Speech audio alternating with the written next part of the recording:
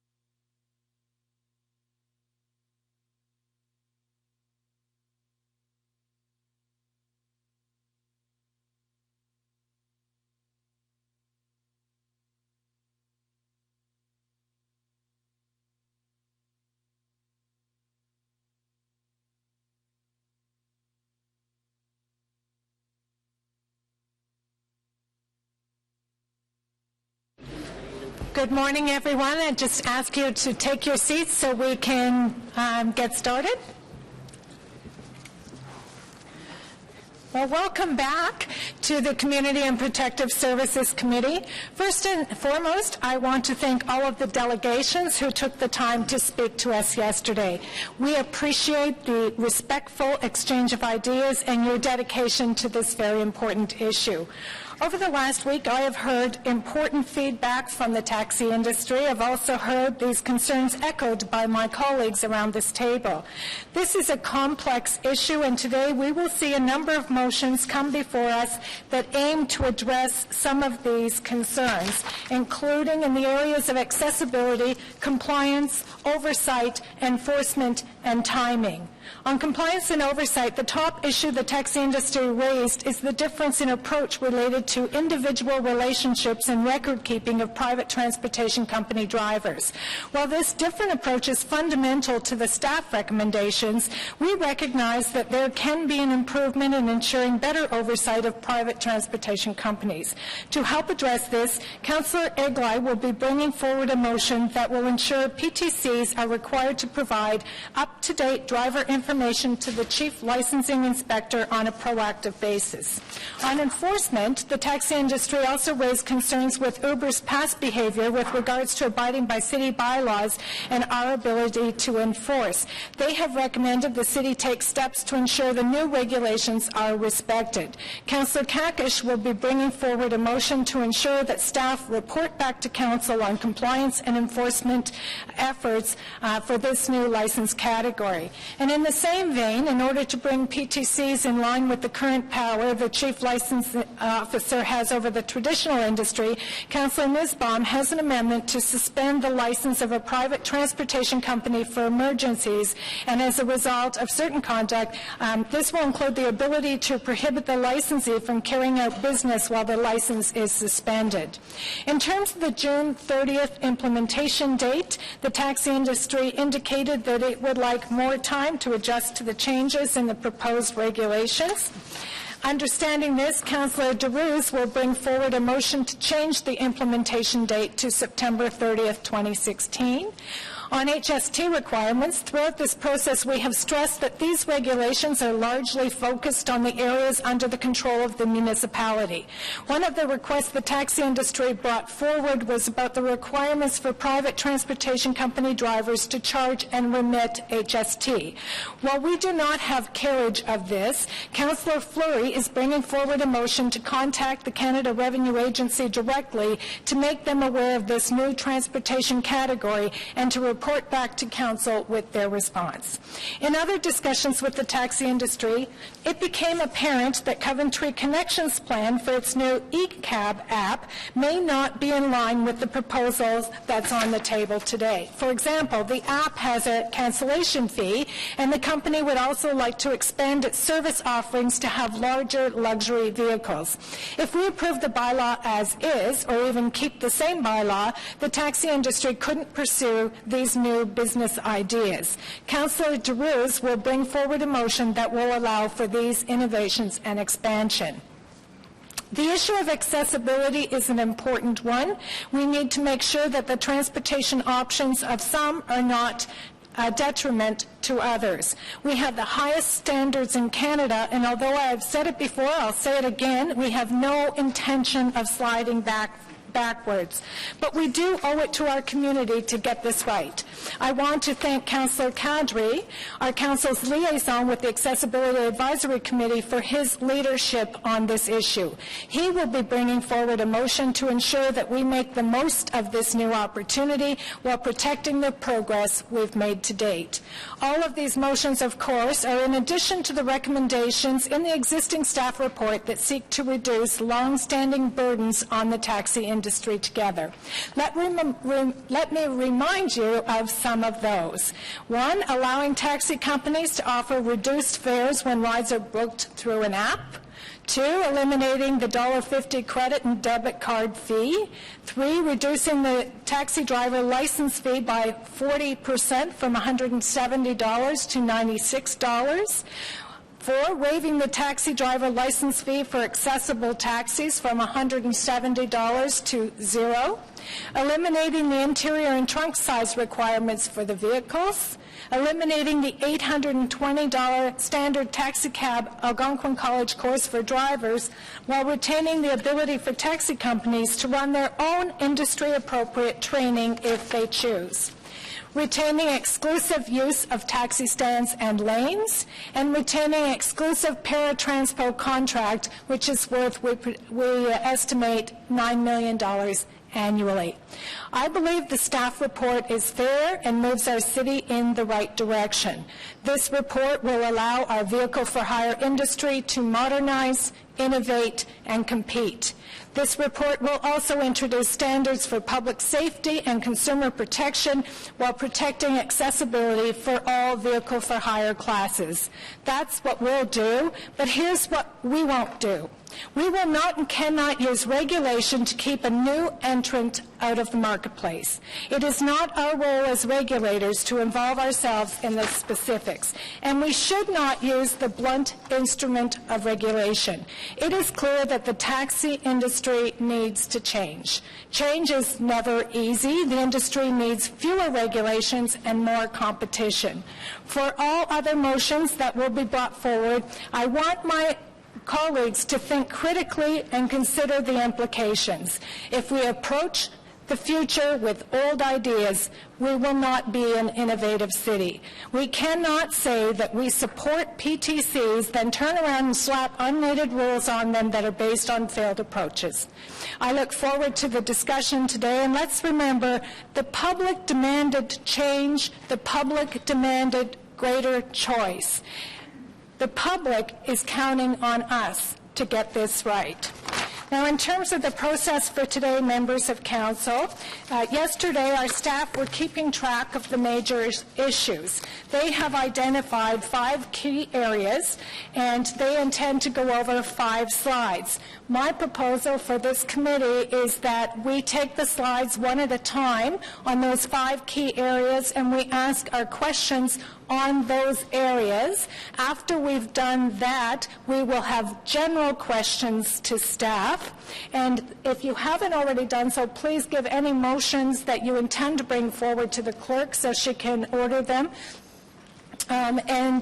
So depending on the time, we will probably take a 45-minute lunch break and then come back to consider the motions this afternoon. So that's how I see the process unfolding. Does anyone have any problem with that process? Seeing none, we'll turn it over to you, Mr. DeMonte. Thank you, Chair. Good morning, Chair, members of committee, and members of council. As you've indicated, we have a quick presentation, but through your process, we'll stop at each slide. But before I get started this morning, to assist you in your deliberation, staff thought it would be important to bring the KPMG team back that did such yeoman's work for us as part of this project. So I'd like to introduce them, and they'll be available during your deliberation today to help assist also some of the questions that you may have. So Ryan Perot's to my left. He's from my staff and out of my office helping me this morning. But to his direct left, we have Megan Crane from KPMG. Brian Borns will be leading the team. And to his left, Victor Duret as well. So they will be available as well as staff to assist you this morning in your deliberations. So as you indicated, Chair, yesterday the Deputy Clerk and her team diligently through our long day followed the discussions and the public delegations, and through your discussions identified the areas where there seemed to be more clarity required and issues were raised, and we've grouped them here in the group of surge pricing for PTCs. The HST came up, accessibility was another issue, driver requirements, and cameras. And so this morning, what we'd like to do for you, as you've indicated your process, we'll do the first slide. We'll give you a bit of staff input as well. Some may require professional input from our legal services, and I'll let them comment as well. And hopefully that'll be a process that'll assist you in some of your discussions this morning. So the first issue that had been identified, and there was some significant debate and discussion, was surge pricing and the PTC. So the city has no clear authority to regulate the pricing of any licensee under its licensing powers in the Municipal Act. Licensing powers, with the exception of taxis and tow trucks under the Municipal Act, which we currently don't regulate tow trucks. So those are the only areas where we can regulate prices. The issue of surge pricing during emergencies, and I know there's motions as well, but to assist you in some of your debate and discussion this morning, regulating prices for goods and services during an emergency is already addressed in provincial legislation under the Emergency Management and Civil Protection Act. And the remedy for the province to issue an order is noted in that act. And as a result, further research would be required to ensure that regulating surge pricing at the municipal level doesn't conflict or interfere with the provincial order making. And in a moment, I'll let our professional legal staff give you a bit more insight as well on there if they have any comments before we move on. And the city's Office of Emergency Management also, we'd have to look at our emergency plan and how that would play out. But so again, just to assist you in some of the discussion, both on PTC pricing and surging during emergencies. So I'll let Maître Bietlo or any of her team give you a bit more comment, and then we can pause at that slide and return it to you, Chair.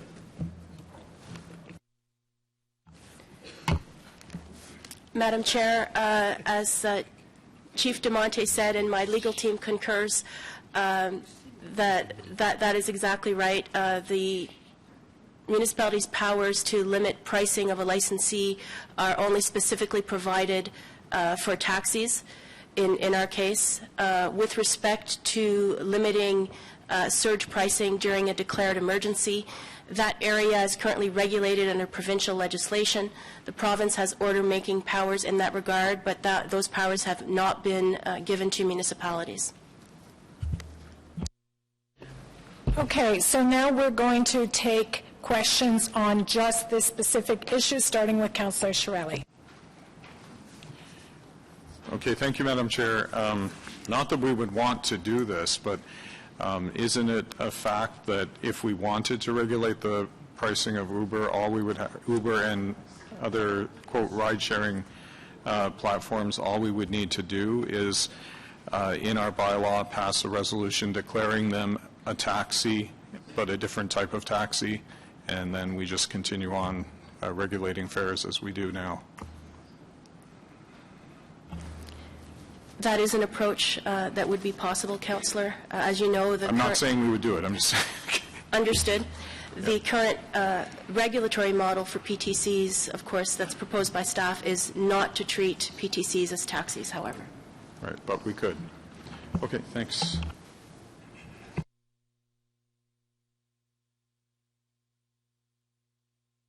Any other questions, Councillor? Councillor Brockington. Thank you, Madam Chair, and good morning. Is the city's legal team satisfied under a price surge model that Uber customers are sufficiently advised of the price before acceptance? Yes, Madam Chair. The proposed regulations require that the PTC make the customer aware of the pricing that will apply for the particular ride before the ride commences and before the customer accepts the ride. So staff are not proposing any changes in this regard? No. Okay. Thank you. Thank you, Councillor Brockington. Councillor Kadri. Thank you very much, Madam Chair, and good morning, everyone. Just coming back to the response that Councillor Chiarelli just received about, changing the wording, and again, I'm not saying that I would propose that, but to change, with this report coming forward in front of us, are we not basically doing that anyways? We're creating two levels of taxi service? No, we're actually, Madam Chair, through you, what staff are proposing is to create an entirely new category of licensee for PTCs. Just as we treat limousines differently than taxis, we're proposing to do the same thing with PTCs. Okay, and in terms of, reading the statement up here saying that under the legislation, we're not allowed to or we cannot enforce some kind of restriction on that charge, and I'm talking about the surge pricing that I asked yesterday about a cap on. So we're not even able to do that, but yet we can do it with the taxi industry. Yes, that's correct. It's two different pieces of legislation. In our Municipal Act licensing powers, we can regulate the tariffs and fares charged by taxis. What Mr. DeMonte was referring to in terms of surge pricing during emergency, that's regulated by provincial legislation, the Emergency Management and Civil Protection Act. Currently, only the province has order-making powers to regulate prices for goods and services during a declared emergency. Municipalities do not have those powers. Okay, and just one final question for my clarification. In terms of the app service that the taxi industry may be using in the future, what are the rules around that in terms of surge pricing, so there we can cap the charge? That's correct. As a new category of licensee, being PTCs, we do not have the specific power in the Municipal Act licensing powers to regulate the fares and tariffs charged by this new category of licensee. And Chair, further to that point to the councillor, as the proposed staff report indicates, we've set the maximum for, even if they have an app in the taxi industry, they can't go over the maximum meter rate, again, from a consumer protection perspective. So it validates exactly what Maître Bietlo has just indicated to you as well. We've already got that covered. They cannot surge price in the taxi industry. And I appreciate that clarification, Mr. DeMonte, but again, you know, from a mixing up point of view or confusion point of view, we're saying PTCs, which is what, you know, we're referring to this new industry, yet we're applying some portion of that PTC operation to an existing taxi service. So why would we not be comparing apples to apples in terms of the PTC portion of the taxi industry or the PTC portion of a rideshare industry?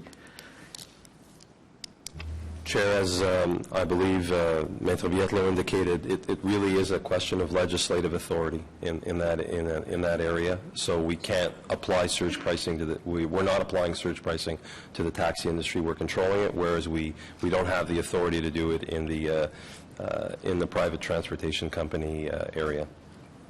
Thank you very much. Thank you, Madam Chair. Thank you, Councillor Cadre. Councillor Egli. Thank you. I want to go back to the surge pricing, the different pieces of legislation. So, for example, the situation that occurred with the shooting on Parliament Hill, that would not have qualified as an emergency, or wasn't categorized as an emergency.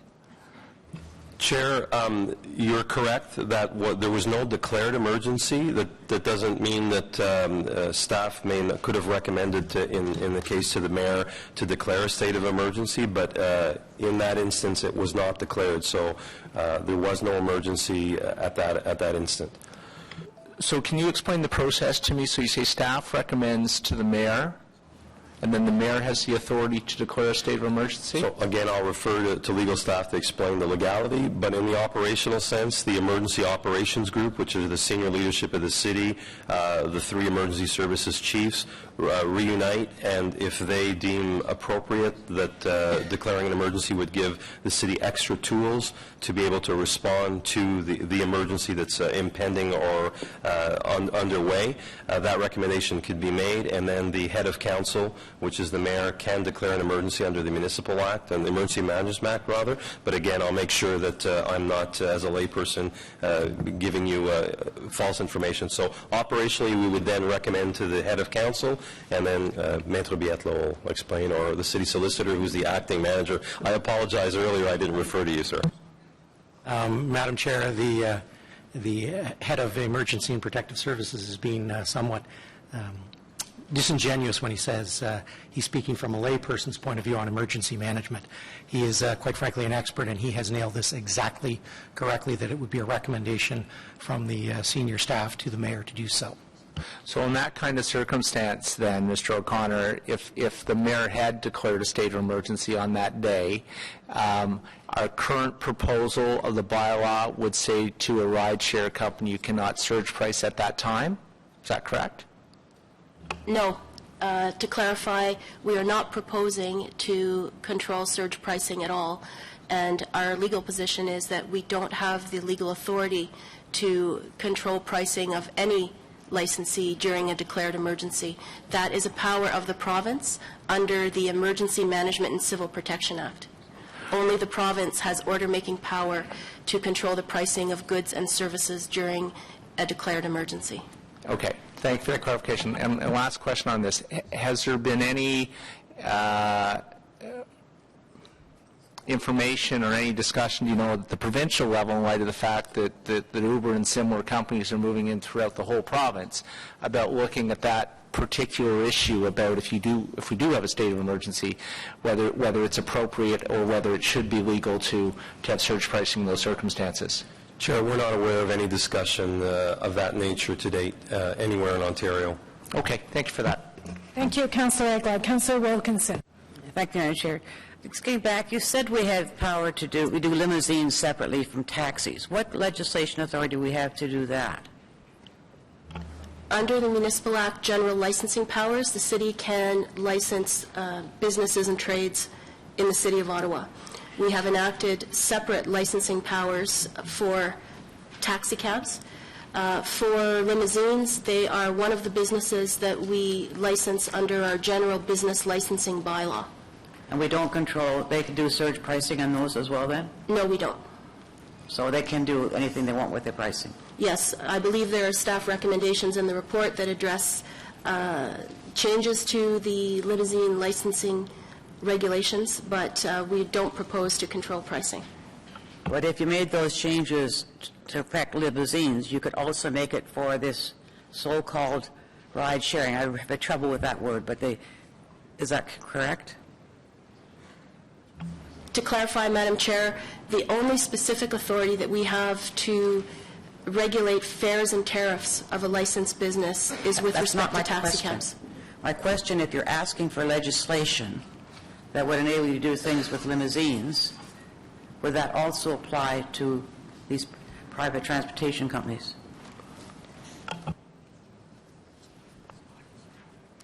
If we were to ask, is the question if we were to ask for amendments to our legislative authority to control pricing of licensed categories, then yes, it would apply presumably to all licensed categories. Because I think with the changing of what's happening in society and with technology, these are kind of things we're going to have to deal with. I also, you call them private transportation companies. I thought that a taxi company is also a private transportation company, is it not? As a company. Can you repeat the question, please? We're talking about private transportation companies of one category, but a taxi company, is that not a private transportation company? Right now, taxis are regulated under separate bylaw. Whether or not they would apply for a PTC license is something I'm not saying that.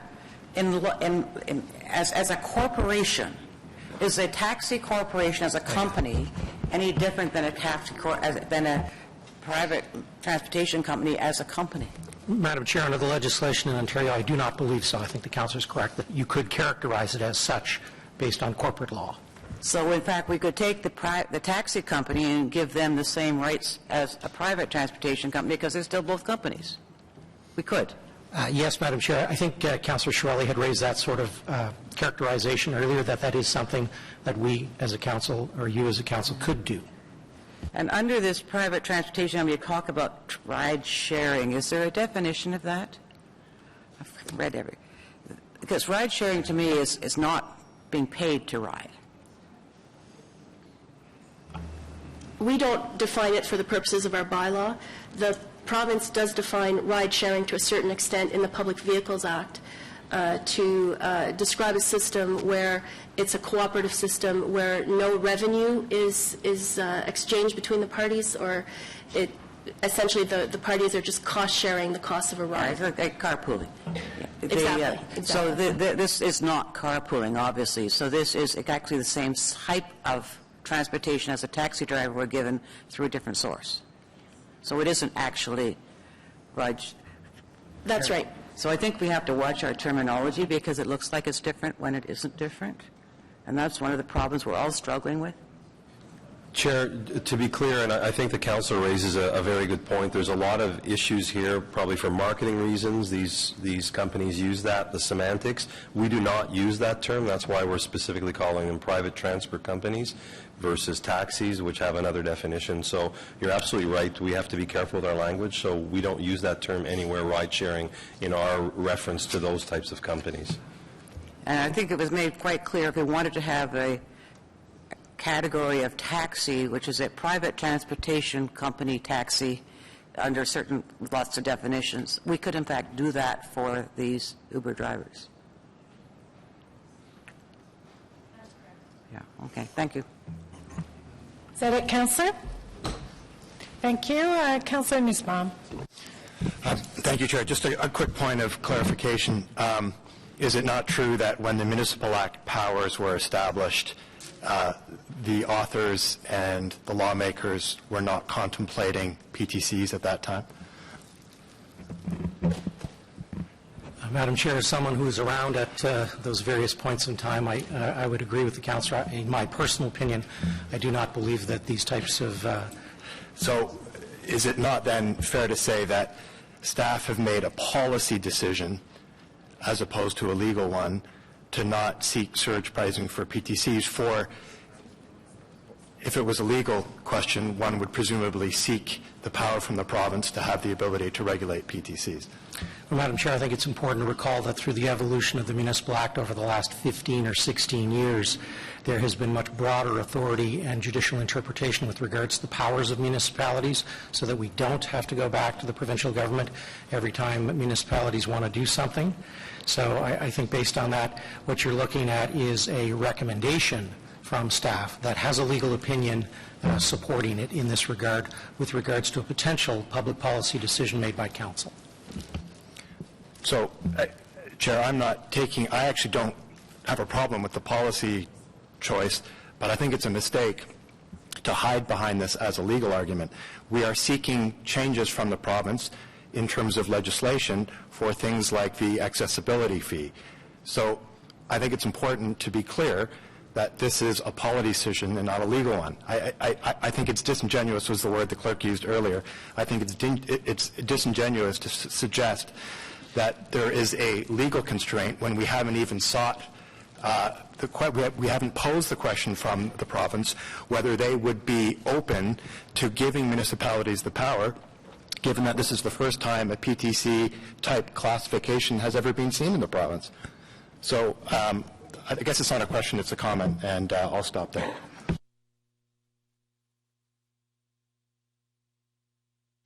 Okay, thank you, Councillor. Councillor Blais. Thanks very much. Along the same lines as Councillor Nussbaum, when was the last time the city declared a state of emergency? Chair, I wasn't president. It wasn't the new City of Ottawa. I'm being corrected.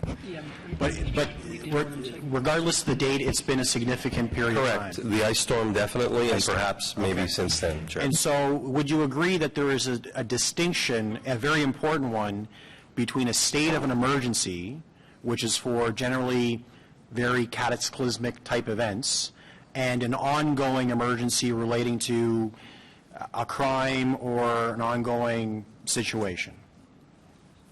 That would be correct, Chair. Okay. So why are we hung up on the idea of the declared state of emergency as opposed to dealing with emergencies that are ongoing because of a shooting or some other ongoing imminent immediate threat? Chair, again, just from an operational perspective, generally declaring a state of emergency first requires the consensus I'm not talking about a declared state of emergency. I appreciate that every time there's a guy with a gun shooting, it's not necessarily a state of emergency. But I think you would have to agree, too, though, that there are emergencies that everyone in the city would classify as emergencies that are not ever going to be declared state of emergencies. Is that easy to say? Yes, Chair. Okay, so really what we're saying is we're giving up our desire to want to try to regulate surge pricing at all or during these types of events, because we could take the PVC regulations as provided and maybe as amended and simply push them under the title taxi and have 2 different types of taxis or 3 or 4, whatever we want, and then that would by default give us the ability both to regulate the price but also to regulate it during certain conditions. Is that not true? Chair, I believe that would function, yes. Okay. And so could we establish a mechanism by which we told any operator that because of whatever X ongoing situation is happening, that default or base or some standard level of pricing must be in effect until otherwise notified? Chair, again, yes, we have to operationalize something, but the simple answer would be yes. Thank you very much, Mr. DeMonte. Thank you, Councillor Bray. Any other questions on surge pricing? Seeing none, Mr. DeMonte will move to slide 2.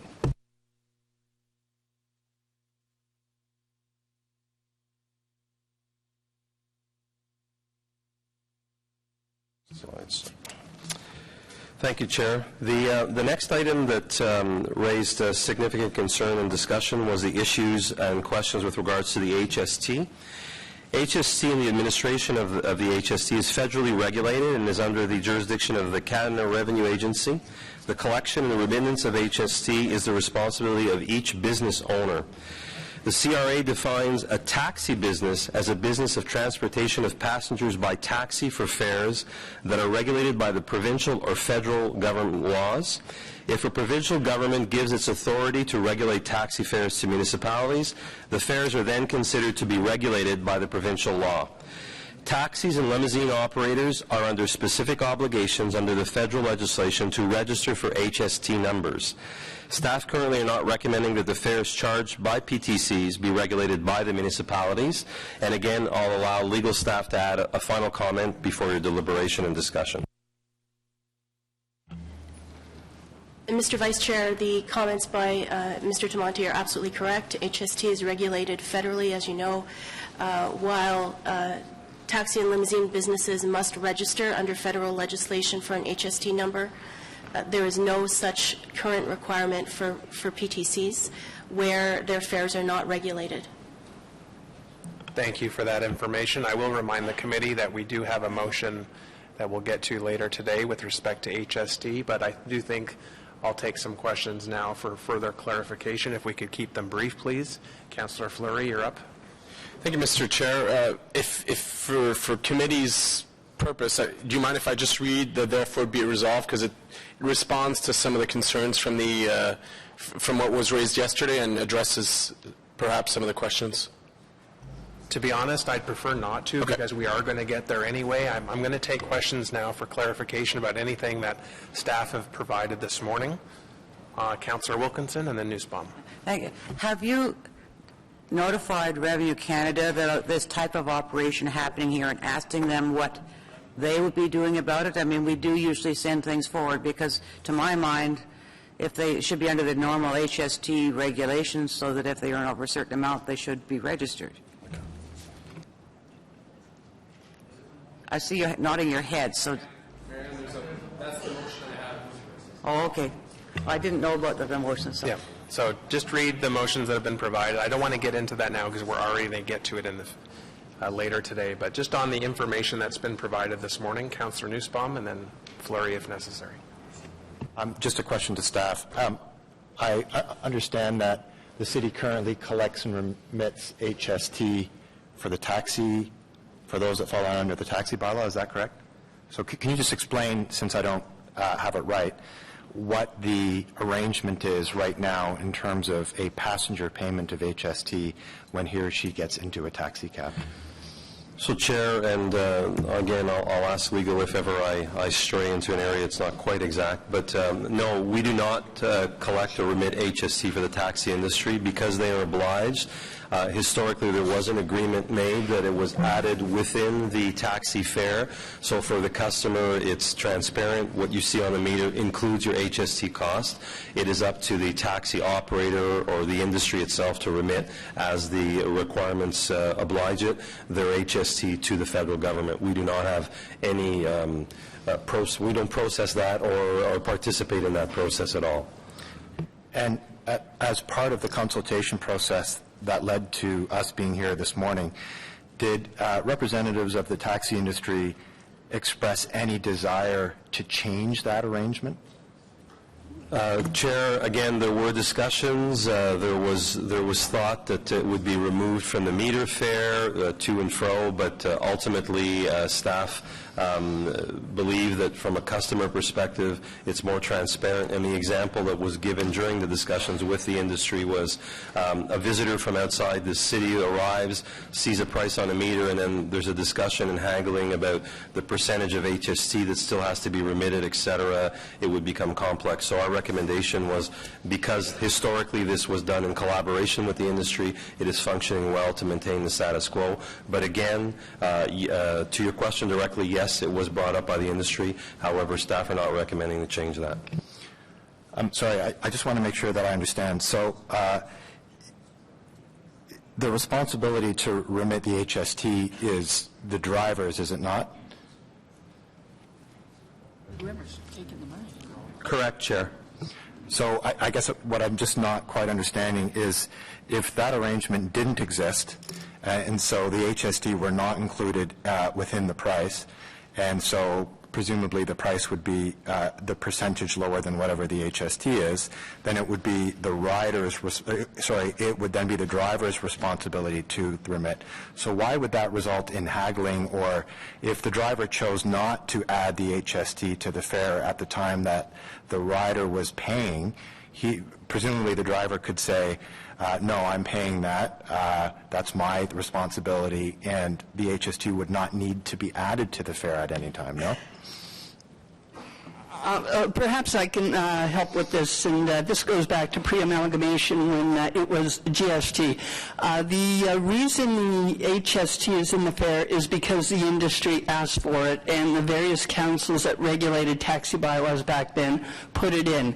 It's always the option of council through the bylaw to take it out. It's still, at the end of the day, there's federal legislation that requires the driver who is earning the income on the fare to remit HST to the federal government.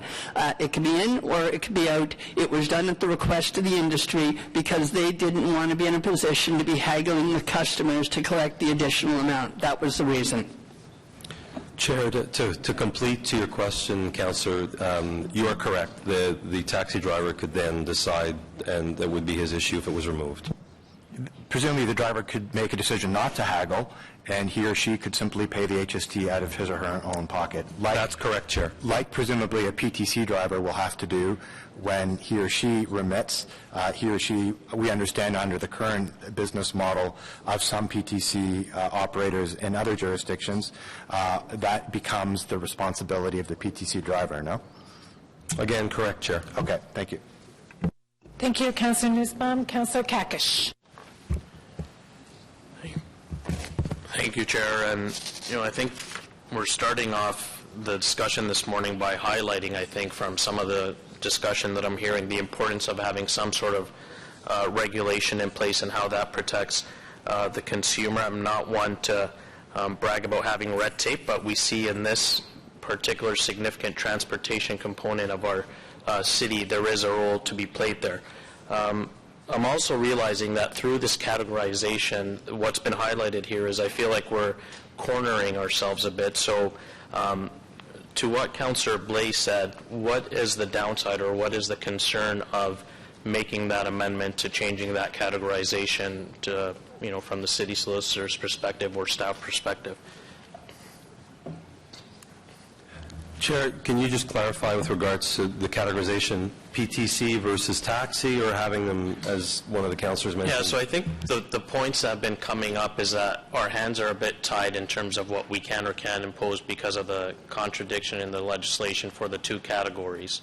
And so the question is, what would be the concern of staff, if any, if we amend the PTC categorization through an amendment or through a motion that Councillor Blais suggested earlier? What would there be any concern or any issues if we had two forms of taxis as opposed to a PTC, because it seems like it's hindering us on just these first 2 points and we haven't even started?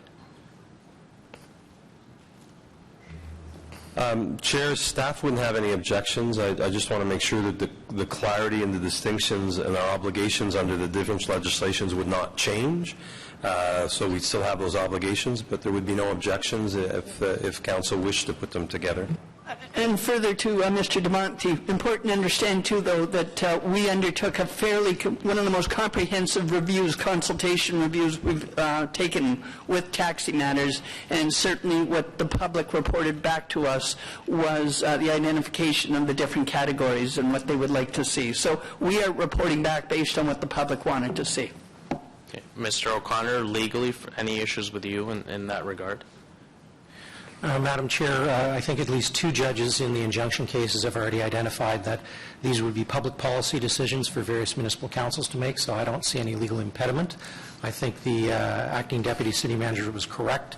This was based on the direction that council gave last year on bringing back a report with regards to what may be seen as a different characterization of and I don't want to say ride sharing, of another model. Okay. Thank you, Chair. Thank you, Councillor Kakish. Councillor Eglai. Thank you, Madam Chair. Just to follow up on this string of logic, if you will, if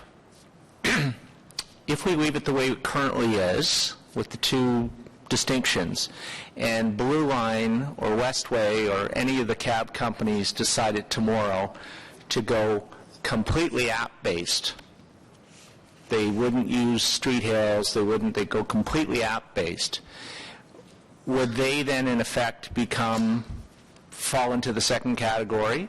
That's part 1. And part 2 of the question is, if they did, would the city as the regulatory body then lose any and all control over any pricing for fares for any kind of vehicle for hire in the city? Except, I guess, with the exception of limousines, assuming they continued. But could that happen, and then we have no regulatory control under the current proposal over any vehicle for hire? So, Chair, to the first part of the question, yes, they could do that, and then they would become, we are defining it now, a PTC. And then to the second question, you wouldn't lose complete regulatory control, but you would have the same controls that we are suggesting that the PTCs would have. So yes, to both.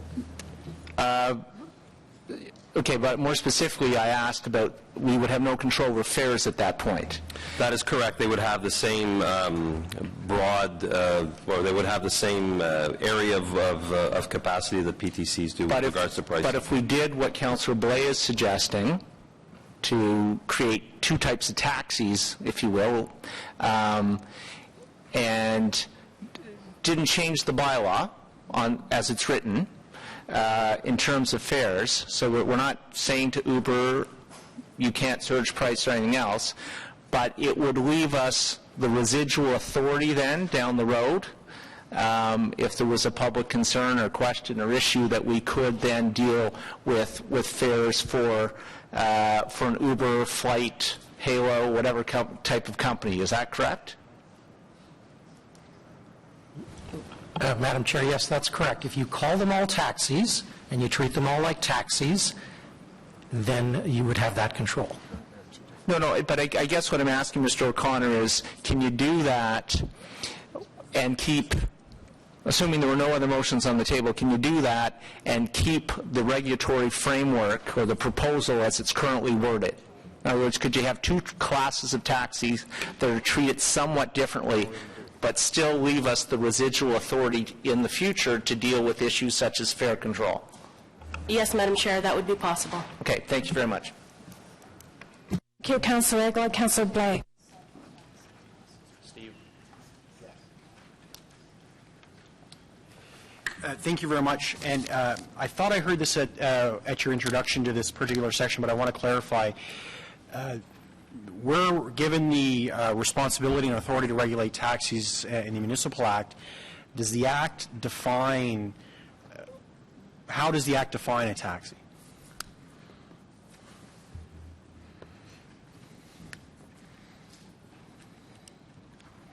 Just a second, Madam Chair.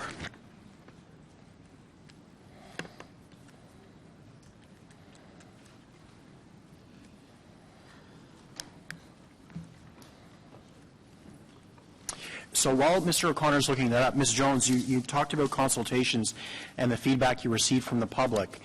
Did you ask them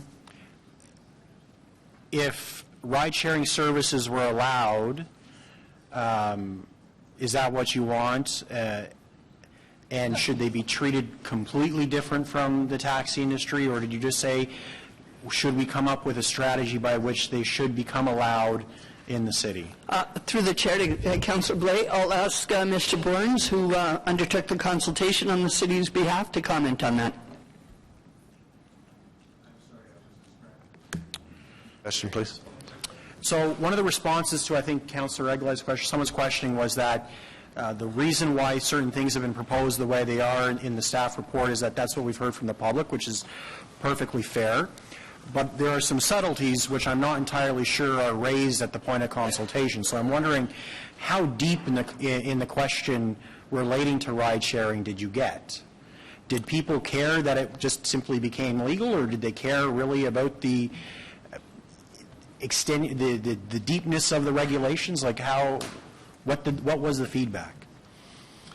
I mean, the vast majority of people that we spoke to that were using Uber were using Uber because of price, service, the features of the app and the comfort. Some of them were aware that it was not complying with municipal bylaws, and that didn't seem to be a dominant concern. Okay, so we didn't ask them if we called it a taxi class 2 or we called it a private vehicle company, or whatever our word is, would you care about that? No, the question did not arise. Basically, the crux was it, as long as ride-sharing programs would be allowed, they would be okay. And we didn't use the term ride-sharing either, but yes, as long as they could get the services they're getting now, they'd be quite satisfied. Perfect. Mr. O'Connor or Valerie, whoever. Madam Chair, the legislation under the Municipal Act does not specifically define the word taxi or taxi cab. It is defined in our taxi bylaw, and it means a motor vehicle with seating capacity of not more than 7 individuals, including the driver, that is intended to be used or actually used for hire for the purpose of transporting a person. That includes an accessible taxi cab and a standard taxi cab, but does not include a limousine. So that sounds a lot like the car I drive. And if I was picking people up and bringing them somewhere, sounds like the activity I would be undertaking by that definition. And so I'm not sure why we are so intent on creating a separation between taxis and private vehicle companies when we can allow Uber to operate within the confines of calling it a taxi, with distinguishing within that confine what they can do versus other types of traditional cabs can do. So what was the logic in creating a new class? Chair, you're absolutely right. There was no intent necessarily. It was just as we followed direction from council to look at this issue through the consultation process, and I think your question to KPMG clearly indicated that kind of detailed policy regulatory environment wasn't part of the debate. We said we have a new category. Limousines are functioning well in our city. Taxis are functioning well. We have a long history. We have this new category. So it was devised that way by creating a new category. Not much more thought other than that, and making sure, and we were looking what other cities were doing more in that sense, Chair. Which is perfectly fair. So would you agree then that doing it one way has the negative or potential negative consequences that Councillor Eglai alluded to, whereas doing it the other way gives us in the future the ability to create some protections for the residents of Ottawa who are going to be consuming this type of service? As per the discussion and as per what the city solicitor said earlier, yes, Chair. Wonderful. Thank you very much. Thank you, Councillor Blais. Councillor Kadri. Thank you very much, Madam Chair. And just coming back to this line of questioning about financing or about implications from a tax perspective, question I have either for city staff or for the KPMG staff is when you were having discussions with Uber or whoever the ride-sharing company that you put their thoughts into this process, was there ever a question asked in terms of the drivers that are driving for those particular companies, that will the companies like Uber provide them with a T4 slip at the end of the year, or how is that record? Was that even part of your report? And listening to the answer that Councilor Blais just received, I guess you didn't do that, or you, in my opinion, you should have done that. So could I have a response on that? Sorry, I've been given better information than what I gave you earlier. They do receive a T4 or a T4A, as the case may be, from Uber. So they, being the driver, do receive a T4 from Uber? Yes. All right. And is that T4, would you even know this, is it for the earnings that the drivers make, or is it for the earning that the total bill comes to, that Uber even, gets revenues from? It would be for the amount the driver was paid. All right.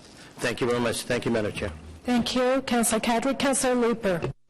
Thank you, Chair. Just in the vein of the discussion that we've been having with respect to creating a new category of taxi licensee versus leaving it, we've obviously made, or staff have recommended, a policy thrust that leaves certain elements of PTCs to market forces.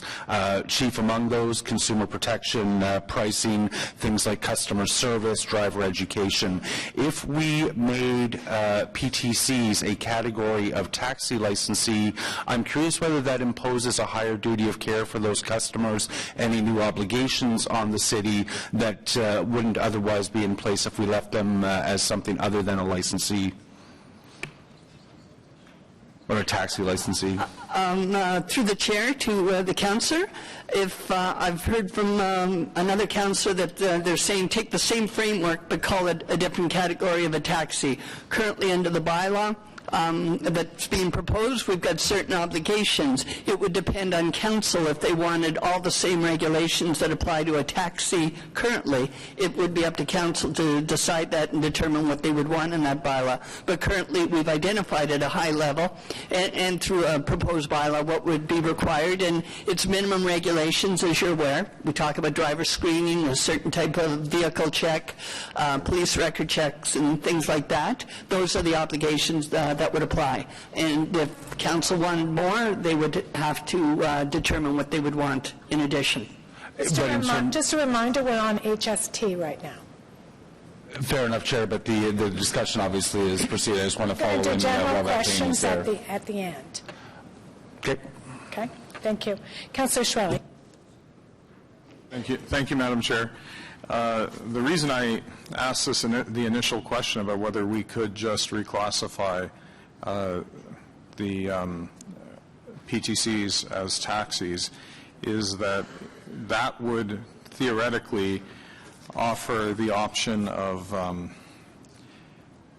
not imposing the same level of obligations that other people feel they might have to do right now. Okay, I just ruled Councillor Looper out of order. We're just talking about HST right now. Okay, but when would we ever be able to discuss this? As soon as we finish the 5 slides, we're going to do general questions, then you can knock yourself out. Okay. Okay, thank you. All right, well, all right, I'll leave it. Thank you. Anyone else on HST? Okay, moving along then to slide 3. Thank you, Chair. The accessibility issue came up and had quite a bit of discussion as well. And just a bit of background. The City of Ottawa requires that all new taxi cab plate owner licenses issued be accessible vehicles only. There are currently 187 accessible taxi cabs in the city, representing not quite 16% of the city's taxi cab licenses, substantially above municipal averages across the country. Staff recommends that the city work with PTCs in licensing to attempt to put in place a volunteer per-ride surcharge that would, as a good faith gesture, see PTCs partnering with the city to ensure the vehicle for hire supports and the guiding principles of accessibility continue. The per-ride surcharge would be placed in a dedicated reserve, and we would determine with the accessibility committee here in the city where best and where to continue to enhance the city's ability to deliver accessible transportation, such as taxi chit programs or others. The city has no legislative authority currently to charge a mandatory accessibility levy to PTCs under the Municipal Act. And requires the fee or levy would be directly related to a cost. So staff is seeking council's approval to petition the province for enabling legislation to authorize the city to charge such a levy. And then the next slide. The integrated accessibility standards under the Accessibility for Ontarians with Disabilities Act outlines a number of requirements that municipalities with respect to taxi cabs, accessible taxi cabs and associated services, and staff is recommending that relevant regulations under the ADOA as well be amended to include the private transportation companies and limousines in order to establish a link with the accessible surcharge and to provide a consistent approach to accessible public transit.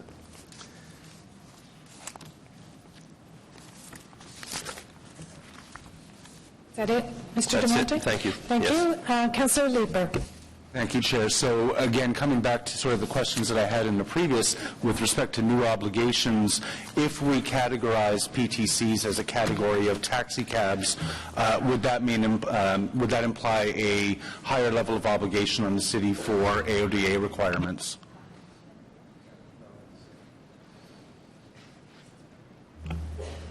Yes, then the taxi cab service would have to meet the current AODA requirements. Thank you very much. Thank you, Chair. Thank you, Councillor Leeper. Councillor Barkington. Just briefly, I'm trying to understand why the AODA would exclude PTC-type companies. Why would they not be included when they're providing similar service to taxi companies? At present, Madam Chair, the legislation with regards to the ODA and the regulations thereunder specifically identify taxi cabs. They do not identify PTCs or any of the other acronyms you want to use for it. So part of the recommendations from staff is that we petition the government to actually include them, no matter what. And when the AOD was looking at taxis, for example, again, as a previous question, PTCs were probably not part of that environment. So are other municipalities asking for similar reflection by the provincial government to eventually include PTCs in this coverage? Chair, we are blazing this area. So, as you know, while many have attempted, there's nothing out there yet. Waterloo, for instance, was using a term, but they haven't gone forward with the process about auxiliary taxi. So perhaps that gives you an idea where they were going. Calgary is not working. Edmonton's not operational either. The simple answer is we don't have really any good comparators to be able to give you definitive information. Has Uber responded favorably to the interim voluntary accessibility fee? When we had discussions with Uber, they said they would be interested in discussing that with us and that they would be open to participating. As well, they mentioned that they have an accessible service operating in Toronto, and they were asking us questions if they brought a similar service. Our answer to them to that was it would have to meet all the requirements of our accessible service to be considered exempt for the levy. Okay. Thank you, Madam Chair. Thank you, Councillor Barkington. Councillor Kadri. Thanks very much, Madam Chair. And just coming back to the accessibility portion of the Uber scenario, and Mr. DeMonte, you just said that Uber would be willing to participate in that service. My concern is Uber is a private company. It depends on private vehicles. The cost of converting a vehicle, which, you know, according to some of the numbers that were thrown on the table yesterday, $50,000 to $70,000. I'm still concerned how Uber would be able to provide that service or ask their drivers to provide that service at a cost when those drivers are getting paid, you know, minimum wage or slightly above minimum wage.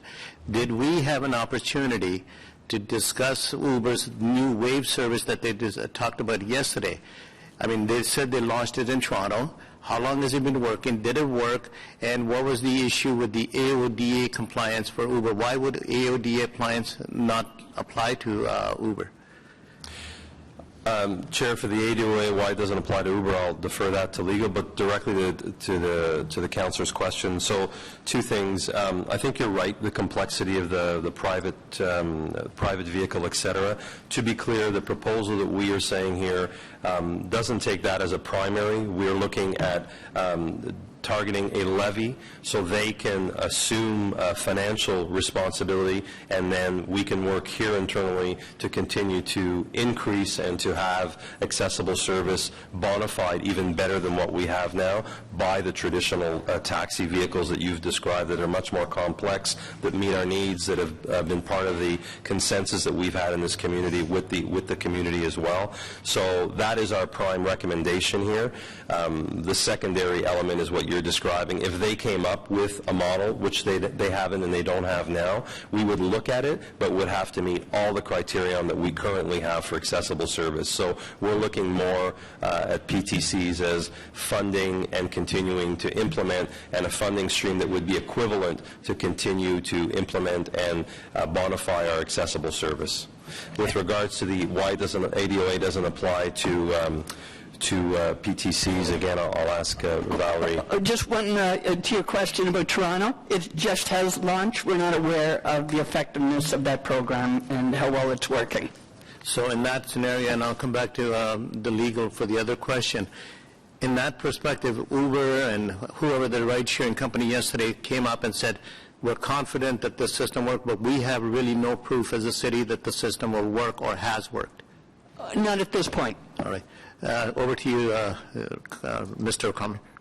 Madam Chair, and again, I think the councillor sort of characterized it correctly. Under the AODA, currently, taxi cabs are expressly identified and subject to it, whereas the TPCs at this point are not expressly identified, and that is what we would recommend, that the province make that expressly in there, so there's no further debate about it. But as the general manager said, the city is first out of the starting blocks in Ontario on this issue. No, and I saw my motion includes that in terms of going forward position. But what are the chances of province changing that act in order to apply to a new rule for ride-sharing companies? I mean, if the AOD doesn't apply today, how can we make sure what we're asking through my motion will go forward or will have, see the day of light in the province? Chair, certainly the municipality, and it is an important component of what we're recommending is to you to be able to petition the province to change the legislation. It would be that legislator's privy to accept or reject our proposal. I just want to encourage you, because I know how this is important to you, Councillor, as you've been the leadership on this for the city.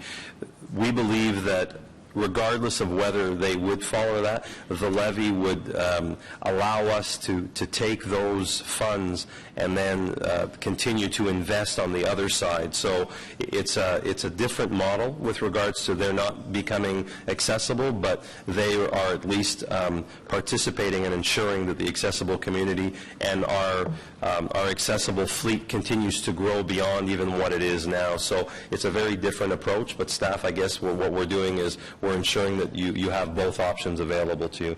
But directly to your question, I don't know how one guarantees that the legislator at Queen's Park accepts our request other than political lobbying.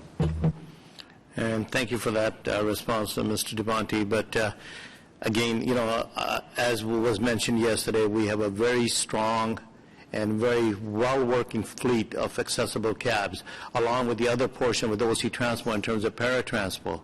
And I understand the fact that the revenues that may be generated by this, that would help both sides, both para as well as the accessible cab industry.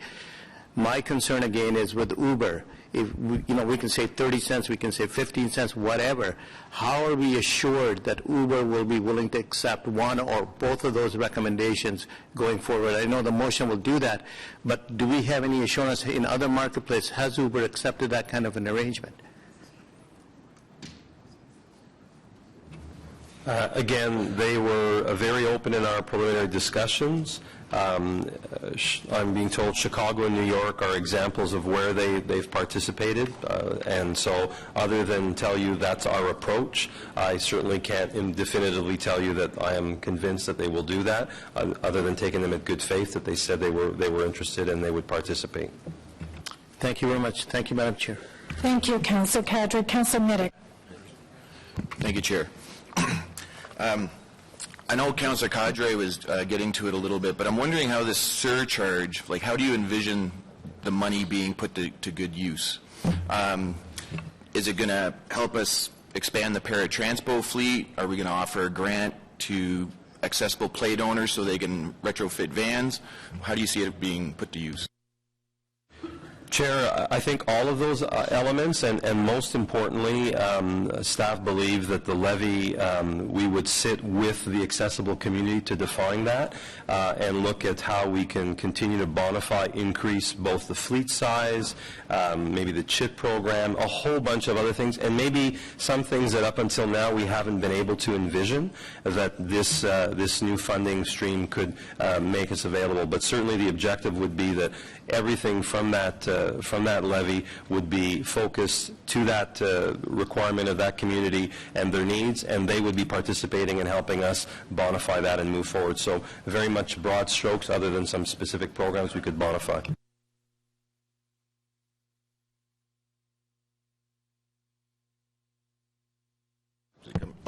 Thank you. To further that a little bit, the AODA, I've used a few accessible cabs and they're great. Applying to the Uber fleet, should it become legal? Yesterday during testimony, we heard that we have one of the greatest fleets in the country, but the accessible community is worried because some of those vehicles appear to be parked.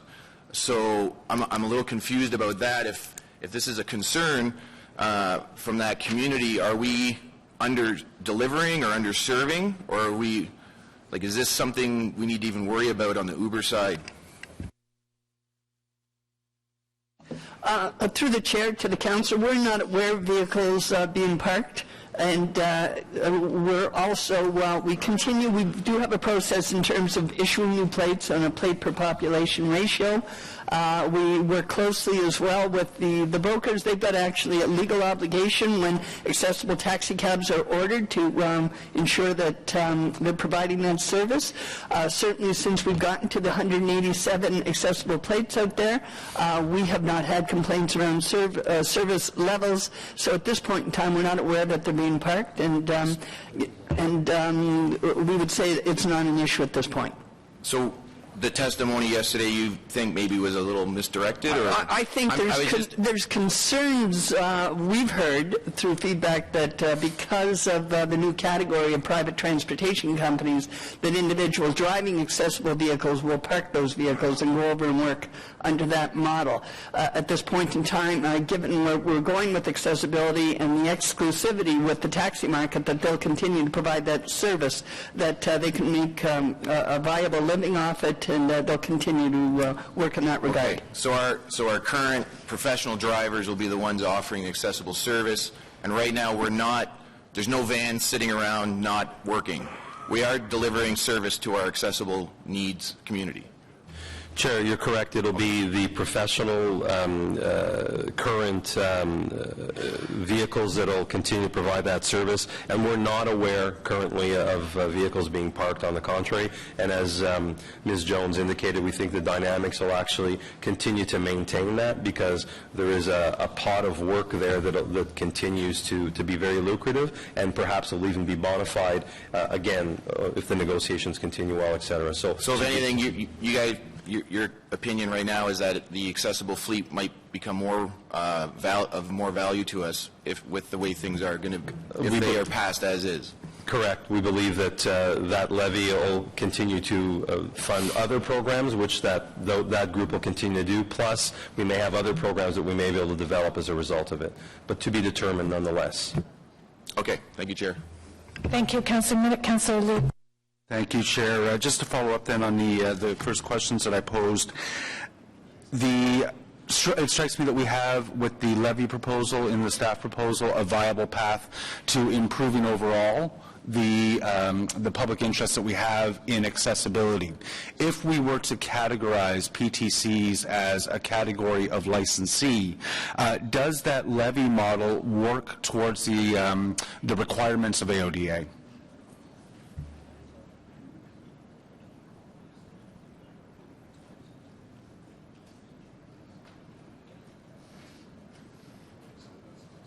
In short order, Madam Chair, yes, the answer would be if you make the PTCs technically you characterize them or define them as a taxi company, they would be subject to the AODA legislation as well.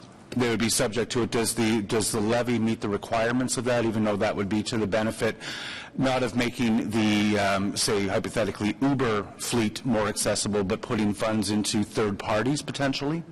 No, Madam Chair. The levy for AODA purposes is quite frankly a separate matter. We don't have that legislation currently. We were seeking that on the basis that we would characterize PTCs as a different model. I'm trying to understand the practical implications. If PTCs were made a category of taxi cabs, does the staff proposal with respect to creating a levy model still apply, or are we now looking at a different regulatory regime for that new category of taxi cabs in order to achieve AODA objectives? Madam Chair, and I apologize to the Councillor, I think I now get it. I think it may be no longer applicable if you make them all cabs and they're all subject to the same rules with regards to the AODA legislation. Then there would be arguably no requirement to have this because you wouldn't have PTCs anymore. Right, but those new taxi cabs are still going to have accessibility requirements. That would be my understanding, yes, Madam Chair. So there's the potential that Uber might be subject to the same kind of accessibility requirements that our traditional taxi cabs have. That's correct, Madam Chair. As a company. Would that effectively create any barriers to entry for Uber under its current model, in your opinion? I would believe so, Madam Chair. Thank you. Thank you, Councillor Leeper. Councillor Nussbaum. Thank you, Chair. Just a question to staff as to whether they've had a chance to see how the draft report coming from the City of Toronto proposes to deal with the issue of PTCs and accessibility. I apologize, Chair. I'm having trouble hearing. Could you repeat the question, Councillor? The Toronto proposed approach to accessibility in PTCs. Could you speak to that? Yes, I'll speak to that. What Toronto's report, which has not gone before committee, it's going next week, they're proposing within a certain time period that 25% of the fleet, I understand, be accessible.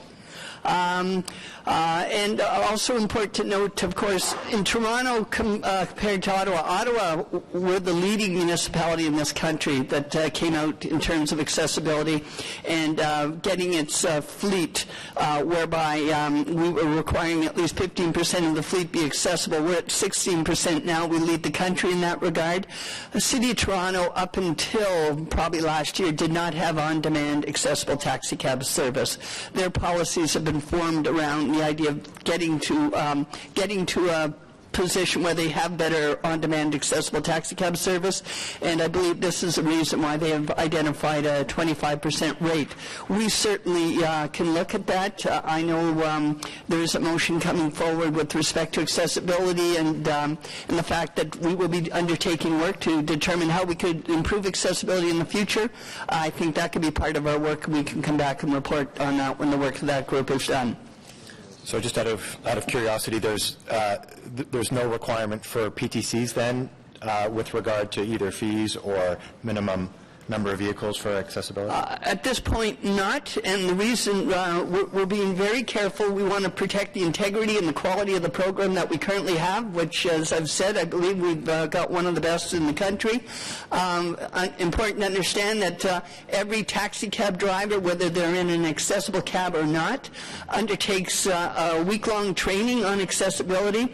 We know that through our PARA program, approximately $9 million worth of work is contracted out yearly to individuals driving both standard cabs and accessible cabs, so it's important that they have that training. We also know that in the taxi industry, it's based on a full-time model, and that the investment will be made in that regard to ensure that the vehicle is accessible and the training is there.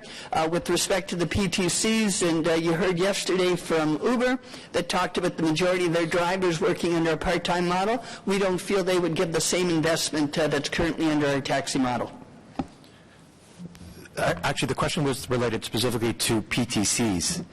So I think I understand you're saying is in the draft report or in the staff report from the City of Toronto, there is no, for instance, accessibility surcharge proposed. Is that correct?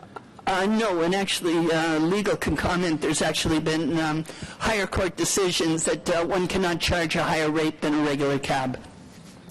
No, so there cannot be surge pricing. No. Sorry, there is. Sorry. Through you, Chair, and I haven't had my coffee this morning.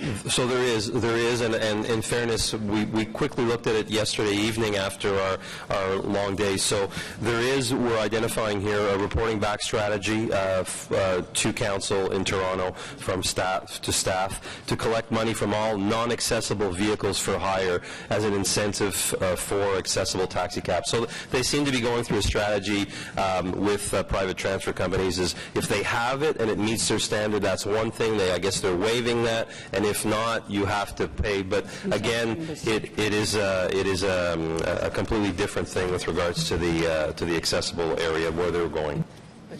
Okay, and lastly, just so that again, just to clarify the issue of policy versus legal rationale. So unlike the issue of control of surge pricing, when a policy choice was made to not seek legal changes to the Municipal Act, in this case, a policy choice was made, and I don't, by the way, have any problem with it, but a policy choice was made to seek legal changes to the Municipal Act to allow the city to enact an accessibility surcharge. Is that correct? That is correct. Thank you. Thank you, Councillor Nussbaum. Seeing no one else, we'll move to slide 4.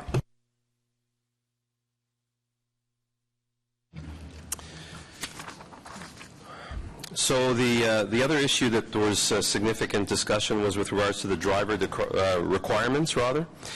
Staff proposed that the city license the private transport companies, not individual PTC drivers, largely given that PTC drivers are transient and not providing professional taxi service. The public acknowledges the risk that they are taking by arranging a paid ride with a non-professional driver in this buyer beware model. It would be impractical for the city to license transient PTC drivers individually and directly. This would not be in keeping with the recommendation approach from KPMG's report, the Competition Bureau, and Mars Solutions Lab study in terms of imposing only those regulations that meet clear public policy goals. Under the proposed bylaws, PTCs and limousine operators, as the licensees, would be responsible ensuring their drivers meet the bylaw requirements, including obtaining and maintaining all records required for their drivers and vehicles, and such proof as criminal police record checks, statements of driving records, vehicle safety certificates, and proofs of insurance, and making these records available to the chief license inspector. PTCs would also be required to provide direct access of their app to bylaw officers for monitoring and enforcement purposes, and the chief license inspector has the inspection powers with respect to the premises, vehicles used for licensed businesses, and may request the production of information during inspections. Thank you. Okay, any questions? Councillor Brockington. Thank you, Madam Chair. I certainly appreciate that with the high turnover of drivers. Yesterday was about they said 4 months is the average, and the trend in Uber data that had been shared with me about the number of drivers they intend to hire by the end of this year is significant. What assurances, and can staff go into detail just to remind the committee how the city will be assured that the independent third party is actually doing the necessary verifications? And secondly, what type of audit process are we going to initiate to ensure that we're not just taking their word for it, but we're actually verifying X number of actual drivers? Chair, so certainly this model requires taking our current enforcement techniques and processes that we do and adjusting them and bonifying them to a certain extent. So one example would be by now having access to the app and knowing where all these PTCs are, active bylaw officers can intervene. They know where the vehicle are. They can do spot audits and checks. We would continue doing our other enforcement strategies that we do with the taxi industry and the limo industry with regards to regular verifications. We would continue to do undercover work that we do normally in all our industries and to validate that things are continuing as they should. As well, we would certainly be looking at a new model of probably twofold. One, requiring the PTCs on a very regular basis to provide us lists of names and documentation that we would validate and go over on a regular basis, to be determined yet, to make sure that it's significantly statistically appropriate, as well as we have access under the proposed bylaw to intervene or to go to the premises of the operator, the PTC operator, demand inspection of their books, etc. So a series of more aggressive, for lack of a better term, and it's probably the wrong term, but a more appropriate investigation and assurance that all our regulatory elements of the bylaw are complied and met. Is the city solicitor and or yourself aware of who the independent third party is that's being used for these verifications, and are you satisfied? So we did have some preliminary discussions, but perhaps to repeat. So the areas where we'd be validating, and if we could take them one at a time. So police record checks. The standard that we've recommended for all categories, limousines, taxis, and PTCs, are police record checks of the vulnerable society, vulnerable sector rather, and that would be done through Ottawa Police for all categories. So if I was an Uber driver, when the bylaw officers come, they would have to see my name with a proper police record check for vulnerable sector.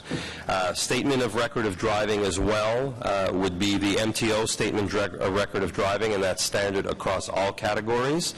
With regards to the vehicle safety certificates, as we've had some preliminary discussions with you, what the bylaw contemplates is a Ministry of Transportation of Ontario certificate for all categories, and it would be again standardized. So again, my vehicle would have to be identified if I was a driver, the MTO certificate would have to be valid and up to date, and the sticker would have to be applied to my vehicle. And the proof of insurance as well. The proof of insurance, again, for me as an individual driver, and again the proof of insurance in the bylaw for the PTC. So for all those elements, we would have to have clear, documented validation of the appropriate documents that are requested. Thank you. My final question is, what is your intended frequency of reporting back to this committee, particularly in the first year, on the audits that you're doing, the verifications, just to make sure we're aware, and if there are any issues that we need to strengthen, that we do that sooner rather than later? Chair, generally, it would certainly, all those elements would be part of the annual bylaw annual report, but because this is a new category, and I know in discussions and in consultations since the technical briefing and to yesterday's beginning of the debate, many members of council indicated that they would like to see a shorter period. So we would be open to the needs of this committee with regards to the policy decision you make, asking staff to come back at a shorter period of time with more information, and then as, I guess for lack of a better term, as we feel more comfortable with this new category and that the regulatory requirements are being met, it could go to the annual process, but very open to any suggestions you may have. Would that require a motion, or, we can discuss that later through the day, but certainly I'd like to see at least an oral update to the committee within the first 100 days, and then maybe something written in 6 months. But we don't have to arm wrestle over that now, but certainly there's got to be something before the 1-year anniversary. Chair, through you, I believe there is a motion that is circulating and that you'll be discussing shortly. All right, thank you. Thank you, Madam Chair. Okay. Thank you. Councillor Middick. Thank you, Chair. Just one quick question on the first point. if a PTC driver, I don't know, they say the average is what, 10 hours a week or a month? I forget, sorry. We're hearing 10 hours a week. Okay, so that's like, if you go by that, if that's true, it's 40 hours a month. What if we have a driver that's clearly there for a career, doing it for full time, so he's hitting, he or she is hitting, I don't know, 500 hours a month or something crazy like that. Could we then look at licensing those drivers?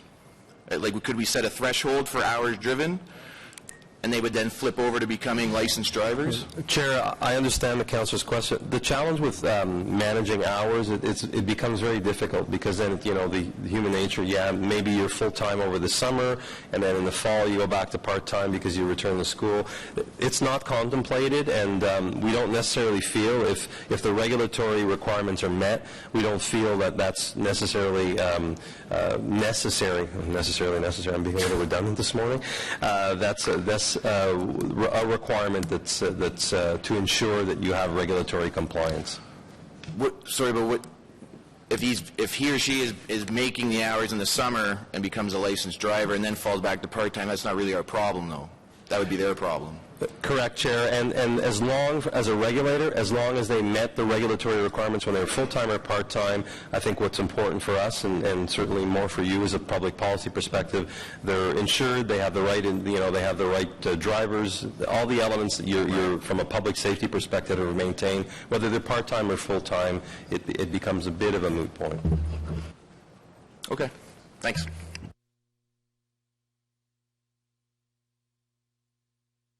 Okay, Councilor Nussbaum. Thank you, Chair. I just had some questions relating to the notion of access on the slide, looking at the last point, records and direct access to app to be made available to the Chief License Inspector. And I think some of this is covered in Section 12 of the proposed PTC bylaws, if I have that right, but correct me if this is also dealt with in other parts of the bylaw. Just so that I understand, when you talk there about access and in paragraph 12 about in a format accessible, is that to view or is that to store the information? I'm going to pull it out to make sure, but I'll begin by indicating, so two elements here. So on point 4, records and direct access. So the records certainly would be not only to view, but that we could collect. Direct access is not necessarily to store. It would be an enforcement tool.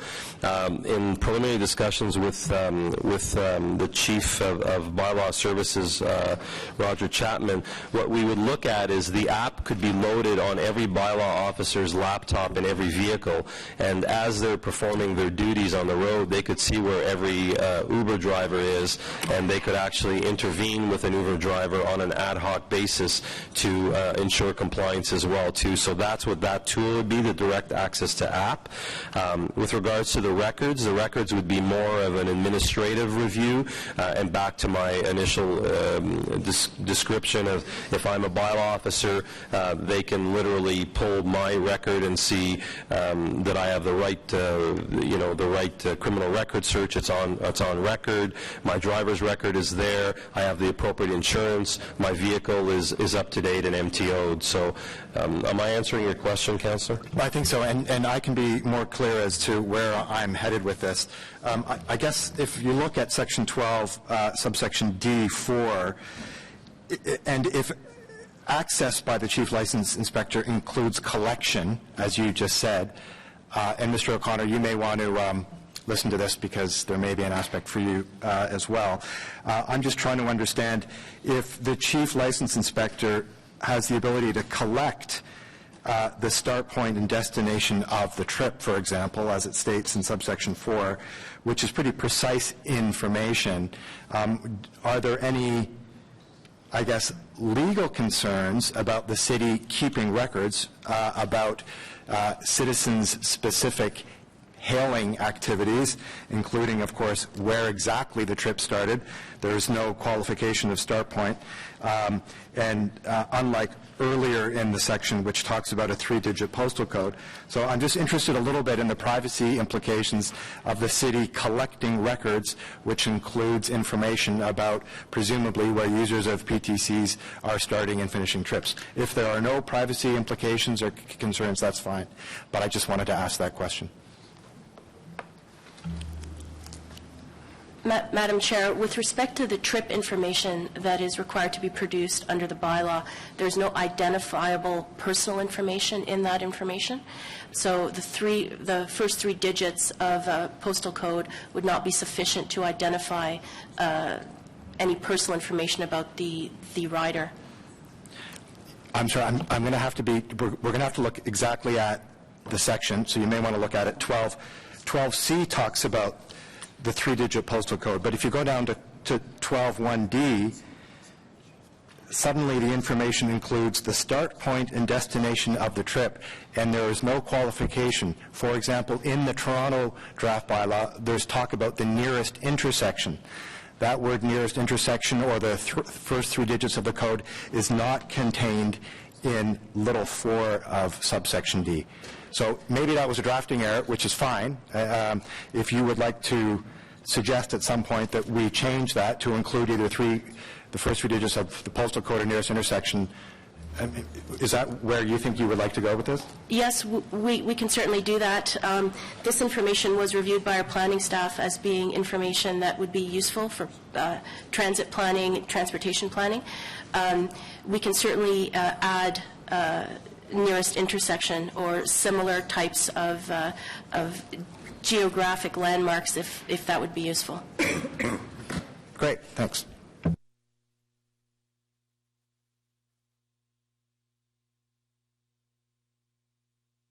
Councillor Egley.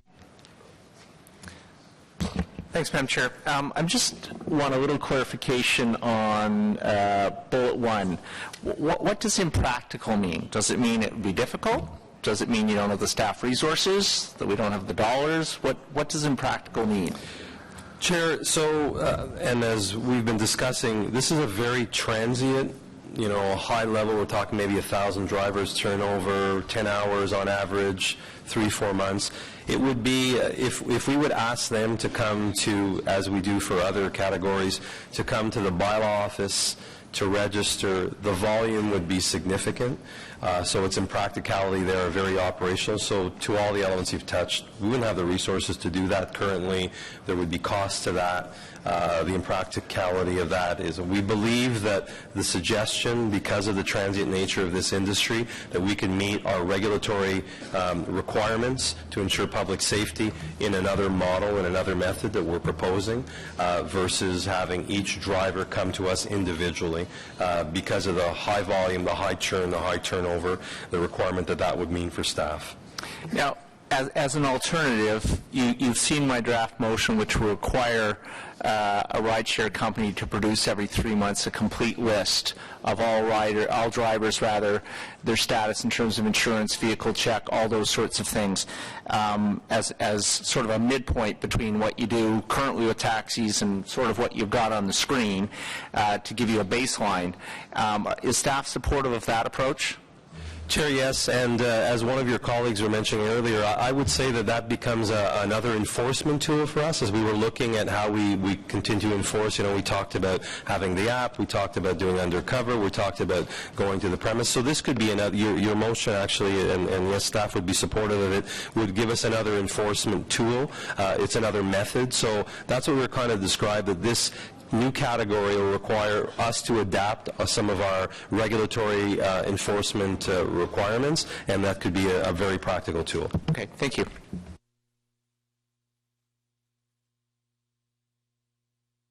Councillor Kakesh. Thank you, Chair. In terms of the enforcement aspect on this slide, can you speak a bit about how you see that working out in terms of the enforcement and what that would look like?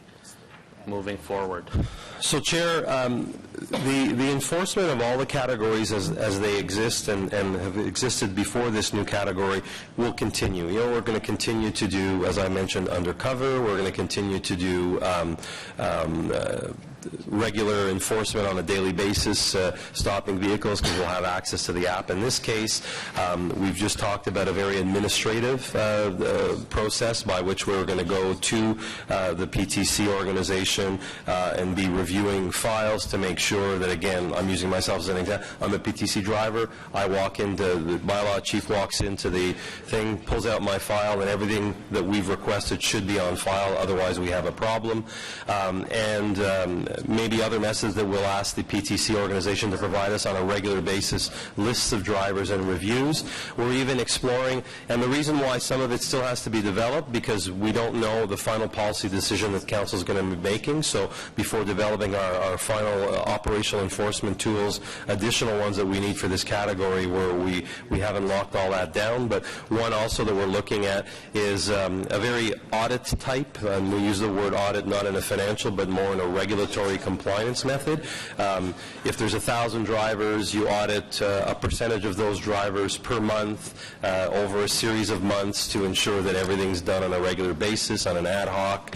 Nobody knows we're coming, or we don't know which files you're looking at. So it's those type of methodologies that we'll be putting in place to ensure that your policy decisions from a regulatory standpoint are enforced, and we assure that certainly in a public safety perspective with those items that they're properly maintained. Thank you. And I know Councillor Newsbaum, I believe, has a motion on this in terms of strengthening that enforcement aspect. One of my concerns, obviously, is under the current regulations. I think you've issued a couple hundred tickets maybe, or somewhere in that range, and you know, they haven't really deterred or done anything. So how confident are you with some of the changes that are being proposed and with the recommendations in the report that the enforcement would be more effective in terms of achieving what we're trying to achieve? So, Chair, you raise a good point. So currently, the enforcement tools that we have, and we're enforcing, as was described yesterday, and is currently the case, an organization that's functioning outside any regulatory environment. When you function now inside a regulatory environment, it really changes the rules of engagement, because now, we can enforce if there's individual issues, there's charges that can be made, fines that can go up to $100,000, and ultimately, the removal of the license to operate a PTC. So it's a very different approach in a regulatory environment than in the environment that we currently are. So what we're saying is we take that at face value. If they're regulated under the rules that you define in policy, and we now have a regulated organization to maintain their legitimacy and their functioning, they have to play by the rules. So the financial amount that's in the report, up to $100,000 that you referred to, that would be set by the courts, correct? That is correct. Okay. And so in any of the cases that we've had right now, the fees have been minor, right? So why is that? Or the ones that have gone to court, what's happened there? Just to add clarification, why they're different. Currently, the charges we're laying is under our taxi licensing bylaws for being unlicensed taxis or unlicensed limousines, depending on what the activity is. When we go forward with a licensing bylaw, under the Municipal Act, and our acting city manager referred to the fact that the Municipal Act has broadened its powers in the last 15 years, and we have unique opportunities and legal abilities under licensing categories. We're able, through our licensing committee, to be able to put conditions on a license. We can revoke, we can suspend, and we have access under the licensing authority to seek fines of up to $100,000. And in this regard, we just have additional penalties we can impose, and I would say a bigger stick. So a licensing area is certainly a great way to regulate and does give us additional powers to promote and encourage compliance. Okay, I like the bigger stick. So we will have, as a city, the authority to suspend any driver that's not in compliance under this model? Yes. I'm getting a yes and a no from...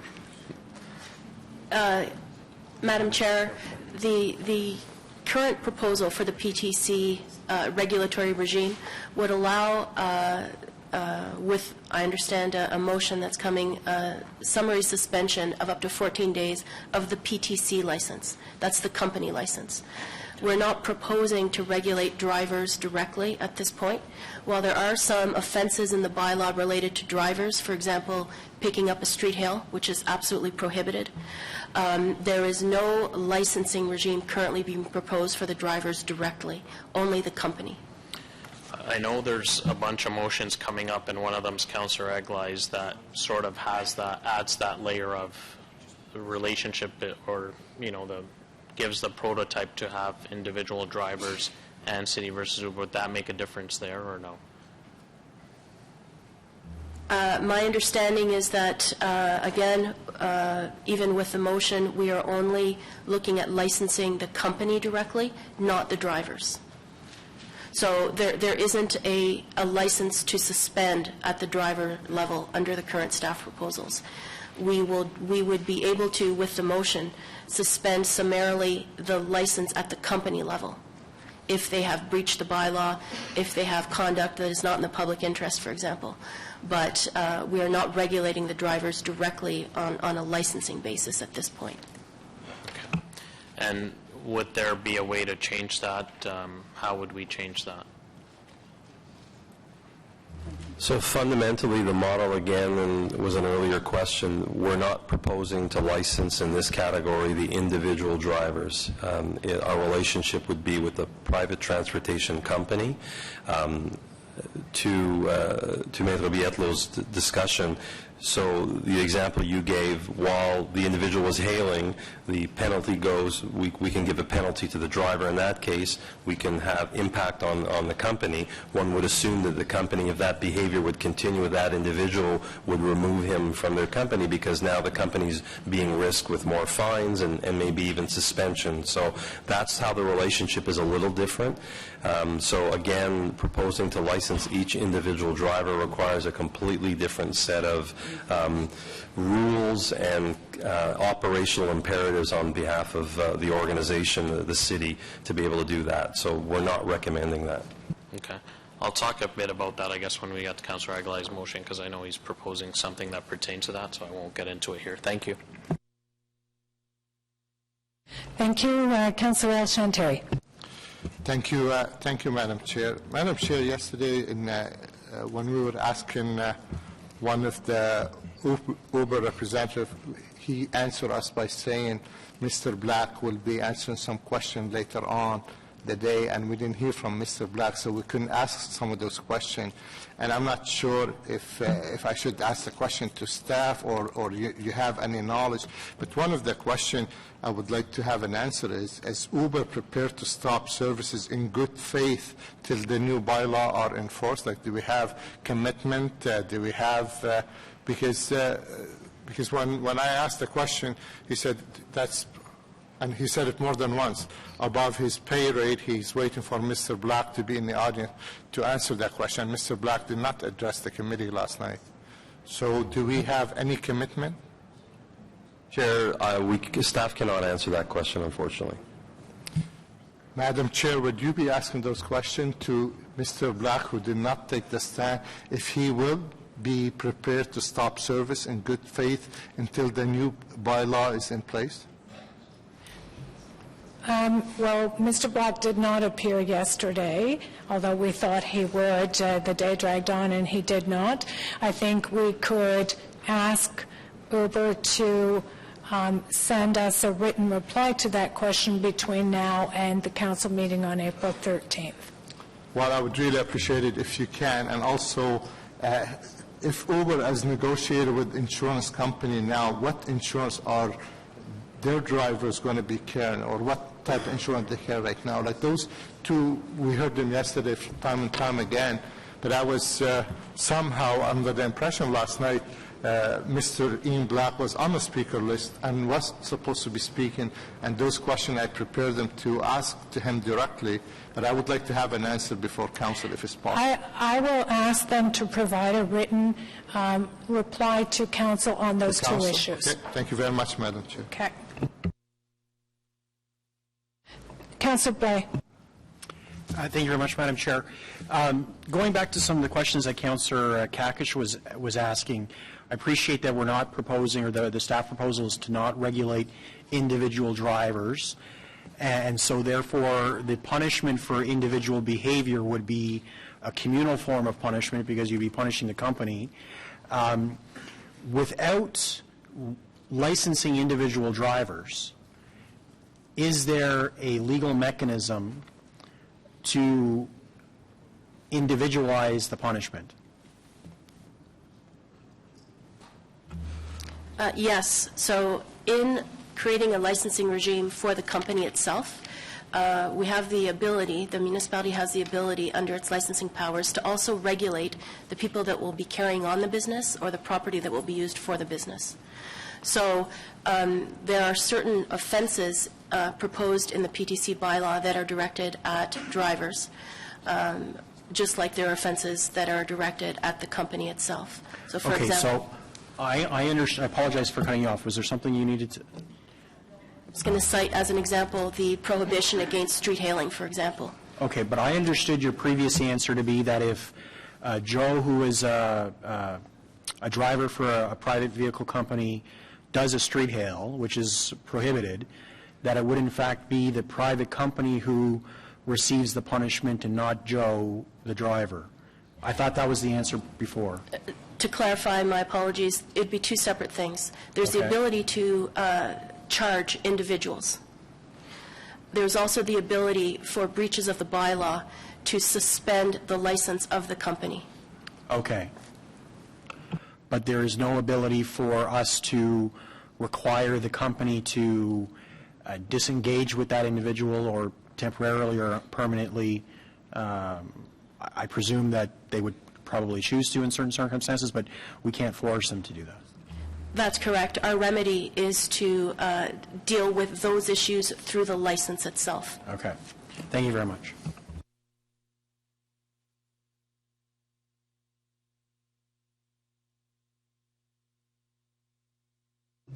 Councillor Drews.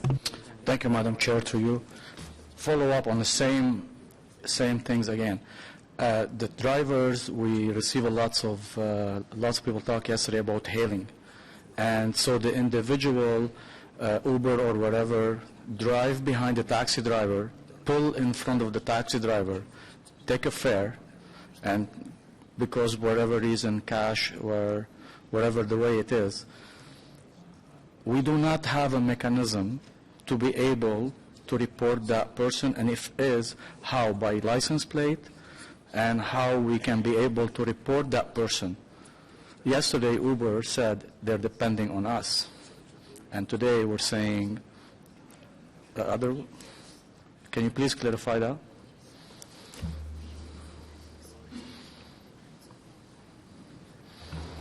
Just a moment. So your example is an Uber car, we're presuming. Follow a taxi driver. Right. Follows a taxi driver, takes the car. So as was explained, that would be illegal. That would be like a hail or whatever. So we could charge the driver, obviously, and we would be able to charge under that situation the PTC as well. So I'm trying to understand your question. So it's a double charge for the driver and for the company? Correct. And how this will be reported? Can the taxi driver will be able to call with a license plate? How are we going to enforce that mechanism? I know it's illegal. We'll do it through proactive enforcement, and yes, it can be reported, and if the evidence is there to support a charge, we can lay a charge based on somebody else's evidence. Okay. My question is, what's the city liability on what's the city liability if somebody takes Uber and get hurt or whatever the case is? Like, where are we open for liability on this?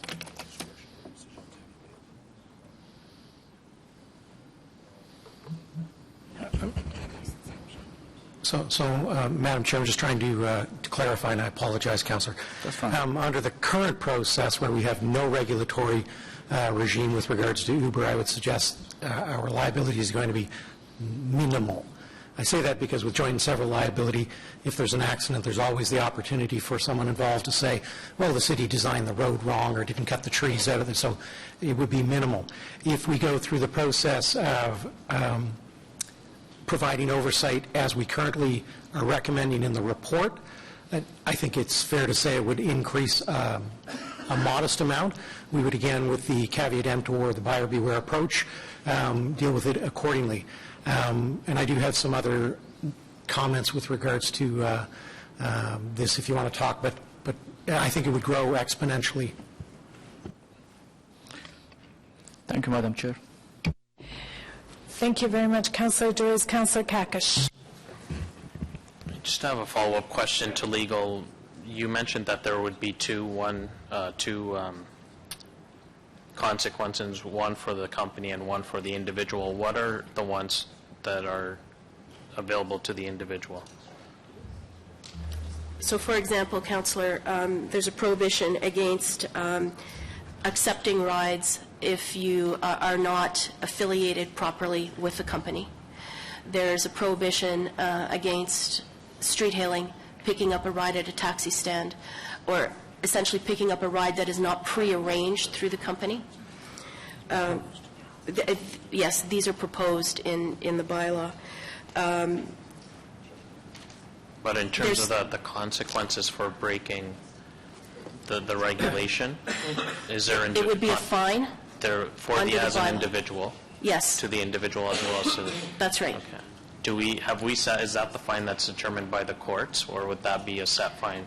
City? There would be the option for both. The city would apply for set fines under the proposed regulations. The city also is setting up a municipal system of fines, as alluded to by Mrs. Jones, where the maximum fine would be up to $100,000. Okay, so it is both against the company and the individual? That's correct. Okay. Yeah. My other question was, there's quite a bit of reference to the chief license inspector in the report, and a lot of authority given to that individual. Who is that individual, and what kind of reporting mechanism or accountability does he have to us? So the chief licensing inspector is the chief of bylaw services, Okay, Roger so Roger, Chapman. okay. Correct. Okay, and so what kind of reporting back does he have? Because there's a lot of, words about that are kind of loose, in my opinion, in terms of giving the chief that authority and, subjective kind of authority in terms of what he can or can't do. So how do we know what's the reporting back mechanism? So generally, and I'll let also our colleagues from legal chime in as well too, but generally a lot of the delegated authority for a lot of city staff that you give us responsibility to enforce or manage the business that you set forth. As well, there, especially in regulatory areas, there has to be ultimately a final arbiter before a charge is laid, yes, no, and is this the second offense, the third? As we were alluding, do we go to a higher fine right away because of the type of offense? So generally, in general terms, that's the chief licensing officer's responsibility to manage the business, but I'll also let our city solicitor and acting city manager chime in. Madam Chair, I think the council is correct. If council is of the opinion, let me just take a step back, under our transparency and accountability policy, for every delegation of authority given to staff, there must be an equal and corresponding disclosure mechanism. So, for example, in legal services, twice a year I come forward with my comprehensive legal services report setting out all of the costs and settlements and wins and losses. And we can certainly take this on offline with the councillor if he would like. If there's more details other than an annual report that I think the chief of bylaw and regulatory services do, you could ask that you could direct that that type of information, what you would like to see in it, and also direct how often you would like to see it. So it is open to council to give that direction. Okay, thank you. Thank you, Councillor Kakish. Councillor Al-Shantari. Thank you, Madam Chair, and bear with me. Just to follow up on Councillor DeRuse's question. So, and we heard from our staff saying they will suspend the company. I'd like to just, because we're having such a hard time with a company who's known around the world not to follow any law or bylaw. When we hear you're going to suspend them, Can you tell me what good is that going to do for someone already in the last 14 months been breaking every law in this city? What your suspended would mean to them? So I like to have this is the opportunity today to get it right as a reform in this business, and we hear that we can suspend someone if they do illegal. How come you haven't suspended them in the last 14 months? Chair, a little difficult for staff. So we can only, today they're not under a regulatory regime. That's clear, and we're using the tools, as was explained, that we have at our disposal to intervene today and charge, etc. If they come under a regulatory regime, our tool kit is expanded. We have a bigger stick. We can give fines, charge. The fines are more substantive, up to and including the suspension of the licensee's permit to operate within the confines of the city. Where your question goes, we can only as staff assume that if you're a licensee, you want to operate in good faith in the organization, you don't want to lose your license to operate. So that's how staff will operate. When you go that next step, it's a little difficult for me, and I look at the city manager perhaps to add some more interesting or more learned opinion on that. Well, perhaps not more interesting. Madam Chair, I brought Mr. Stuart Huxley, who heads up our prosecution unit here, and I'd like to give him the opportunity to provide a bit of an answer to the councillor's question with regards to what might be the next steps and what he would follow. Good morning, Madam Chair. With respect to enforcement options, the normal route would be under the Provincial Offences Act. If a licensed entity breached either the bylaw or suspension under that bylaw, they would be subject to prosecution. And again, as is indicated, the maximum fine for one offense is up to $100,000. For continued offenses, it would be subject to civil prosecution by way of injunctions. And if I may, Madam Chair, where is that says in the report? Have we identified for people who don't follow or any company, doesn't matter who it is, if they don't follow the city bylaw, do we have it somewhere? That's the type of fine they will be facing with? Or can we add this? Or we need to add it? Well, under the proposed PTC bylaw, there is an offense section which would set out to any licensee or any individual subject to that bylaw that non-compliance with the bylaw is subject to an offense, and then the municipal system of fines is also mentioned in that particular bylaw, again with fines up to $100,000. So that notice is given to would-be licensees. Madam Chair, if I can just get your attention for a second, please. This is a very important step. The changes we are making, it need to be, we can't leave those loose ends here. And it seems like we're... Councillor, can you just speak right into the mic? I'm trying to look at you out of respect. But okay, I'll speak I to the appreciate mic. that, but just maybe Okay. to everyone in the room, there's a hum in the room because of the cooling system. It's really hard to hear some people in this room, so if you could just speak right into the mic, I that'd be would great. do that, but forgive me if I don't look at you and I'm addressing you. What I'm looking for and what I'm hearing from our staff, with all due respect to the staff, we are dealing in the last 14 months with companies do not have any respect for our laws or bylaws or any other city or country's bylaws. So I want to make sure when we say we have the tool to suspend a company, I want to make sure this is real. That's not just $260, somebody will pay it and call that a fine or a citation. So I want to make sure this will be addressed by you before council to make sure we have the safeguard. If someone, doesn't matter who it is, transportation company does not follow our laws or bylaws, will be suspended, and we have the tool in the toolbox. Not just we're saying this and then 2 months from now say we don't have enough staff to go and check license, we're having a challenge to charge people, and we heard all this in the last 14 months. So I want to make sure when we're making changes, we're making the changes with some teeth to it. Please. Did the staff want to comment on that?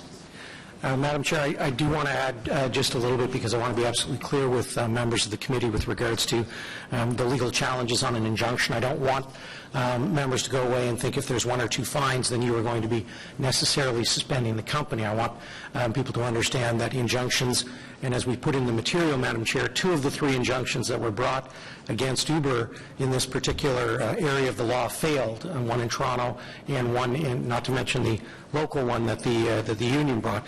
So I want Mr. Huxley just to take a couple minutes, Madam Chair, to further explain that, because I want to make sure that the members appreciate that point. So, Stuart? Yes, thank you, Madam Chair. Again, the normal enforcement mechanism for a municipality to enforce its bylaws is through the prosecution function under the Provincial Offences Act. And again, the normal mechanism for a penalty is a fine. And that fine ranges from a minimum fine that may be imposed under a bylaw to a maximum fine. The maximum fine is typically not imposed in any type of prosecution for a first-time offender because there's a variety of factors that would be put forward towards the court. And again, same logic and principles apply with respect to second offenses and the rationale behind that. When it seems to be a systemic problem and the fine process is not working through the Provincial Offences Court, municipalities typically will then opt to proceed by way of an injunction, which is afforded to them under the Municipal Act. Seen as an extraordinary remedy because it's a civil remedy by the Superior Court, which has even further ramifications. And that is why they are typically not used in the first instance. The City Solicitor referenced 2 matters where municipalities did proceed to injunction-type proceedings earlier on in the proceeding rather than through the prosecution method. And in both of those proceedings, in Edmonton and in Toronto, the Superior Court was not satisfied that the respondent in those proceedings, Uber Canada, had breached the bylaws as drafted in those respective municipalities. So it would require that process to unfold, and then the threshold tests of the public interest and the flagrancy of the breach of the bylaw to be demonstrated for a Superior Court to invoke an injunctive type of relief.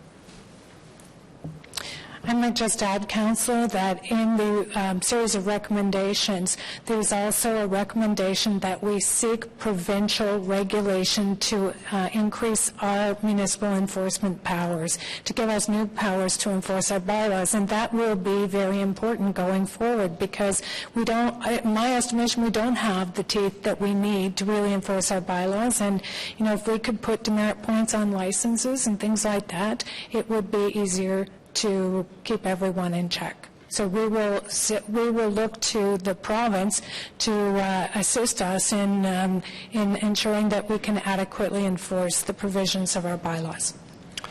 Well, if I can just thank you, Madam Chair, for this, but we're just trying here we're making all these changes and we're counting on the goodwill of someone who has not shown any goodwill in the past, and that's the scary part.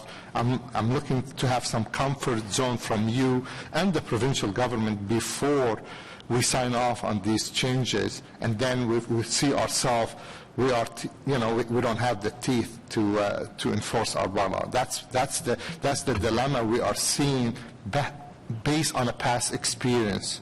And I'm looking for you to maybe to expedite, or even if you have to wait a little longer for this, but just to get it right. So we don't rush things down the pipe and then we say, well, we only had a week to deal with this and we didn't get what we are looking for. So I'm asking you, please make sure whether the province or our staff or legal staff to empower them with all the power they need before we make changes. Thank you. Thank you, Councillor. Seeing no one else, we'll move to slide 5. Thank you, Chair. So finally, the final discussion point that had been identified was the issue of cameras. And so PTCs provide prearranged drives where information of both parties is shared between the parties, which adds a level of security that does not exist for taxis. There is no exchange of cash between passenger and driver. Given the anonymous nature of street hails in the taxi cab industry, in-vehicle cameras provide a measure of public safety for both the driver and the passenger. Taxi drivers are also allowed to accept cash transactions, which poses a risk of theft. Safety cameras mandated in taxicab must meet strict operating specifications in order to ensure the integrity of the data that is collected so that it can be used for law enforcement purposes by the Ottawa Police Service. Taxicab cameras are regulated by access and privacy policy that meets the requirements of privacy legislation.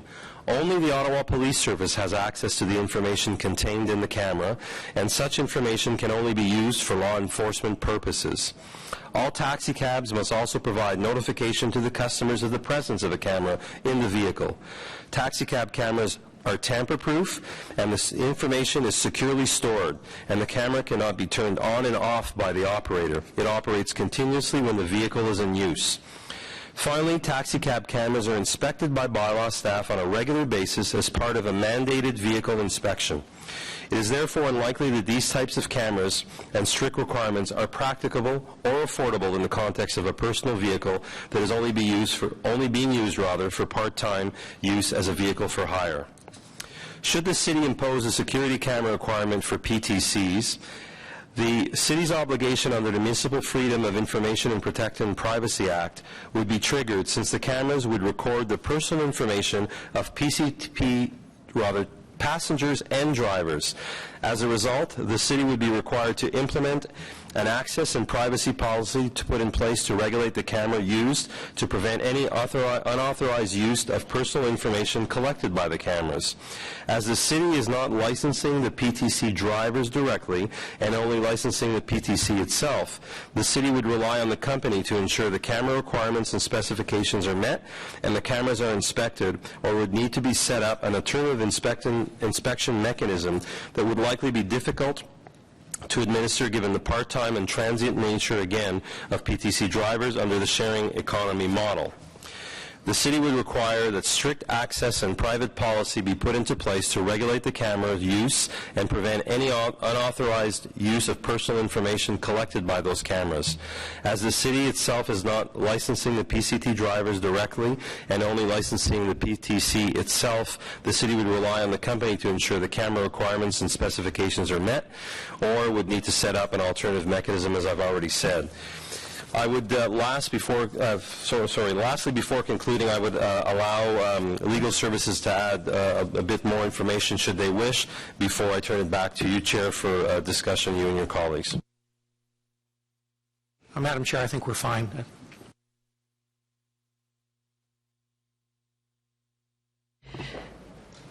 Councillor Schwelle. Okay. Thank you, Madam Chair.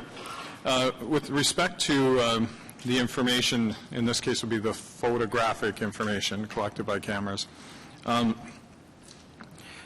Why do you think you have to impose the higher standard over that information that you're not willing to impose on the other information you're getting ride-sharing companies to collect?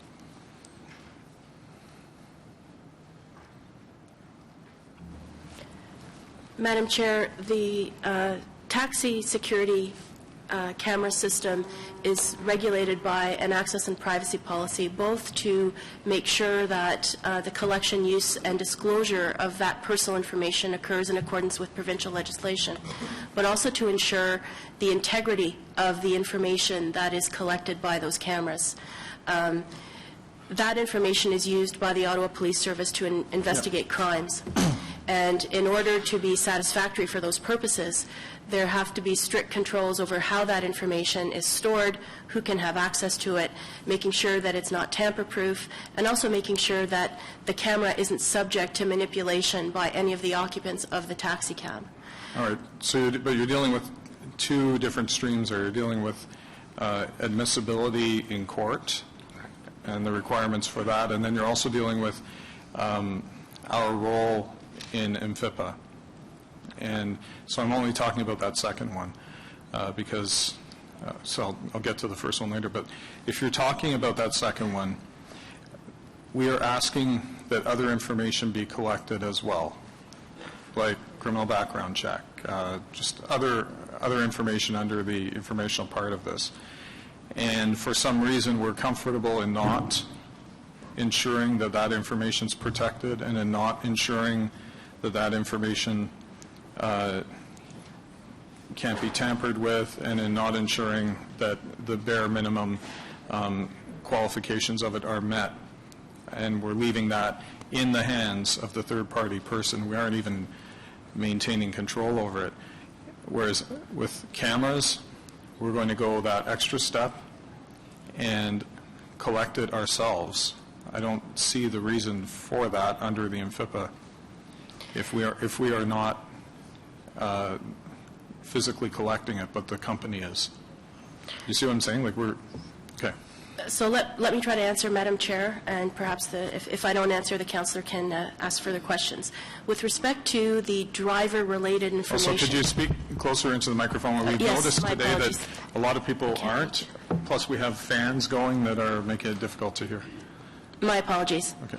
With respect to the information that the proposed regulations require the PTC to collect on its own drivers, those are, for the most part, information that is government sourced. So, for example, criminal record checks and, police record checks.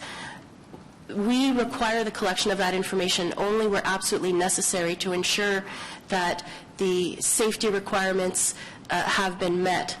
The PTC itself is independently regulated by federal privacy legislation that requires that any information that it collects is handled appropriately under that legislation. The difference with the cameras is that we would be requiring a in-vehicle camera, presumably, that would collect the information not only of the driver, but of any passenger that enters the vehicle. Where that requirement is imposed by a bylaw, the city's MFIPA obligations are triggered because we are requiring essentially that collection of information. The Information and Privacy Commissioner worked with us very closely on our taxi camera policy, and it was deemed to be appropriate and lawful. Right. To that point, probably agree on that, but beyond that point where you get to ensuring admissibility of evidence, first of all, any judge can admit any photographic evidence if they believe that it's proper to do so. So the fact that you don't set up the same bracketing or the same regime that you do in current taxi cabs doesn't necessarily mean that the evidence would not be admissible. It just means it's not guaranteed that it would be. But secondly, aren't the majority of uses of the video or photos from the cameras, aren't the majority of those uses something that has value well before there's ever a court action? In fact, most of them don't even end up in court because they resolve issues before anyone ever thinks of going to court. Like if you collect on average 3 a week, the majority of those would result in no charges. Isn't that true?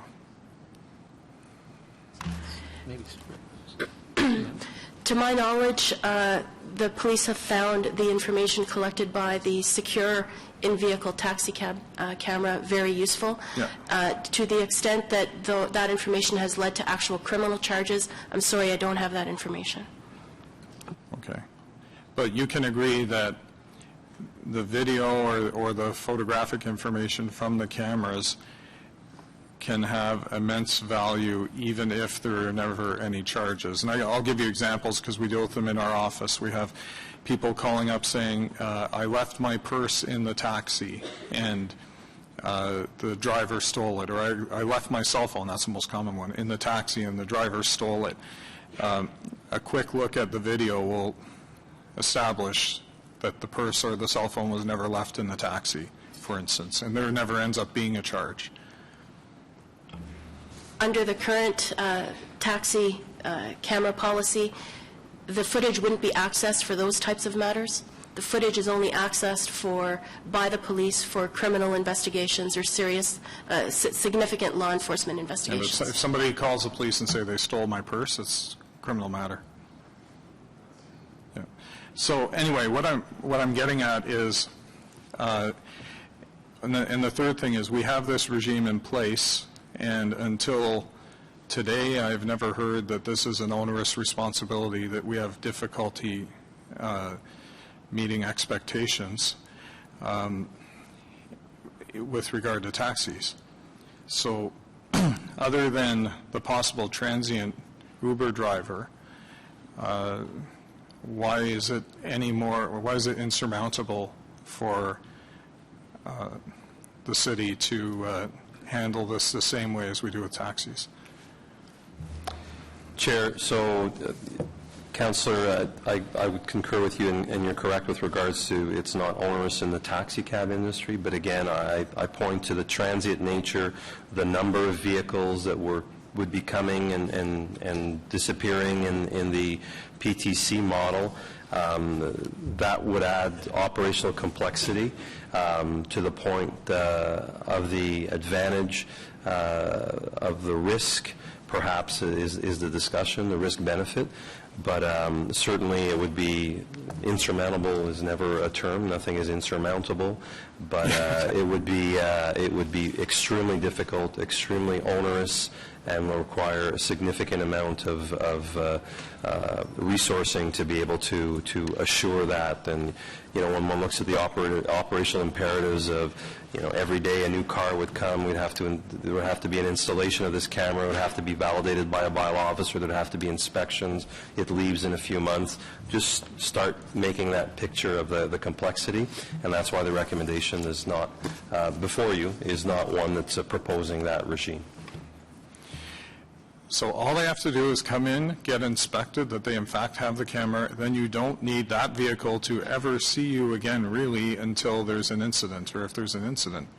How does that cost you in the course of 1 year? How does that? Correct, but again, that vehicle may only be operating for 3 months, and then we certainly want some mechanism to ensure that that camera doesn't stay on that vehicle eternally, certainly not with information in a secured hard disk or mechanism on board. The other element that is part of the thinking, other than the lower risk threshold, we believe, is they don't exist in limousines either, and there haven't been any issues in that category as well. So both the driver and passenger in that industry as well, we've not had any significant issues there. So again, that's what staff's rationale before the recommendation before you. With taxis, wouldn't you say that the use of cameras has been a large assist to safety, and that they've been largely a success?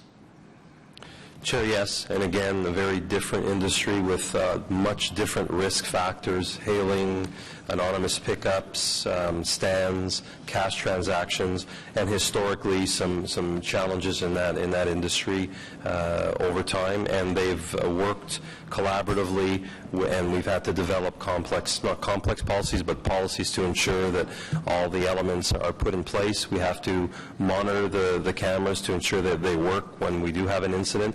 And again, for council, just to be clear, it's not a video recording. They are, but perhaps that's unclear because we use footage. And, right. So even when the driver presses the panic button, the series of pictures are closer in time. But other than that, it's a time frame picture model. Yep. Okay, I'll go back on, but you can go ahead. Thank you, Councillor Druce. Thank you, Madam Chair. Through you, I have a different view on this issue, but first my question will be, the report doesn't require PTCs for in the camera in the cars, and also basically I rather that, because then the taxi will have better value, and we're not bringing the standard of the Uber taxi driver to the taxi standard, because also there is a consumer choice. There is a lots of residents that they will not let their kids or their family goes in the car if there is no camera and if it's not properly fit. The other thing is I'm concerned is we're creating two-tier of drivers here, taxi and Uber PTCs. If God forbid anything happen in the future, is the public or the judge or anybody is going to come back at us and say why we're allowed that model? Are we opening ourselves again for liability to the city? And how come we have one taxi, we're telling them, no, you have to have a camera, and another PTCs, we're not enforcing that? This is where my clarification, and I would love to hear your concern on that clarification. Yes, Madam Chair, with regards to excuse me, the issue of liability, I think I've often referenced for members of council that the City of Ottawa, with its 106 lines of business, is almost always in the crosshairs of someone seeking to share their damages and liability with us. So I often say that we will be sued. We are the subject of these types of things, and members know that under the Negligence Act with joint and several liability, it often comes up in these instances. So I anticipate that there will be lawsuits of that nature. Having said that, Madam Chair, and we tried to condense this in the smaller legal opinion that we produced for the legal implications section, there is very clearly a public policy defense that is both statutory and originates out of common law, where it specifically says in the Municipal Act, if a municipality does make a bona fide or a good faith public policy decision, you are not harmed as a result of that. Damages cannot be brought against you. People will try to bring those lawsuits, but we would then say, well, now, council had the information, the evidence-based information in front of them. They gave notice. There was public consultation.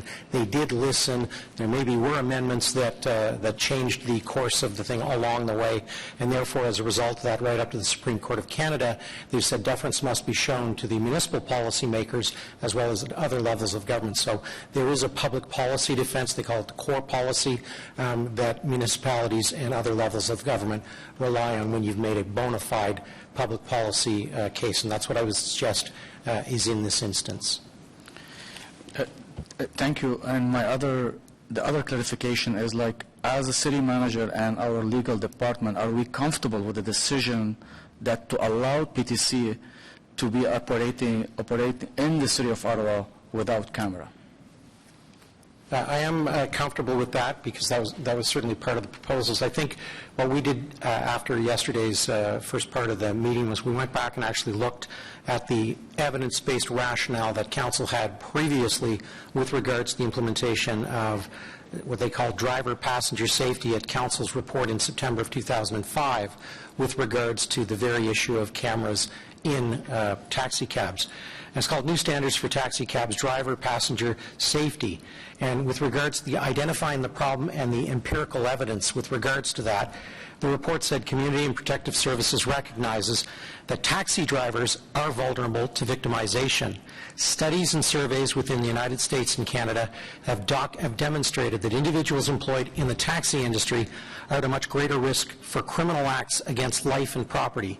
In the United States, taxi drivers have a victimization rate 20 times greater than the national average, with homicide 40 times the national average. So there were actually empirical evidence in front of the committee and council of the day to say this is an issue and it needs to be addressed. And one of them, there were a number of steps taken. GPS was another technology improved at that point in time to say that these are the types of things staff have identified. They then did the transportation, they did the comparator municipalities. They looked at Vancouver, Oshawa, Toronto, London, and Winnipeg, and set out that, and then gave the proposal for a number of recommended changes. Madam Chair, in this particular instance, again, because Uber and these types of, again, I hate to say ride-sharing industries are so new, I don't have those types of statistics. I would be pleased to make a corollary or alignment argument to say it's probably likely that those types of things will happen, but I just don't have that empirical evidence that I could share with members of committee at this point in time to make that argument.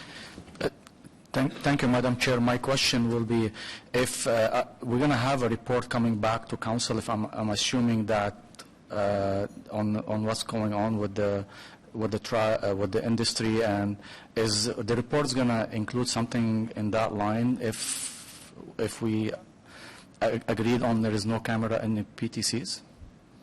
So, Chair, if I understand the councillor's question correctly, absolutely, we would ensure that analysis after a period of time would come back with that specific item looked at as well. We would take that back and add that absolutely. Thank you, Madam Chair. Thank you, Councillor Drills. Councillor Fleury. Merci, Madame la Présidente. There seems to be a subtle assumption that cameras are the end-all, be-all of all security. These will be the lines of my questions in this process. I want to go back to one of my previous colleagues' question regarding the purse and the cell phone. Are we aware of any instances where police would have investigated left cell phones or purses because the camera was available? No, Chair, we're not aware of that. Thank you. Second point is I'd like to hear specifically, Ms. Jones, on the challenges that we have seen with the existing cameras in cabs. My understanding is that there are processes that have happened where incidents are apparent and that we cannot track the individual or the cab itself for a series of reasons. I'd like those highlighted. What I can talk about is prior to when cameras were required under our bylaw to be put in taxis, is that we had encountered situations in the past whereby we might have had alleged sexual assaults, robberies and things like that, and could not identify the driver. Individual reporting it just didn't recognize the individual in the vehicle, and the only way we were able to do so would be to bring us several pictures of taxi drivers and trying to get them to attempt to identify. It wasn't successful for most of those situations. So the camera, I can tell you, has certainly gone a long way in terms of being able to identify inappropriate conduct through criminal activities, and the police chief will tell you that it has been a tremendous tool for them to be able to deal with crime. Well, I'd like to understand, so in your mind the camera is 100% proof, so my understanding is the camera only works when the vehicle is in operation, and there's technical issues. If you turn off the vehicle, there's some elements that we've encountered some issues in the past regarding the operations of the camera, so I'd like that for public record too. It's my understanding the camera is triggered when the vehicle is moving or somebody gets in and shuts the door. It only takes a picture within the cab, so we have encountered situations where inappropriate conduct has occurred outside the cab, and it hasn't captured that. I don't have additional information because we don't access the cameras. It's the police who do.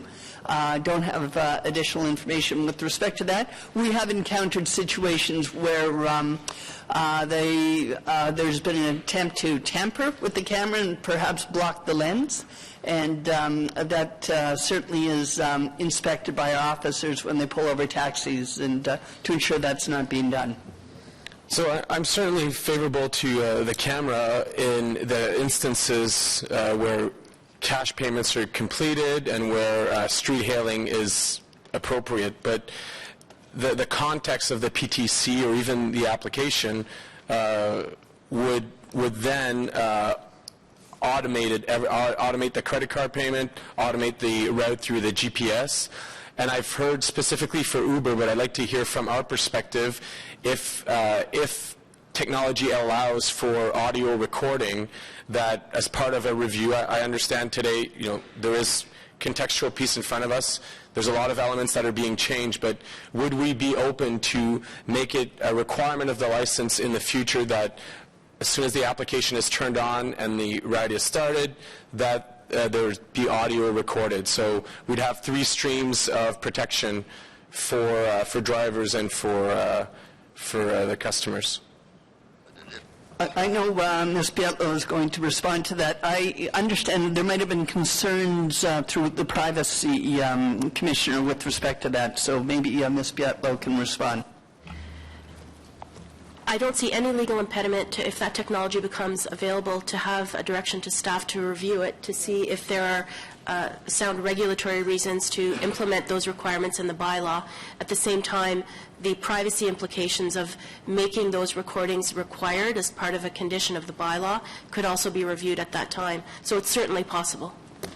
So I think that as part of the review in 6 months, that would be one of the measures. I think from the discussion specifically to Uber, but would apply to other providers, that we'd like them to improve their application to have these processes, and might be looking at implementation or amendments to our licensing moving forward. Madam Chair, we'd certainly take that as a direction. Thank you. Thank you, Councillor Fleury. Councillor Leeper.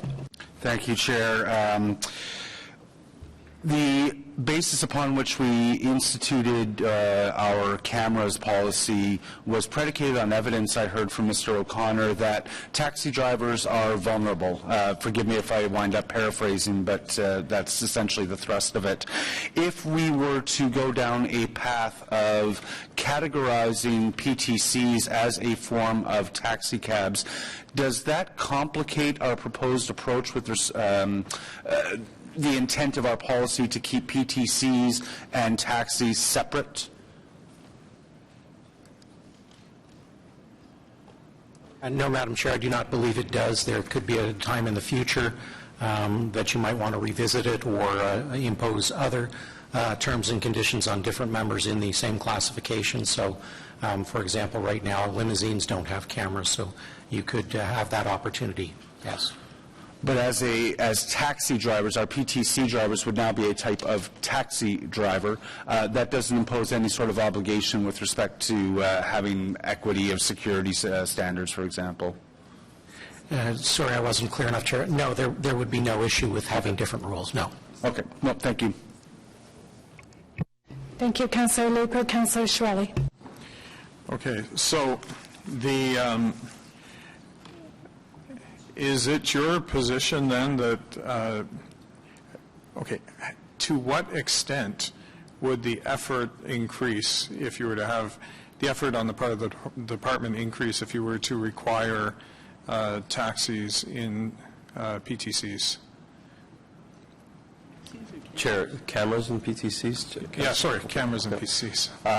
It would be significant. We did a preliminary, during discussions, we did preliminary, as I explained earlier, it would be significant for us, but the thinking stopped after that as well. When one looks at what's happening with PTCs, that generally is not a model that is present anywhere that we're aware of. So, but it's not in taxis either. Correct. So it's a significant. Directly to your question, it would be a significant impact to us to be able to, if PTCs were obliged to have cameras. And a large part of that is because of the transient nature of Uber drivers and the part-time nature of Uber drivers? Both that. The fleet is exponentially bigger than the standard taxi fleet, which is finite. This is every taxi driver brings, or could in theory bring to bear an extra vehicle. So 1,000 taxi drivers is 1,000 vehicles to inspect, control, etc. So yeah, it's both phenomena. Right now you're inspecting about 1,000 vehicles, right? Twice a year, correct, at a regular process that's established, and again, a professional, full-time kind of workforce, and very, very different model, very different complexity, I think we would be adding on. Do we currently charge an inspection fee for the inspections?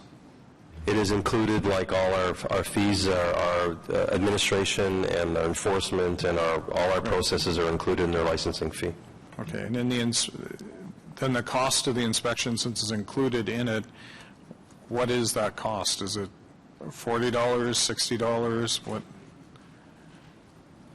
I believe if they fail the inspection and have to come back, we charge... That's a bigger cost. No, I'm just... so that's where we specify a cost. So we charge a fee if they have to come back. It's about $50 per vehicle. And important to understand, we have a computer that hooks up to the camera, and you have to run it to make sure it's working, and takes a fair amount of time. Right. Now, newer cameras not the ones you're using now, but newer cameras are smaller and probably a little more accessible for you. Okay, what was... Haven't seen the newer cameras, so not aware yet, and that's part of the recommendation, is that we will undertake a review of the specs, and hopefully that will take less time, as to your point, in terms of the new technology that's out there. But right now, the cameras that are in the cab... Pardon me? It's kind of ironic that we would be sitting here talking about a bylaw to help accommodate a newer technology and then put old technology in them. Well, the technology that's in are the cameras that council approved, and they're coming to an end date, and that's why part of the review is now to look at refreshing those. Whenever I take out my video camera from 2008, my daughters roll over laughing, okay? So it's changed quite a bit. But if it's, so you're looking at a $50, presumably we would be charging an inspection fee then to recoup that $50 cost? Yes, we would if that were the direction of council to require cameras. There would be an inspection required, and yes, we would recommend a fee. Okay. All right. I wish we had some police officers here who deal with this on a regular basis, since the use of the cameras is something that occurs on a regular basis. And so if there are 3 cases a week that go to police, how many cases or how many complaints get disposed of simply because a complainant discovers that there's a camera on board? We don't have information with respect to how many go to the police. We don't have that information. Police don't give that information to us. But we know there are 3 that they deal with a week, right? I'm not sure where the 3 came from. It was an answer to Councillor Kakish's question yesterday. I don't think staff indicated that. Well, we'll follow up on that. I guess that's all I'll have for now. Thank you, Councillor Shirley. Councillor El-Shantari. Thank you, Madam Chair. I think my colleague made a good point. So maybe, and I know probably police will want to tell us detail, but maybe the chair can request a police officer attending this meeting after we break for lunch to answer some question. But I'd like to ask, through the chair, of course, Mr. Huxley, before the camera was installed in the vehicle, did we receive more complaint about the exchange inside the cab? Yes or no? Madam Chair, I don't have that information. I'm not sure if Emergency Protective Services can answer that. I can confirm, yes, we did have more complaints. Because we have a license committee at the time, and we used to hear quite a bit about those complaints. We certainly appeared a lot more before licensing committee, before cameras were in cabs. So obviously the camera help us from the exchange takes place with someone who's been out drinking all night, exchanging with the driver. Madam Chair, again, if I go to the 2005 report, and I think the councillor may remember this because it's directly on point, some of the evidence that was there was research indicates that the taxi driver safety increases with the installation of visible crime prevention equipment.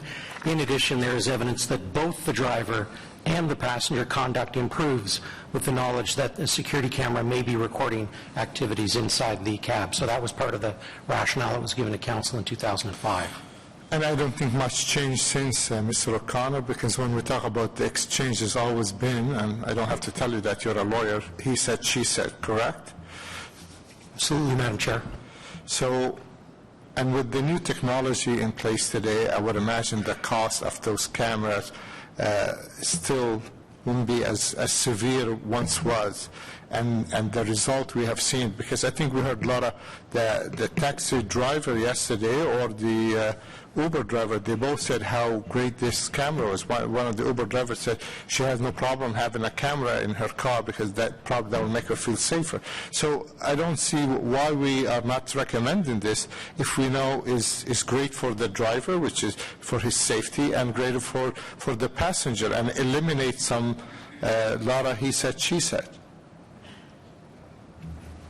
Again, Chair, as we had debated and looked at some of the discussions and through KPMG's work as well too, the model, it wasn't something that staff recommended for those same reasons.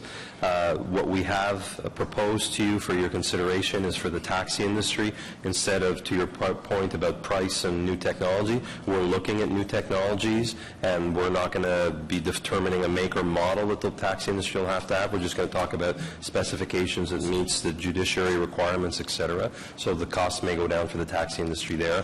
But again, the proposal before you, and staff continue to say for the PTCs, it's not our recommendation that they would be equipped with taxis, with cameras. Madam Chair, maybe we can have KPMG comment on this, because as I read their information, there were some comments from some of the people in the focus groups and things that where women actually said they felt safer in PTCs as opposed to in taxi cabs. So I'd ask KPMG to comment.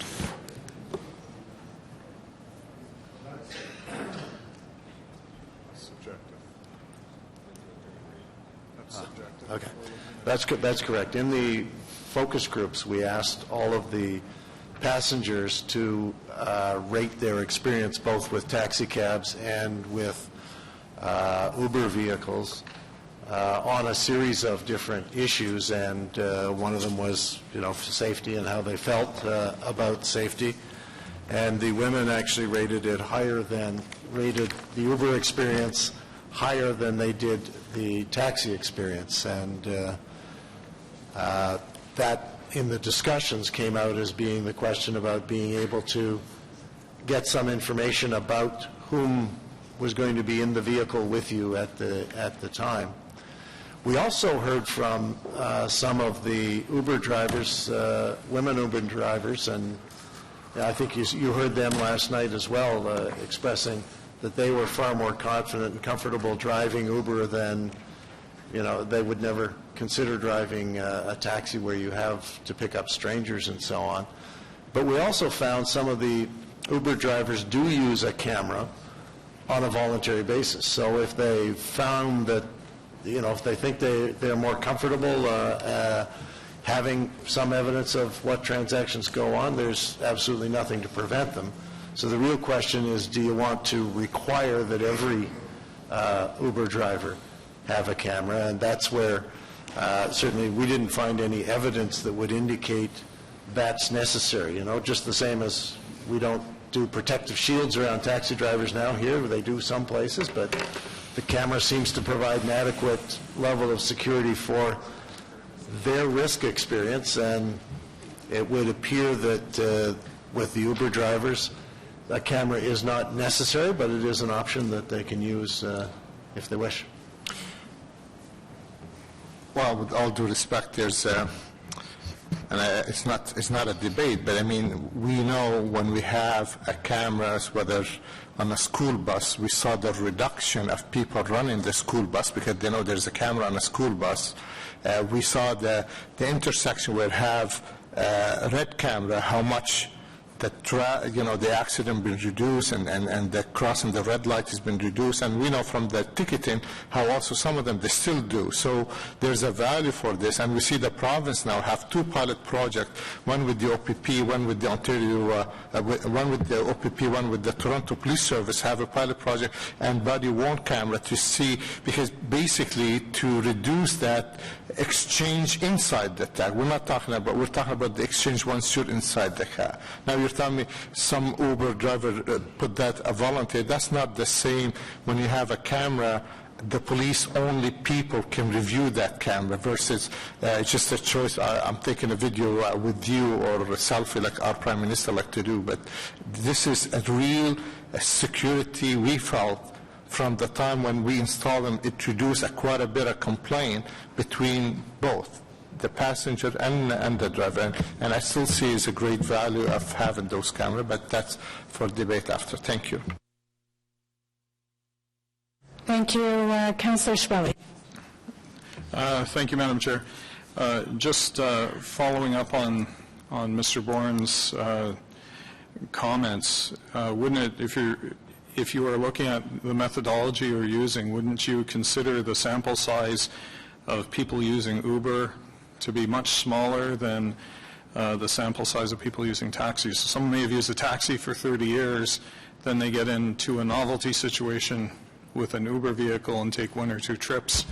How do you square the sample sizes being even verifiable here?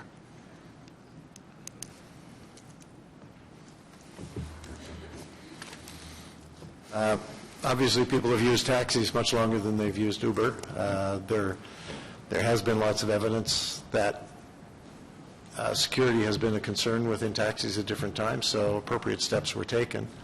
The evidence that we do have available doesn't suggest that there's a risk in an Uber vehicle that is comparable or that requires that level of extra action.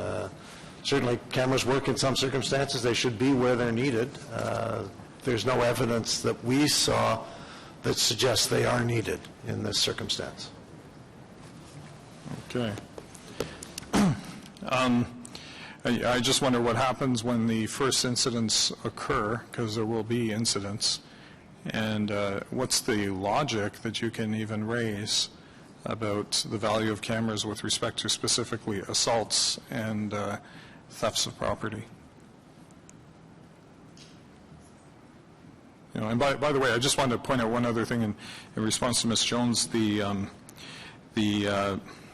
fact that you have in the Uber app a photograph of the driver doesn't change the fact that the complainant still has to identify the driver. The complainant can't just say, go to the app and look at the picture of the driver. The complainant has to be able to identify the driver both in a ride-sharing app situation and in a taxi situation. There may well be incidents in Uber, and there will continue to be incidents in taxi, despite the camera. It's a question of what the risk profile is and what's the appropriate way to manage it. When we have more experience, I guess we'll have a better sense as to what it is. Yeah, because in 2005 or so, maybe 2006, we debated the installation of cameras in taxis.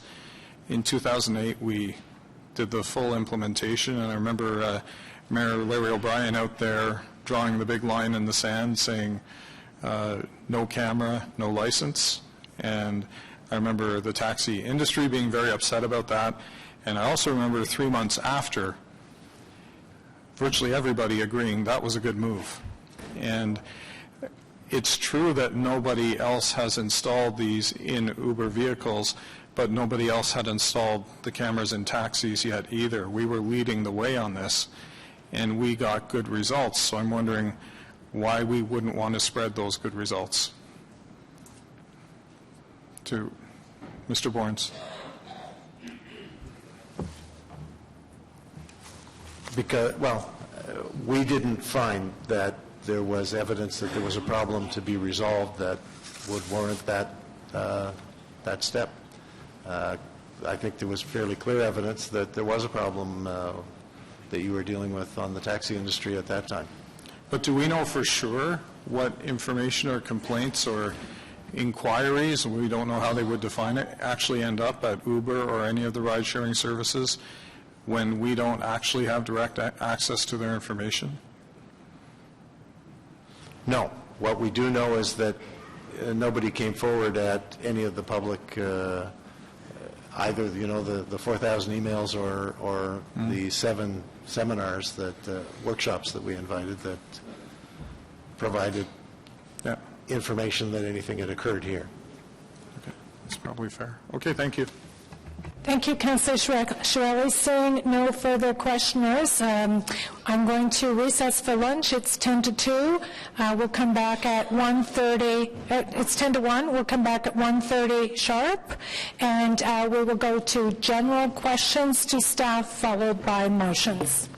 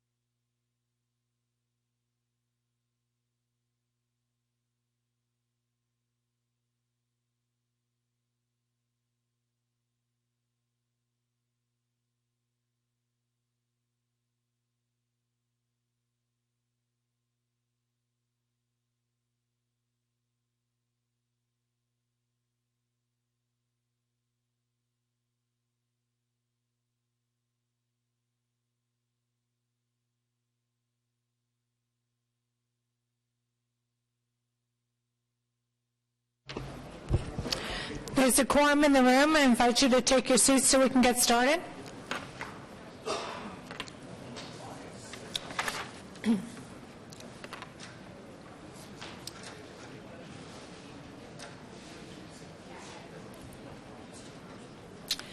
Okay, we're now going to general questions, and Mr. DeMonte, I just wanted to start by asking, maybe legal needs to come to the table.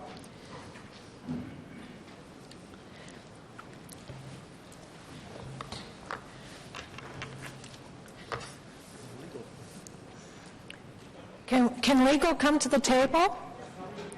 Okay.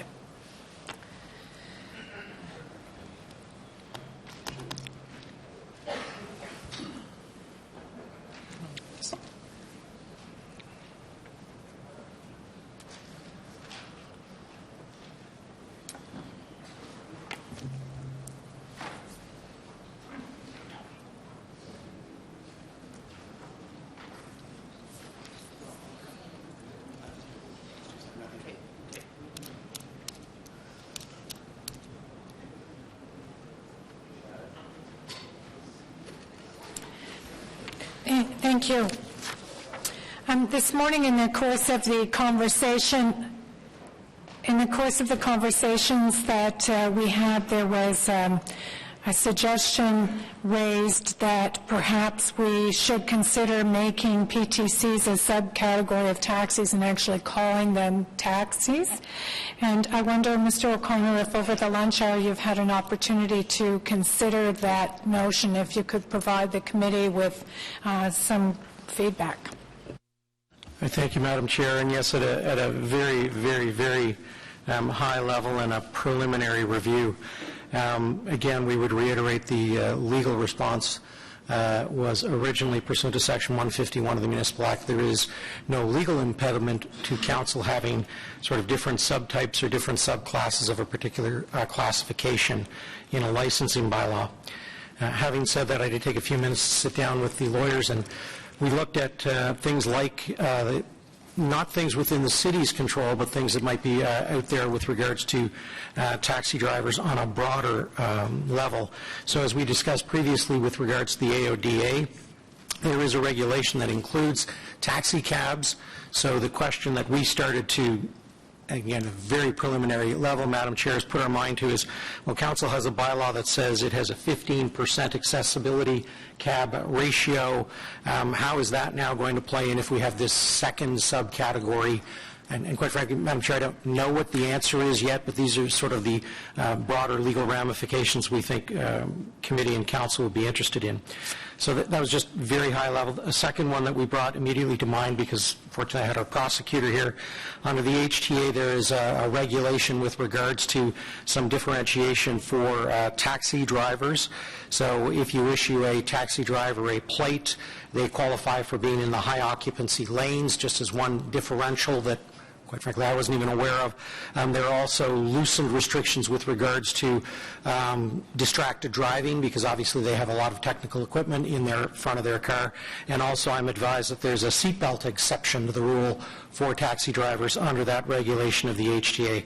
So Madam Chair, I just wanted to share that immediately with the committee before they began to consider this particular motion. And again, I apologize, I don't have all of the legal implications of this type of motion. And I appreciate that, because obviously this just came up on the floor this morning, but it does seem to run counter to the recommendations and all of the work that city staff have done coming to today, and it sounds high level, and I understand that you haven't had much time to consider this, but it sounds like there are far-reaching implications, or the potential for far-reaching implications of going down that particular path, and maybe unintended consequences. Maybe the people that were suggesting that might be a good idea maybe haven't considered all of the ramifications of taking us on that path. I would agree, particularly, Madam Chair, with the phrase the unintended consequences and the potential, because at this stage we just don't know what the ramifications might be. Okay, thank you very much. We'll go to Councillor Nussbaum. Thank you, Chair. I just have a series of questions that I wasn't able to ask this morning either because they didn't fit within the 5 slides, or I've had a chance to do a bit of follow-up on my own and just wanted to come back to a couple of questions. So the first question relates to the requirement under the draft or the proposed PTC bylaws that a PTC driver needs to have either an Ontario or a Quebec driver's license. And I'm just curious a little bit about that. Is there a reason why, I mean, obviously for geographic reasons, I get it, but if one had a Nova Scotia driver's license, one would not be permitted to drive as a PTC driver, and if so, why not? That is the same regulation that we have right now for taxi drivers. My understanding of that is that historically, Quebec driver's licenses have been accepted because of proximity, as you say. Driver's licenses from other provinces have not historically been accepted just because of the lack of proximity and the ability for to easily check on proximity issues. Okay. Next question. I raised this morning the question to staff about the staff report in Toronto, which I know only came out yesterday, and so I understand that staff haven't had a chance to look at it closely. But over the lunch break, I did go back into it and saw that the proposal there is that PTC fleets of a certain size would need to provide accessible vehicles at the same response rate as a regular car. It's in Section 7 of the Toronto bylaw, so any fleet of more than 500 vehicles would need to provide accessible service. I'm just wondering, obviously staff here have decided not to go that route, and I'm just wondered if they can explain a little bit, the rationale for why staff here have opted for a different route from what the Toronto staff where they seem to be headed with this. Thank you. Through the chair to the councillor. I had talked earlier this morning about this. We actually made a conscious decision to make the recommendations we're bringing before this committee today because of the fact that actually, as I said earlier today, the City of Ottawa actually was one of the leading municipalities in developing its accessible taxi cab program. One of the things that Toronto doesn't do, every taxi cab driver that goes into Toronto did have to take training, but didn't have to take accessible training unless you were driving an accessible vehicle. In Ottawa, we provide for that, and we have significant training in that regard. Every taxi cab driver has to do it. In addition, just the cost of getting the vehicle and the quality of the vehicle, we already recognize that we have a very good accessible taxi cab program, and we want to ensure that that program continues, and as such, we're going to give them the exclusive service with respect to the para work that we do, and didn't see merit given the model that exists with the PTC, that they're primarily part-time drivers and not staying around. Many of them leave after 3 months. Didn't see the merits in identifying that area as being an area that should provide the public transportation service in terms of accessibility. So that was the rationale. We think we've got a good program here. The other thing, too, we were concerned about is if we did make some demands on the other side of a PTC, is that our accessible drivers would stop driving and may go over and work for PTC and risk that program. Thank you, Chair. I also heard this morning a suggestion that if a particular PTC applicant, let's use Uber as an example, were to suggest that they had a service which was akin and satisfied the city's disability requirements, that the staff would be open to considering that as a substitute for the surcharge, for the accessibility surcharge. So now I'm a bit confused.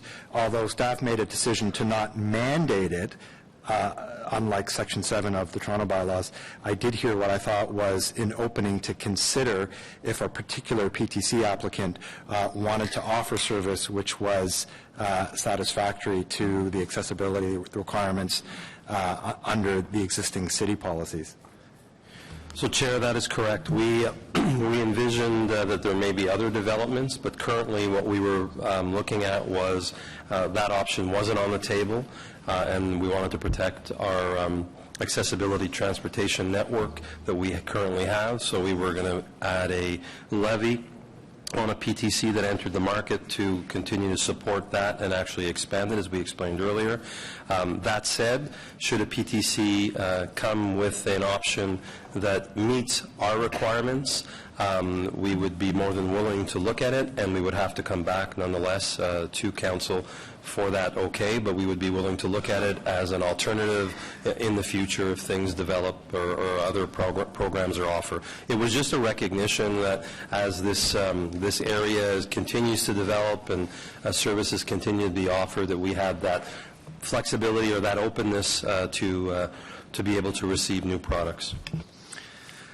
Okay, moving on the issue of inspection, the proposal in the draft bylaws before us is to have PTC cars inspected by a licensed garage versus city inspection for licensed taxis. Was there any consideration given to, I don't want to use the word relax because I don't know if that's a relaxing, but let's say change the taxi law bylaws so that taxi cab owners or brokers could also take advantage of a Ministry of Transportation licensed garage as opposed to city inspection? Chair, the ultimate finality for all three categories, whether it's limousine, PTC, or taxi, the staff recommendation is the same type of certification. Where it's done can vary, and you talk about a licensed mechanic, but it still has to be an MTO certification, so a Ministry of Transportation certification for a commercial vehicle. That is standardized in Ontario, and the MTO, yes, in certain cases they have, well, not in certain cases, they certify licensed mechanics at different stores, but they have the MTO certification, so we can be guaranteed of a standard of verification across the board. So that, for staff, is our assurance that we have an independent, transparent, and not just the local mechanic at the corner store that you may have a relationship. It has to be an MTO certified mechanic that gives that MTO certificate. Okay, so was I wrong then, because I was going back and forth between the Toronto and Ottawa bylaws earlier today.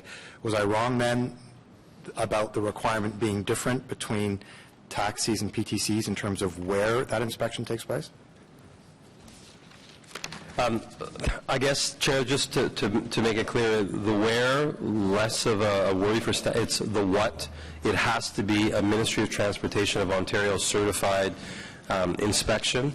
And I don't know the Toronto one, and in fairness, I haven't gone through the entire regulation. So, but we're saying for all categories, it's the same inspection, the MTO inspection. So it could be at a corner garage that has been certified by the Ministry of Transportation to do that inspection. For both categories? For all three categories, right. Limousines, okay. PTCs, and taxis, correct. Okay. So then that was my error, because I was assuming something that is not in the bylaws, apparently. Okay, so unrelated now, kind of moving a little bit over to the taxi bylaw, the suggestion in the staff report is to issue new accessible taxi plates. Is the proposal by staff that those would be tradable or non-tradable? The current bylaw provides that they are transferable. And in light of the fact that one might argue that we're in the pickle we're in now because we made licenses transferable, what was the rationale for, to use a double negative, not making them non-transferable? This came back in, initially, well, I'll go back in history. There was about a 30-year period, with the exception of the former city of Vanier, where plates were not issued. And so all of those standard taxi cab plates were allowed to be transferred. When we looked at our accessible taxi cab program, initially we put 25 plates out. We'd made a recommendation at that point in time that those plates couldn't be transferred for 5 years. We then issued another 40 plates, and we were at 65 plates, and there was certainly lots of concern and objection from the taxi industry that any plates being issued in the future on accessibility should not be transferable. So council amended the bylaw then, and then it was last term of council, I believe in 2010, when council changed that decision, and now we're allowing them to be transferable. And it was a policy and a political decision of council to allow them to be transferable. And a lot of the, I guess, thinking there was that they should be treated in the same way standard taxi cab plates are, and that individuals who have invested in that service buying the accessible vehicle should, at the end of his or her career, be able to reap, I guess, some revenue from it and get some of the money back that they'd invested in it. But Chair, if the staff advice at a previous time was that new accessible permits should not be tradable, and I appreciate that that was overturned in the previous council, but why has the staff advice now changed? I mean, what we seek from you is the best policy advice. Of course, council has the option to change that, but are you saying that the best policy advice from staff is that these ought to be tradable or transferable? I'm not giving you advice in that regard. That's a political decision. I'm telling you what's in the bylaw right now is that those plates can be transferable. We aren't making a recommendation either way. That would be a council decision whether they want them to be tradable in the future or not. Okay, so I guess I have to ask, what is staff's advice on whether these new permits ought to be transferable or not? That has nothing to do with respect to regulations. I'm going to say again, it's a political decision as to whether you want them to be tradable or not. We focus more on the regulation through health and safety and consumer protection. So we're not going to give advice on whether they should be tradable. Where is that coming from? Okay, well, I'll stop on that one. I think that probably merits a discussion amongst us, but I will move on.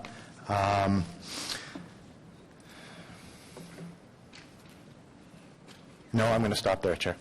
Perfect. Thank you. Councillor Egley. Thank you, Madam Chair. I just want to pick up on some discussion that you had with Mr. O'Connor about the potential for a motion to, in effect, make everybody involved a taxi at this point, at this point in time. And the comments that you made, Mr. O'Connor, that you had 20 minutes over lunch to look at this quite arguably complicated legal issue. And don't take this in the wrong way, but I got the sense that you're not, you don't have your sea legs, so to speak, on this issue at this point in time. Is there any urgency to deal with this issue now? If we decide that we want to look at this 6 months down the road, a year down the road, are there any legal impediments or hurdles that say you had to do it now and you can't do it a year from now or 6 months from now? No, Madam Chair. Okay, thank you for that, because I think it, as I say, it is a complicated issue, and I'm not sure we have enough information in front of us right now. I'm going to shift gears here a little bit, and I want to talk a little bit about the accessible, I don't know what we want to call it, fee, fund, levy. It's almost like cash in lieu fund for accessible issues. That's something that you have to negotiate, Mr. DeMonte. First of all, have you had any, leading up to this, any initial discussions or sense from Uber as to whether, A, they're open to those negotiations, and B, what happens if you don't have a fee in place by whatever our start date is, whether it be June 30th, September 30th, whatever we decide at the end of the day, what happens then? So, Chair, with regards to the levy, we did, after the report became public and we met with key stakeholders, Uber was one of them, and they indicated that they would be willing to enter into discussions with us about providing a levy. And then as the discussion happened as well, they said, well, what if we had an option where we met and we said, well, yeah, we'd be willing to look at that, and you could be... Sorry, what if we had an option that what, sorry? I said if they brought forward, they asked, so what if we also had an option to have have an accessible cab service in your municipality. We said it would have to meet all our criterion that have been established here in Ottawa. We'd be willing to look at that with them. So the discussions are as simple as that. They were open to having those negotiations begin with us. With regards to the final item, if we are unsuccessful, we're assuming that we will be successful, seeing that they're open to discussing. Now, success, I guess, has to be determined what the fee will be. If we ask, $1 a ride, and they only want to give 50 cents, and we settle at 75, is that success? We will have determined the levy, but they are open to discussing with us a levy. No, and I get that. I guess what I'm asking, Mr. Monty, is if for whatever reason you run out of time and you don't have a deal by June the 30th or whatever that date is it your opinion that Uber should be allowed to operate at that point in time, or is that an issue that you feel needs to be resolved before they're in compliance with the bylaw? It is not a bylaw requirement, and we are describing it as voluntary. So if the policy decision is to whatever form this takes, and there is a PTZ category and it's ready to operate, my assumption would be they would operate even though the levy had not been negotiated or completed. Okay, that's not the answer I was hopeful for. I wanted to have some sort of a deadline that we'd know that the money was in place, because I think it's an important issue that needs to be addressed. So I don't know if staff can go off and think about how we can make sure that we have some funds in place at the start so we can have the money there to service a community that needs that assistance from us. So I'm not getting a head nod or anything else. Is that something staff can go off and look at and maybe get back to us before the vote at council? Chair, yes. The answer is yes, to go back and look at it, but also just to the additional information too, and I'm remiss if you don't have it as part of your thinking process. Staff are also asking to not just to be a voluntary levy that we can negotiate. We are asking, as part of our recommendations, authority to by the province to be able to impose the levy. Yeah, I was aware of that as well, but we can't control. That's one thing we can't control, how fast the province will get back to us. I want to talk a little bit about the training. The recommendation was that the training comes out, and yet almost a universal theme that we heard from Westway Taxi, we heard, I think, from Capital, we heard from Uber, that they all have some form of training. So even if it's not the Algonquin College model, it appears that all the service providers on both sides of the fence, so to speak, have some sort of process in place. We heard from Ian Ferris in his role as chair when he spoke to us yesterday. He thought that was a good thing for the City of Ottawa as well. So did you look at alternatives to the Algonquin College program? Did you look at a shorter course, an online course, mandatory in-house training by the various service providers? What we looked at was, part of the consultation was that the training we didn't feel was needed, and that when the training was introduced, it was actually a recommendation that came out of the Regional Taxi Licensing Reform Committee in the late 80s, early 90s, and it was put in place for the main part because of lack of geography. So the fact that technology is out there now that drivers can find their way around the city. We felt that it didn't warrant somebody paying $1,000 to go have a course in that area. In terms of the other part we looked at as well is that there is training within each of these companies that oversee the taxi industry and provide dispatch services, that they would be encouraged to provide additional training if warranted, and it was something we felt we didn't need to regulate. Also important to understand, the City of Toronto are recommending eliminating their training. City of Edmonton eliminated their training a few years ago, and the City of Calgary are also recommending the elimination of their training as well. So it was deemed that it just was not required from a regulatory side of things at this point. Okay, again, the reason I raised the issue is because Uber, they all said we do it. So it seems to me that there still is space for that to happen. Anyway, I'll leave that for now, and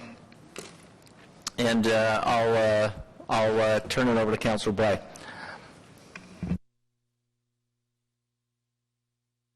Okay, Councillor Blais. Thanks very much. The licensing of the private vehicle or the private transportation companies, is that intended to be one license that would encapsulate all sub-brands, or in the Uber example, they get a license for UberX? Would they need a second license for Uber, for Assist, and for all the other plethora of options they presented to us yesterday? Madam Chair, the way the regulation is structured now, it's one license per company providing the service through the app or the technology. So if those separate apps or separate offerings are actually incorporated separately, though, from an income tax or perspective, they would then need to be regulated separately? That's correct, under the current proposed regime, yes. Okay. And so in creating a new regulatory framework, which is really what we're doing, and regulating it within a new framework, I want to go back to what Councillor Eglay was talking about in terms of changing that in the future. Would we not need to seek their permission if we give them this right to bring them back into the current framework, recognizing that they're a different class? Like, how is that not a legal impediment to do that? Madam Chair, it's not a legal impediment pursuant to the prescriptive laws of the Municipal Act. So it actually says that you can have these types of subcategories. Yeah. Does that help, Councillor? No, I guess, okay. As I understood your answer to Councillor Eglay was that if we do what is being proposed and later want to bring them back under taxi but as a separate class of taxi to provide us the rights that regulating taxis provide us, that you could do that. And I'm asking, would we not then be impeding on a right we've just created for them, and then it obviously being more difficult to do that? Madam Chair, and again, okay, now I think I understand. No, there's the question that I answered was whether or not there was some sense of immediacy or urgency to it. You can do it today, you can do it later. What I would caution members of council with, and we've been struggling with this since this was raised earlier this morning, is we put in some case law with regards to the City of Toronto and a particular case where they were overturned as a result of a decision that they made on the floor, I think, of their committee, and then it went on to council without notice. It was a walk-on motion. Sure. And once you have all of those procedural niceties, so again, I would be less concerned if this came forward in the future and you said, you know, do that 6-month review, do that 12-month review, come back and we say, you know what, this is not working for whatever reasons, and we like that motion now, and you'd say, great, then we move that motion now. I don't see that as being a problem, Madam Chair. Okay. Thank you, Madam Chair. Thank you, Councillor Blais. Councillor Fleury. Yes, Madame la Présidente. I do have a series of questions. I know some of my colleagues have talked about liability. I just want to be clear on the PTC proposal. What is the city's liability? And I'll run you through a practical challenge. So if we were to approve this process, incident would happen, let's say, in a PTC car. The incident, it doesn't matter what the incident is, but then what would be the city's responsibility towards that incident? And it appears to me that it's different than the taxi industry. If so, can you explain that to me? Liability, did I say? Madam Chair, I think, and it might be different in modest ways that I can't precisely state. If we are saying buyer beware, and if we are communicating that people should take the appropriate steps of their own for consumer protection matters, I think there's lesser exposure with regards to PTCs. And I'm going to come back because I know another member of council has asked me this, but as a taxi regulator, I am familiar with at least 2 different cases, because I had staff go back and check on this, with regards to whether or not we've ever indirectly, either as a regulator or as some other authority, been sued as a result of something that occurred with a taxi. And there's only 2 cases that we could find in the last sort of 15 years. One was as a result of us being the road authority. So an accident took place with a cab and an individual on a road, so they sued the cab driver and the cab company, but then they sued us as the owner of the road. As I explained earlier, obviously for negligence purposes, we're often brought into those. In that settlement instance, we made a very modest contribution as the road authority. There was one other case with regards to where we were sued as being the taxi regulator, where a incident occurred, and I can tell members of council it was a case with regards to a young woman who was killed, and the taxi company was sued, and we were sued as the regulator. And in that case, there was a settlement, and we paid absolutely nothing because we said, as the regulator, we don't believe we're liable under all the circumstances. So I think that gives you some sense, Madam Chair. So what I'm hearing is that there's a bit more distance between the PTC proposal licensing process as the relationship that we have currently under the taxi requirements. And Ms. Biedlow is reminding me to be cautious because it hasn't actually been tested because, again, we're the first out of the gate, so we can't give a definitive answer, but that would be part of our argument, that we've been very clear all along that we are not 100% regulating them as we do. But that's the logic, right? That's the logic of this licensing Yes, process. Madam Chair. Okay. Going to the KPMG report, we spoke yesterday, and I was curious to hear the situation. One of the elements that I keep hearing from the public is the ability to rate the driver, and to the ability for everyone to know if it's a great service, highlight it. If it's a poor service, highlight it. I'd like to hear KPMG's position as part of the report on the taxi section of the licenses.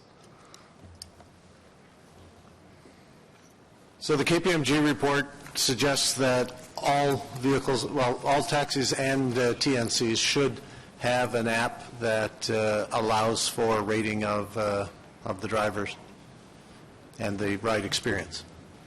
Is there any exceptions?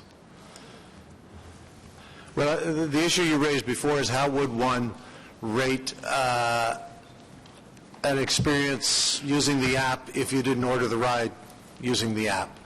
And we didn't actually, the report doesn't address that issue beyond saying that the app itself and the process should get reviewed by staff and ensure that it meets the requirements, and that could be one of the things that they could look for. So, Mr. DiMonte, following that portion, because I do think that we've heard from the public the importance of that evaluation, that service levels, I'd like to hear why that's not, I understand that's reflected in all of the app-based requirements, but that's not applicable to cash fares or hailing, and I'd like to understand what's the logic behind that.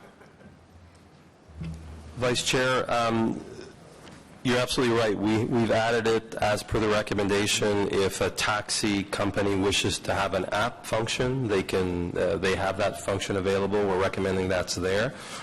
With regards to the traditional business, as part of the discussion, there wasn't a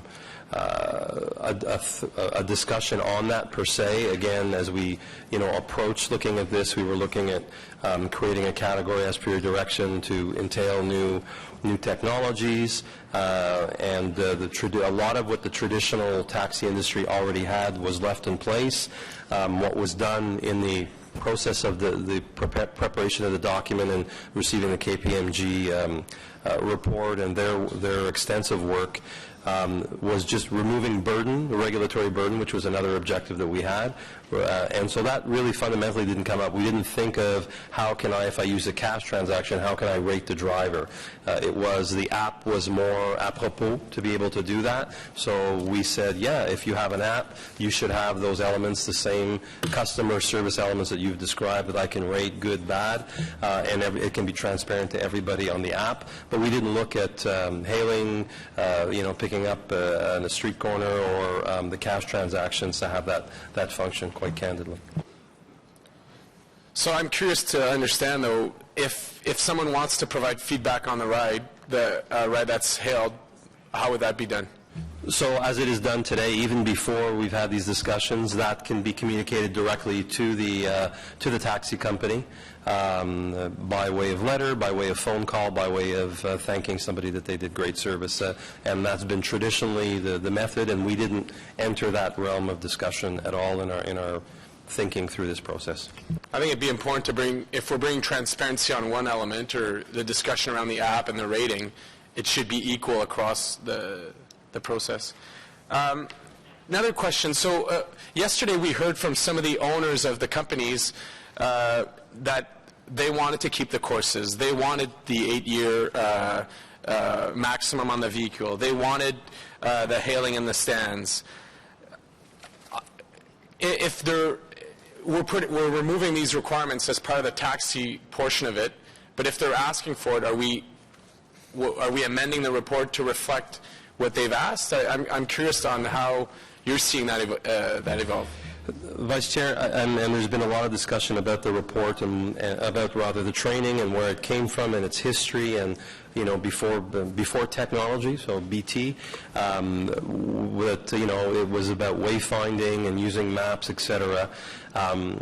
As we moved and we looked at the advent of technology and what was seen through the consultation that KPMG did and what the public, how they were reacting, we felt, and we're not the only regulator and staff that are recommending to their councils the removal of that, as we mentioned, several other municipalities, because we feel that it's past that date where that type of training is necessary. And then we laid on top of that the lens of removing, as the chair described in her preamble, removing the shackles. So this was something else. It was another burden. So the driver had to go and pay a significant amount of money to do this training. So I remind the recommendation that we're bringing forward is the accessibility training would remain, but all the other elements, we said, that belongs to the industry, whether it's a taxi company, whether it's a private transportation company, whether it's a limousine company, as any other business, from a customer service perspective, from that kind of approach, or even when we here at the city hire staff, we integrate our staff into our corporate culture, we train them on our policies and procedures, we train them on the expectations that we have for customer service to the community that we serve and to our ratepayers. And so we were saying, let's leave that to the industry to develop that. And what we were hearing also from the industry is they were doing that anyway. So even after the course, they would go to a taxi company. The taxi company had an internal program to acquaint its staff to its mechanisms and its processes internally. So we said, because the vast majority of the historic training in Algonquin was wayfinding and that, get rid of that, move away from that, maintain the accessibility, because that's important that you indicated to us as part of the process, and let the industry adapt and do the customer training that would be best needed for its not only survival, but its son épanouissement dans la communauté and its product. Well, doesn't that kind of, and I agree with you on all those points, but doesn't that highlight the importance of having a 360 rating process, which right now we keep the gap on the hailing and the cash payments. If there was that full-on review where everyone can be rated anytime, then it makes sense. But you can't remove some elements and then not have an evaluation for it, because then the idea of the public requiring or asking for these doesn't hold.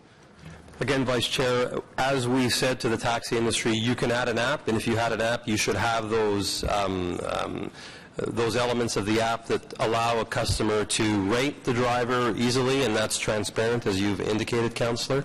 With regards to what they traditionally did, staff didn't look in depth at that, and we said they'll continue to receive phone calls and letters of thanks to the taxi company. And to your challenge earlier, the question would be, how would one do that? Would you add that to the app? But if the customer that's using a cash fare is not using the app, so there's some work there to be done. But don't disagree with the process. I'm just saying, when staff looked at it, that was not part of our analysis. Yeah, because to me it's the same idea of like the example. If you're into a cab and you want to pay credit. It's always been this like, oh, you're paying credit, my machine's broken, and it's always like this awkward thing. But if we had that rating system, it equalizes everyone. There's a better understanding of that process and that fairness. My final question is about the meters.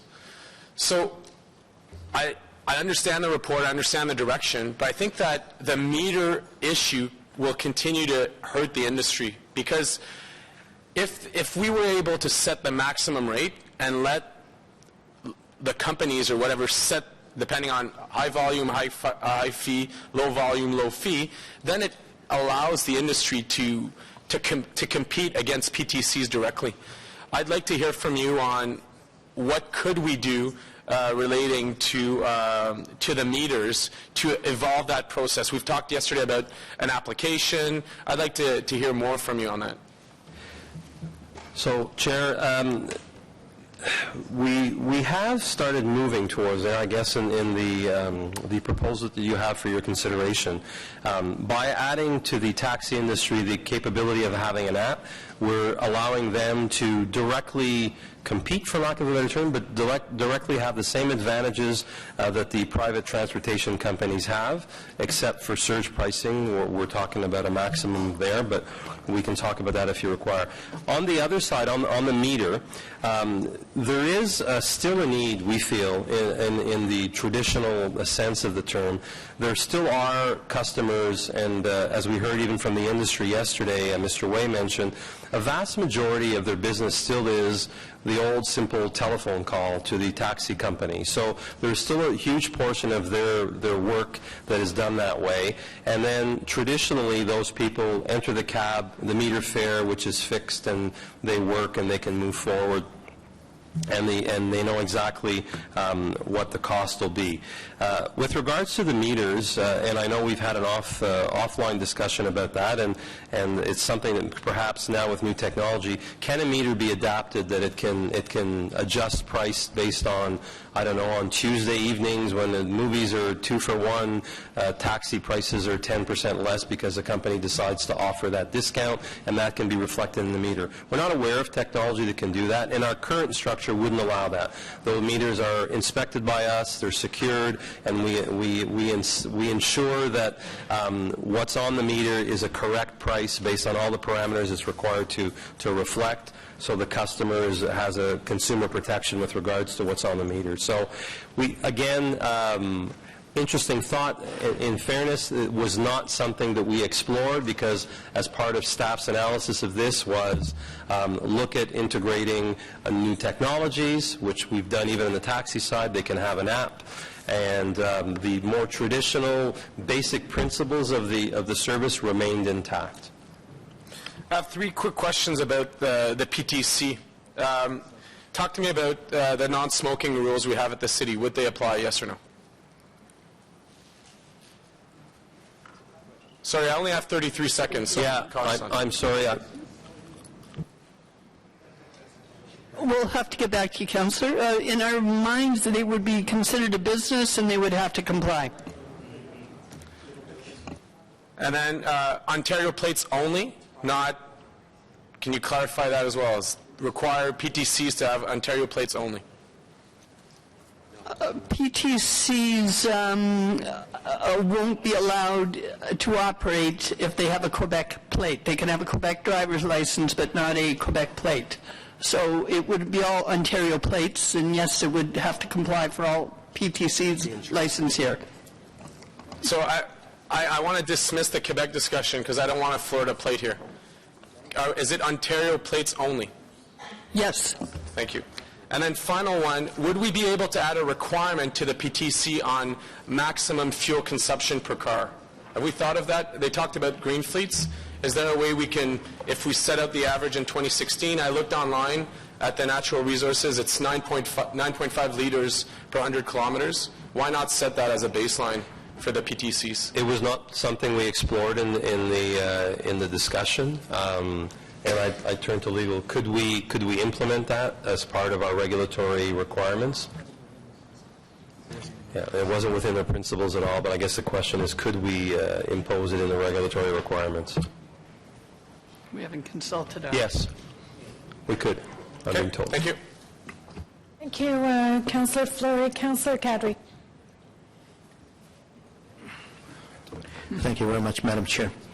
And just coming back to the accessibility issue, I'm looking at the report from KPMG, and I'm looking at number 5, page 17 and 18. And one of the items that sort of bothers me quite a bit is on page 18 about vehicles being parked, current vehicles in terms of accessible taxis being parked.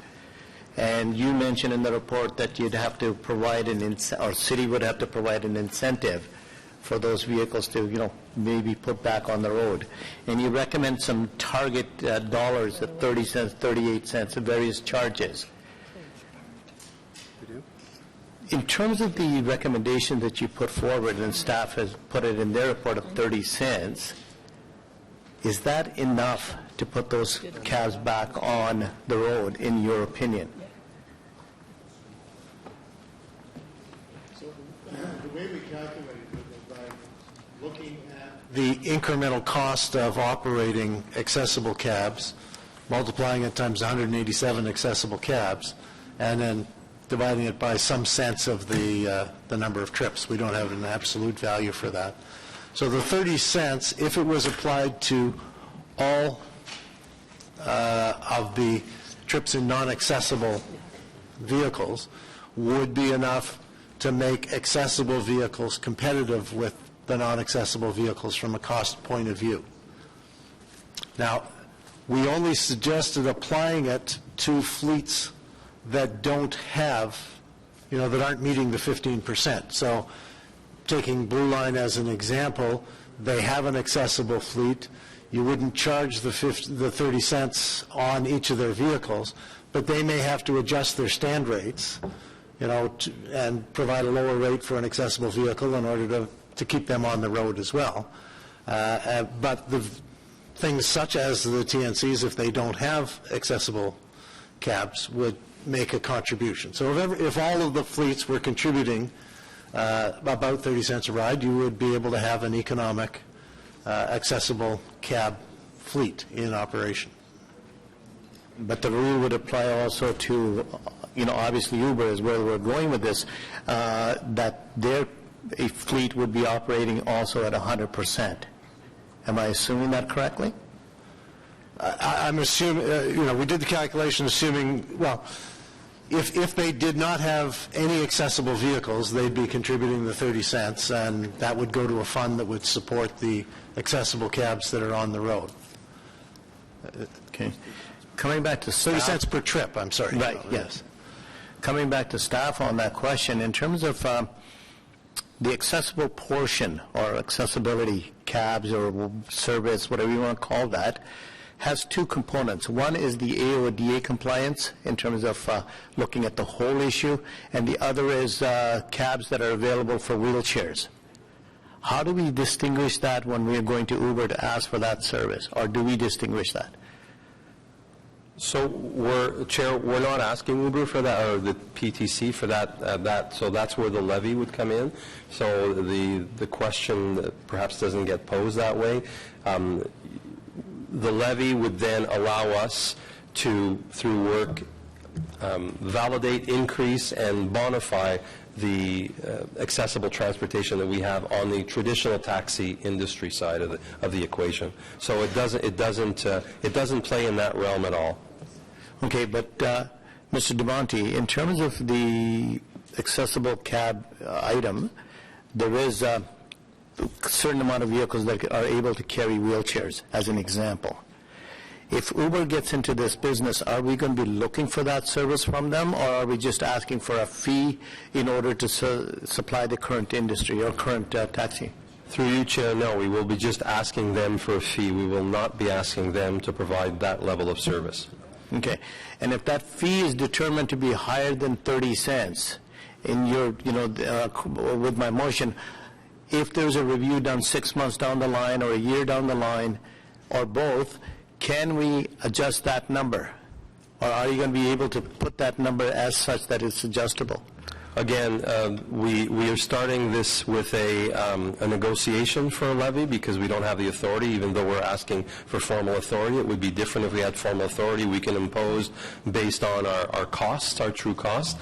So we'll be asking for a levy. But yes, staff's intent would be to analyze that cost It's based on some data and some analysis that was done by KPMG, which we feel is solid and is best information we have to date. But if the requirement would be more, we would go back to ask more. Inversely, too, if the requirement was less, we would come back also and say perhaps there should be an adjustment on the other side as well. Okay, and just coming back to this response, you're saying that, we're just in negotiation, or we will have to go back and negotiate with Uber or with a ride-sharing company after whatever happens with this report going forward.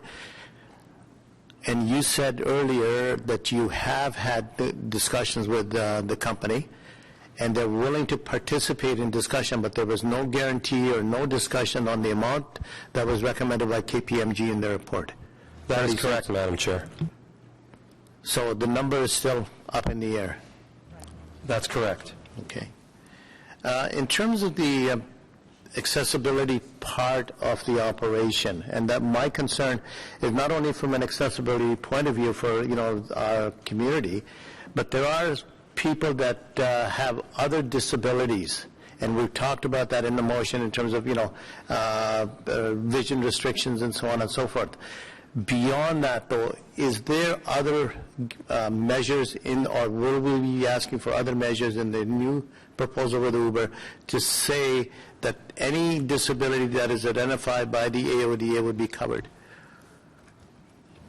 Chair, I'm not sure of the question. So are you asking on those other categories, or are we going to be asking Uber to provide any category or any nuanced service for that? No, what I'm asking for, obviously our taxi fleet today deals with accessibility issues of various kinds, okay? I am making sure that Uber doesn't walk in, or whomever that PTC is, doesn't walk in and says, okay, we'll cover X disability, but we won't cover Y disability. So, Chair, we're not regulating that. The basic principle that we entered into as part of the task that you gave us was we recognize, and again, I know I'm repeating, but I think it's worth repeating, the traditional taxi industry and the work that's been done in this community with the accessibility working groups, with everyone, and the councillor himself has been in a role there, a leadership role there, is not only excellent, it is often seen as a benchmark in the rest of the country, and we're ahead of everybody. We wanted to, the principle was maintain that and actually continue to bonify it. As we looked at, as part of the mandate, as we looked at this, and you tasked us to look at new and emerging technologies, as they entered the market, we said, we're not willing to risk any degradation of the quality we have, and on the contrary, we want to continue to bonify it, and so we're not looking at them to provide any of those services. They're strictly a PTC, but we are saying as a result of that, to have the privilege to operate in a regulatory framework in our community, you will be supplying some costs, a levy, to be able to allow us with our community and with the groups that we are working with to continue to bonify that on the other side. So I guess the best way to describe it is we've put a wall between that, and it's the traditional taxi industry that will continue to evolve, develop, and bonify that. It will be supported through a levy for the PTC. So none of the PTC will not be required to have any of those of that type of work. The other piece for me is there is another section of the accessibility service that the city provides, which is the paratranspo. If and when this report moves forward, will we be sitting down and having those discussions with para also, understanding that there are changes to the transportation network?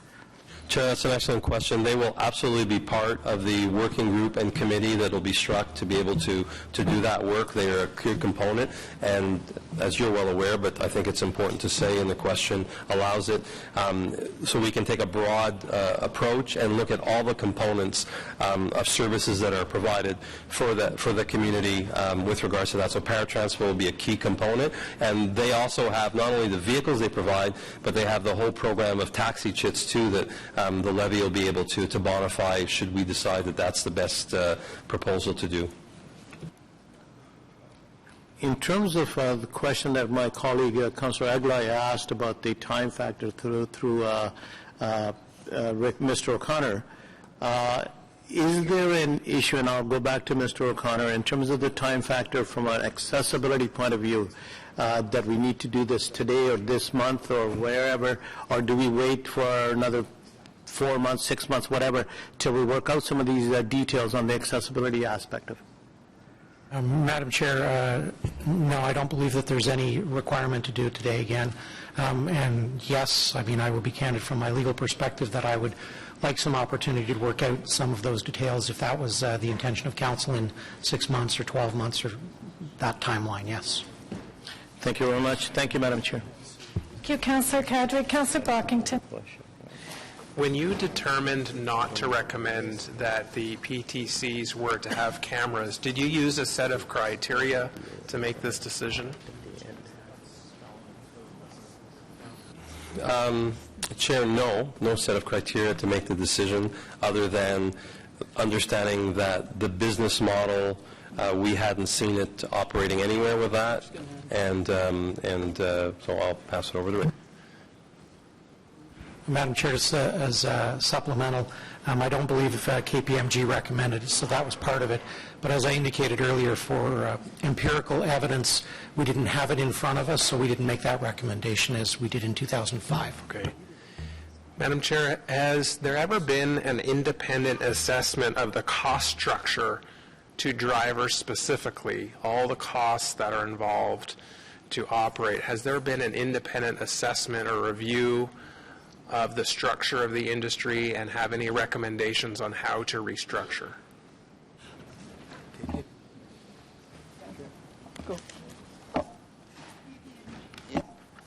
Sorry, Mr. Burns can talk about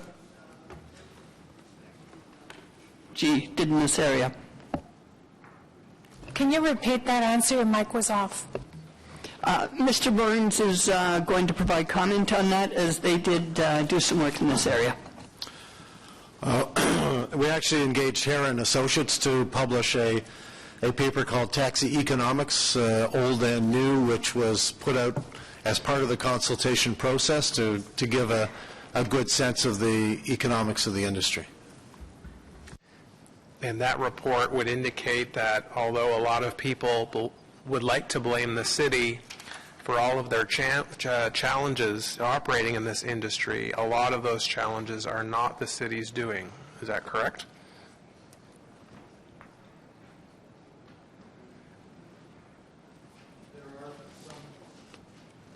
There are some costs that are not, in fact, the city's imposed costs in terms of licensing fees and so on are a relatively small part of the cost of operating the industry relative to, the cost of vehicles, of maintenance, of gasoline, and rental of vehicles and licenses. Okay, thank you. Is the airport, train station, and bus station considered private property and have to negotiate agreements with regulated PTCs if they were to come into effect? Yes, Chair. So those companies would have to approach airport, train station, bus station, and able to pick up on those properties? That is correct. Okay. Can you tell me when the chief license inspector would, as a condition of issuing a driver's license, be required or would ask the taxi driver to take a refresher training course? If this is an experienced driver, if we're no longer going to have the training program, what conditions would have to happen now, if those regulations were passed, to take a refresher, or would that become moot? It would become moot because we're not recommending refresher training, where in the past we've actually issued directives, and it's typically been done through our licensing committee. We've had issues with drivers around anger, and we've directed that they go off and take anger management training, and we've directed that they go back and take one component of the taxi driver education course. That has happened in the past, and in the future, if we have problems with licensees, meaning our cab drivers, we can still go before licensing committee, and committee can impose conditions on that driver to take required training if necessary. That will always exist. Because right right now the discussion regarding training is about new entrants or new drivers. And so if that training disappears, I'm concerned about if we have a driver who has been in the industry for a while, but requires, as you say, anger management or specific training, you're saying that authority or recommendation could still be given, and that requirement would have to be upheld. Correct. Okay, all right. We haven't talked about the limo industry that much. Obviously, we've been focusing on taxis and Uber. Could I just get a staff comment what the limo industry's reaction and feedback has been to the report? What have they said? So post the technical briefing and the report becoming public, they were another key stakeholder that we met with. As we had indicated in most of the discussion and in the consultation that KPMG did, that industry had been functioning largely without any major incident. The report recommended increasing the fees to continue to keep that delta between a traditional taxi and something which was more luxury. So the vast majority, if not all, the adjustments in the limousine section of the bylaw we referred to as basically modernizing and bringing them up to date. They hadn't been refreshed in some time. So, the whole luxury class at one point had a cost, or, things that you have to have items on a list like air conditioning at one point. That's how, not antiquated, but that's how old the bylaw hadn't been refreshed. There's not too many cars. I think it would be extremely expensive to remove air conditioning now if you bought a basic car. So we've updated the bylaw. So in essence, that was it. So their reaction was one of, they hadn't asked for an increase, and actually they were telling us that perhaps they were okay with not even having minimums, was one of their first comments. And then they were a little disappointed with the consultation process with them directly, although there wasn't many changes to their industry. And sorry, just going back to the minimum fee. So you are suggesting a change to the minimum fee charged for what reason? If they did not ask for it? KPMG can comment with regards to that, and then I'll add on what the industry was saying. Okay.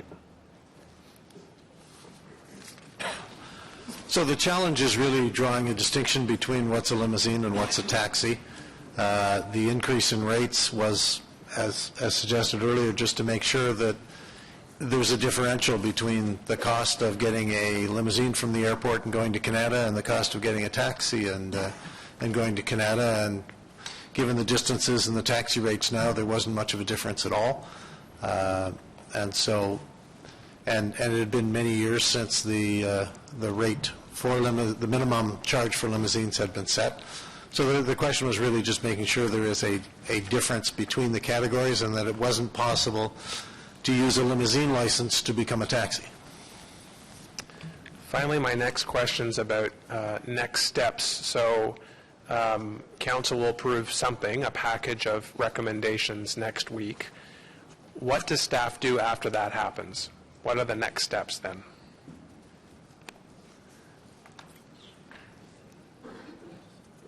The next steps are essentially, depending on what council's direction is on this, is to operationalize the direction of council with respect to the new bylaw, and get the notifications out to those who may be impacted by it and what the new regulations and the new rules are. And it will depend on the implementation date as well, but it's what we do after council passed bylaws is go forward and implement it. But will you be approaching directly ride-sharing companies to engage in a conversation? We obviously have an interest in one, Uber. Will you be proactively reaching out to them to start discussion? No, it will be up to those companies to approach us if they are seeking out information on licensing requirements. Okay, thank you. That's it. Thank you. Thank you, Councillor Brockington. Councillor Cloutier. Merci, Madame la Présidente, et aussi merci de votre leadership ces deux derniers jours. Vous avez fait un... For your leadership, you did a very good job. Thank you very much, Chair. Councillor Brockington's question. Have we received any information from any other company other than Uber, any other potential PTCs other than Uber? When Uber first came to town, I can confirm that actually the head of Halo came in to see me to talk about an opportunity to work here. They since have actually left Canada and gone back to the UK. Nobody else has contacted us, although I just got a text from somebody this morning to say they've been reached by the company called Lyft, who are indicating they may be coming to our city fairly soon. This cannot be a surprise to us. Yes, exactly. As part of the consultation, were any consultations done with any other company than Uber? No. Why not? Well, what we did, we reached out and indicated we were doing public consultation, and it was up to individuals to contact us. And we were in touch with companies we know who are operating within Ottawa and who had expressed that interest. And it may go beyond, there may be many other companies out there other than the well-known ones that we wouldn't know about. Perhaps you, Madam Deputy City Manager. Let me ask you a question I asked to Mr. Schaefer yesterday. How would you characterize Uber's compliance to date? Well, I can characterize it into 178 charges to date, so non-compliant. Okay. As we move forward, and an example from my colleague, Councillor Brockington, just came up. Uber or PTC in the proposed environment would not be able to pick up at the airport or the train station or the bus station. Is that what I heard? That is not up for the city to decide through bylaw. It will be determined by those the airport and the bus stations. It's private property. It's up to them to determine who can come onto their property and pick up, not us. So if I am arriving at the airport and in practical terms, if I'm arriving at the airport and I've called an Uber or PTC, is there anything, how would the airport know, how would the airport stop me? The airport have their own security, and I'm not sure how they do it, but they have their own security, and they take action to trespass. We have no regulatory responsibilities with respect to the airport. It's That's private. Right. It's between the airport and whoever is coming onto that property for passenger pickup. That could be true at the Shaw Centre? Oh, the Shaw Centre, if they're on city streets, we would have that authority. Anything that is on a city street would fall under our responsibility. Okay. Monsieur de Monti, j'ai entendu que à un moment... I was told that there was a tax of 10% for exchanging the plates. Can you tell us how it started and why was it stopped? What the city does was a transfer fee when we transfer the plates from one person to the other. You are referring to 10%? Well, in fact, it is approximately $5,000, and it is the approximate cost from the city. It seems exhaustive to transfer a plate from one person to another. However, the problem is that we have to do a lot of research in order to make sure that the plate belongs to the right person. This is the only thing we do when there is a plate transfer. Of the transfer value, or if we listen to the economic discussion yesterday, the declared transfer value of the plates. Why did that stop? Why did we move away from that? Why did we enter into that? Through the chair to the councillor. We did that for approximately 2 years. Actually, that was based on a KPMG recommendation post-amalgamation when we were looking at taxi bylaws and reviewing it. Prior to that time, the fee was up around that range, and a recommendation through KPMG was recognize, I guess, the plate value and charge 10%. What we found what was occurring is then, coincidentally, plates that were being sold for $1. for the next few years quite often. And so you know what 10% of $1 would mean. And as a result of that, we recognize we did have administrative costs, so we reintroduced the fee. That was the rationale. Okay. So there was a compliance issue by the buyers and sellers of the plates to declare the truthful transfer value. I can't comment. We can't validate whether that sale occurred at $1 or higher, but that's what was being reported to us. Okay. When we talk about, page 61 of the report talks about revoking licenses. There is, and it's an exhaustive process with a committee. There's no administrative procedure to revoke a license currently, is there? No, this is actually regulated by the Municipal Act. The only authority the Chief License Inspector has is to suspend a license for up to 14 days. Otherwise, the authority to revoke, suspend, or put conditions on a license rises to licensing committee, who have that authority. In an environment, a PTC environment, how would we, what are the compliance or the enforcement powers that we have? We could revoke the PTC license. It's not a license with the individual drivers. It's a driver with the PTC. How would that work? It's in the same way as it works for all licenses, be it taxis, be it taxi drivers.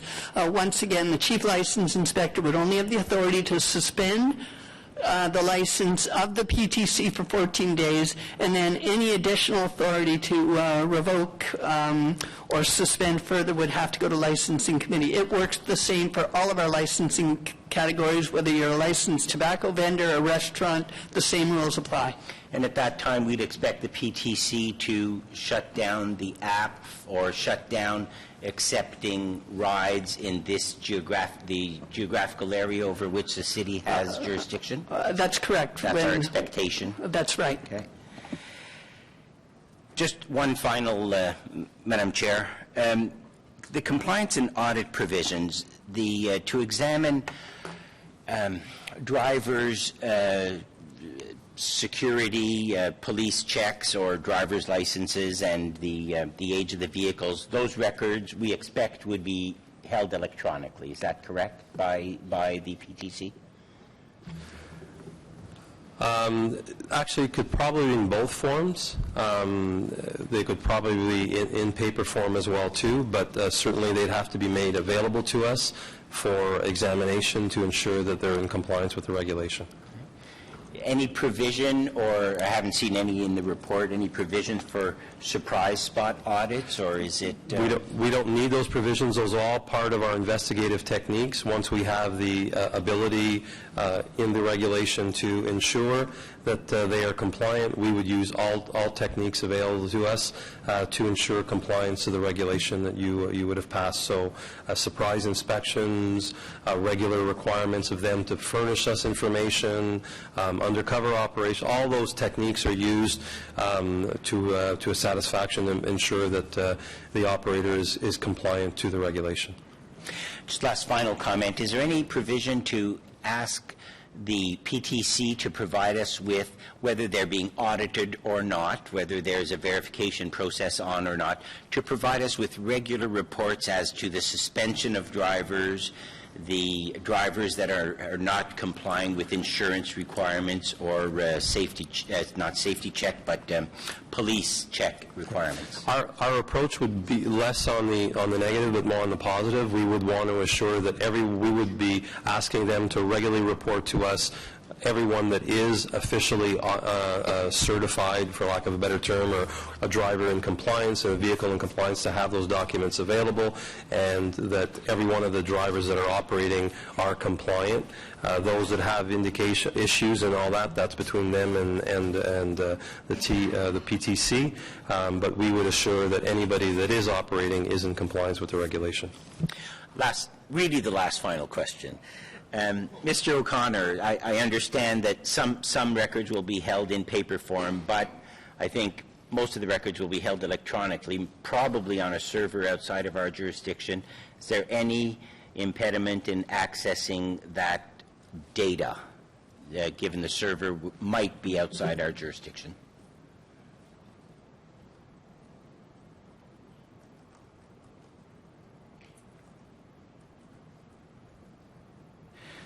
Sorry, Madam Chair. And this is, quite frankly, a larger issue. I'm dealing with the CIO on a number of other levels. But under these circumstances, if the proposed recommendations went through committee and council, I would suggest, Madam Chair, it would be very difficult for a company such as that to agree to torn to our rules and then say, I'm sorry, I've got my server in some other country. So I wouldn't expect that would be an issue at the end of the day. But we have no, we are unclear on our procedure. Absolutely, Madam Chair. As I've said before, we are blazing the trail, and we will have to wait and see. Thank you. Thank you, Madam Chair. Thank you, Councillor Cloutier. Councillor Leeper. Thank you, Chair. Just a couple of quick questions. The first of which stems from the recommendation in the KPMG report with respect to vehicle inspections and the frequency of those. The KPMG report had recommended with PTCs twice a year inspections only for those vehicles that are more than 5 model years old and used more than 30,000 kilometers in a year. That 30,000 kilometers per year threshold has been dropped from the staff recommendation, and I'm wondering why.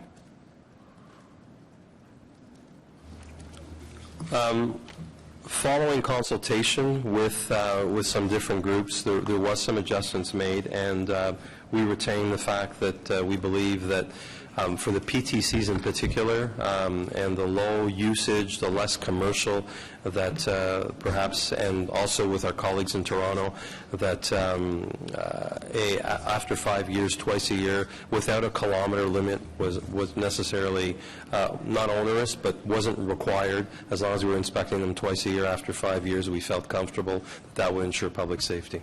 So twice-a-year inspections start to get fairly costly for a part-time driver on, say, the Uber platform. Shouldn't there be some sort of recognition of the fact that those could be very low mileage after that 5th year?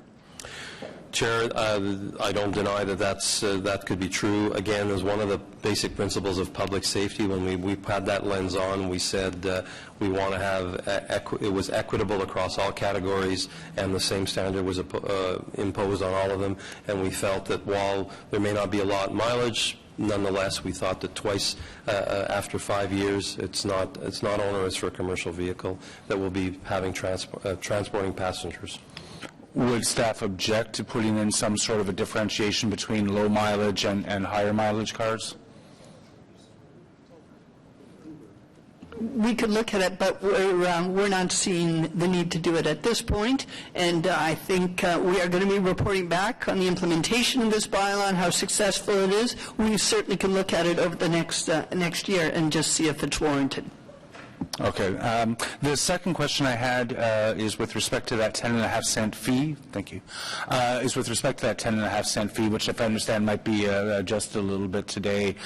You're assuming that it's still 12 million trips per year, and that's been your denominator through which you can figure out what the per trip fee is?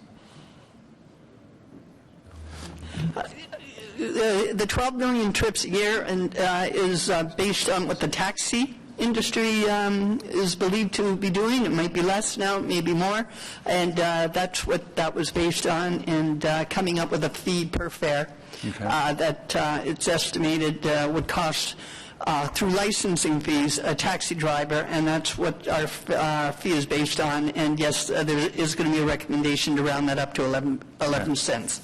We heard from some drivers, and I've heard from others as well, the assertion that people are taking more trips because of the fare difference from cabs, trips that they might not previously have thought to take a vehicle. They might have walked, for example. They might do that. Once a company like Uber is made legal, I suspect that some customers will have fewer problems putting the app on their phone. I think we'll see significantly more trips than what have been forecast by staff. We could see, is it $100,000, $200,000 more brought in as a result? What is our mechanism to review that? And in the meantime, if it does turn out to be a bit of a gold mine for the city, how are those revenues used? Well, the fees that we're imposing is to recover our costs for administration and enforcement. We review our fees every year, and actually it's done through budget process. Sure. So that's the mechanism there. If it's deemed we're into a position where we're making revenue, we would likely be recommending that we reduce those fees. However, I would suggest over the next few years we're going to have high costs with respect to enforcement to ensure compliance is in place. And that's typical of any new bylaw. And that's the flip side of it, is that the enforcement costs, the regulatory costs were assumed to be the same as well, if I understand the methodology that you used? Yes, and what we're doing here, of course, is reducing fees for the taxi industry and shifting those fees over to the Uber side or the private transportation companies. So we forecast, based on what we know now, this being revenue neutral. We'll continue to take in about $1.2 million a year and estimate that it will cost us about $1.2 million a year to administer and enforce all vehicle for hire bylaws. I'll be very interested to see those first-year figures. Thank you very much. Thank you, Councillor Luper. Councillor Al-Shantari. Thank you, Madam Chair. And as you heard earlier, we had asked one of our police officers to attend the meeting. So if I can call Inspector John Maxwell, take a seat.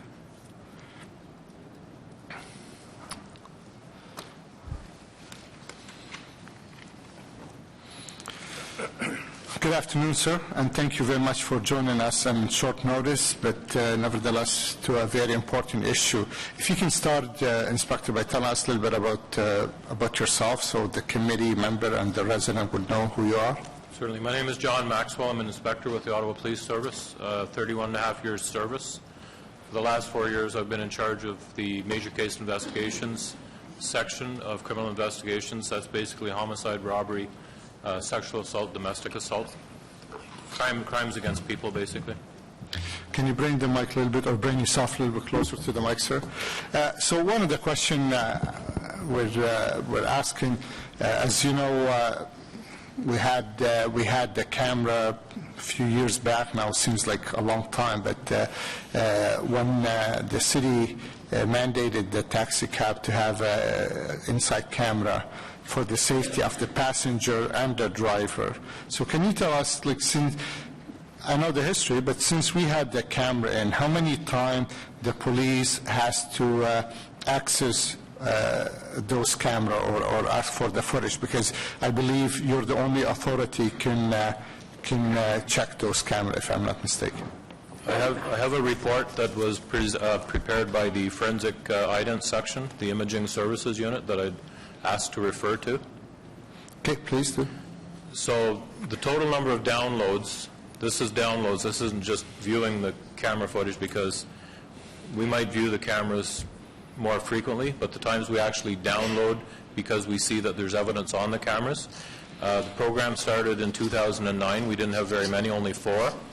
The next year, 2010, we're up to 20. In 2011, 21. 2012, 28. 2013, 19. In 14, we're up to 42, and last year, 39. Wow, so we've seen the increase in the last couple of years, correct? Yes, doubled from 2013. And how significant, sir, those review? Like, is it serious, or because earlier we were saying about he said, she said, the exchange happened inside the taxi, but can you tell me how significant where you had to ask for the camera? Was it on a serious crime, or is on dispute? I'd just like to know how significant some of those call is. These are the more significant crimes. So in a blanket sense, criminals often don't own cars, and they take either public transportation or a taxi, and it might be kind of surprising, but criminals will actually take taxis from the scenes of crime. So we've got a very good relationship with the cab companies, and we'll call them up and say, have you had any pickups in the area of such and such? Or sometimes it's the cab companies themselves that call in information to the police. If we think there's valuable information on the cameras, will get a download. That could be a break and enter, a crime of violence. We've actually used taxi camera footage in robberies, both of the robbery of the cab driver himself or a suspect fleeing from the scene of a robbery, and we have used taxi cam footage for evidence in homicide investigations. Well, Inspector, if you remember, I don't know how much, a couple of years ago, Ottawa Police Service honored one of the taxi driver because he had helped solve a crime or something. Can you tell us, like, have the camera help in a serious identify some activity took place? Just it's a couple of samples, just so we'll have a better understanding. Absolutely, taxi cameras have solved crimes, without a doubt. I know anecdotally, I haven't had time to dig into these files, sir, but anecdotally, I remember a robbery file where the suspect jumped into a cab, and you could see a very distinct tattoo on his arm, and we searched our police database for that tattoo. We found an exact match, lined them up, arrested the guy.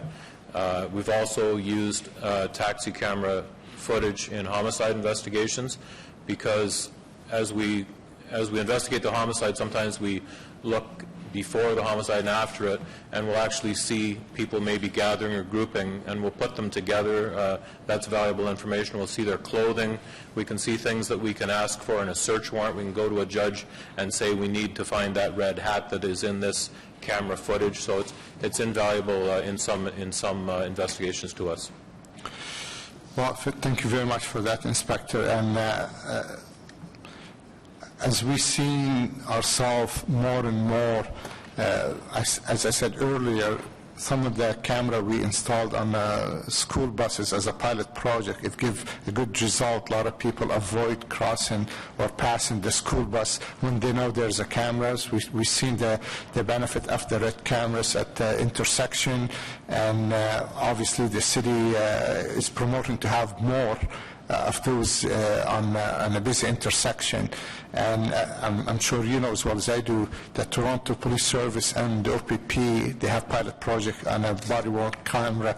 Just, they're just working the logistics of the privacy issue. So in your opinion, these camera bring, or at least brought a great value from the time they were issued to the taxi to our current date? In my mind, without a doubt. Okay, sir, thank you very much. Thank you, Madam Chair. Well, thank you, and thank you, Inspector, for being here. Just wanted to follow up on the questions from Councillor El-Shantiri. Does the Ottawa Police Service have a position on taxis in our new category PTCs? I don't speak for the Ottawa Police. Who are you speaking for? Well, I'm not the chief of police. I can't tell you what the police position is. I didn't hear what you said, sir. I think he was just commenting. If you're here as a member of the police service speaking on behalf, we think you're speaking I'm for on behalf, police. but I don't speak for them. I think that's what I said. In my mind, if it was a public vehicle for hire, I would like to see a camera in there. We didn't even talk about crime prevention. Knowing that a camera is in a cab, I think there's a huge crime prevention piece there that we can't really measure. So presumably you would also be recommending that we install cameras in all OC Transpo vehicles now for the same reason? I'd be happy to see cameras. We have crime on buses. We have stabbings. Okay, but again, that's not the position of Ottawa Police. It's your personal position? That's my personal position. Thanks for clarifying that. And have you had any conversations with Uber, they're here today, about what data they have and what data they retain and how that could help police with their investigations? I have not. I had about 15 minutes warning to come to this meeting. Okay. Councillor Chiarelli was telling me anecdotally about his assistant who left a cell phone in Ottawa cab and used the services of Ottawa Police to find out that she had not actually left it in the cab. She lost it elsewhere. So when you talk about downloads, are you talking about that kind of information as well? I'd be kind of surprised if we would download footage for that type of an event because it's relatively minor, and there'd be nothing to suggest that I mean, that's a lost property file. And when we download a camera, we have to call the cabbie in off the street, so he stops making money. They're very good to come in off the street.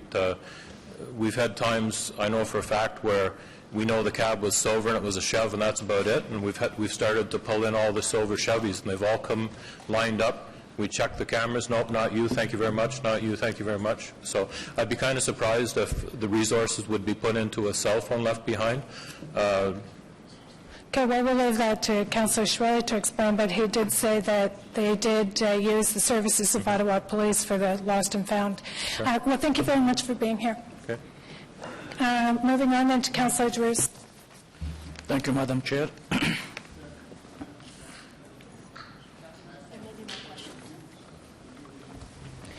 Does anyone else have any questions? Okay, so maybe we'll just, who wants to ask the inspector a question? Just Councillor Nussbaum? Okay, let's just do that so we can release the inspector. Councillor Nussbaum.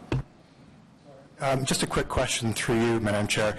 Is the inspector on duty right now or off duty? Is he currently working in a shift for the Ottawa Police Service?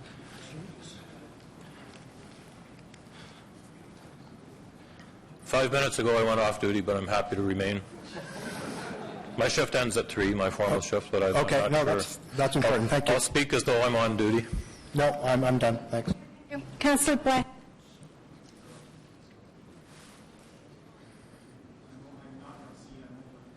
I beg your pardon? He's in my seat. Can you give Councillor Dean's seat a microphone? Thank you very much. Thank you very much for being here. So, can I take it by your responses to Councillor El Chantiri's questions that the value in your mind, as a 31-year veteran of the Ottawa Police Service in major crimes, to a camera, is not simply the customer transaction within the vehicle, but is also related to all events that may have happened around the vehicle in the time that the camera may have been on? The camera focuses primarily on the interior of the vehicle. Yeah. I'm not too interested in customer service or so much interactions because it doesn't record audio, but Yeah. From a crime prevention and a crime solving perspective, they're excellent, they're outstanding. So I'll ask the same, well, I think the same question, but in a different way. When you download, are you primarily downloading for videos, for crimes, that take place in the vehicle, or to help with cases that are relating to crimes where the crime itself may have taken place outside of the vehicle, but for whatever reason, information about the assailant or something that will help you with your case is visible within the inside of the car? Okay, thank you for that clarification. I'd say primarily the latter. Not too many crimes happen in the cab, maybe a sexual assault or a robbery of a cab, but I'm speculating that's in the minority. Perfect. Thank you very much. Pleasure. Anyone else for Inspector Maxwell? Councillor El Chantiri.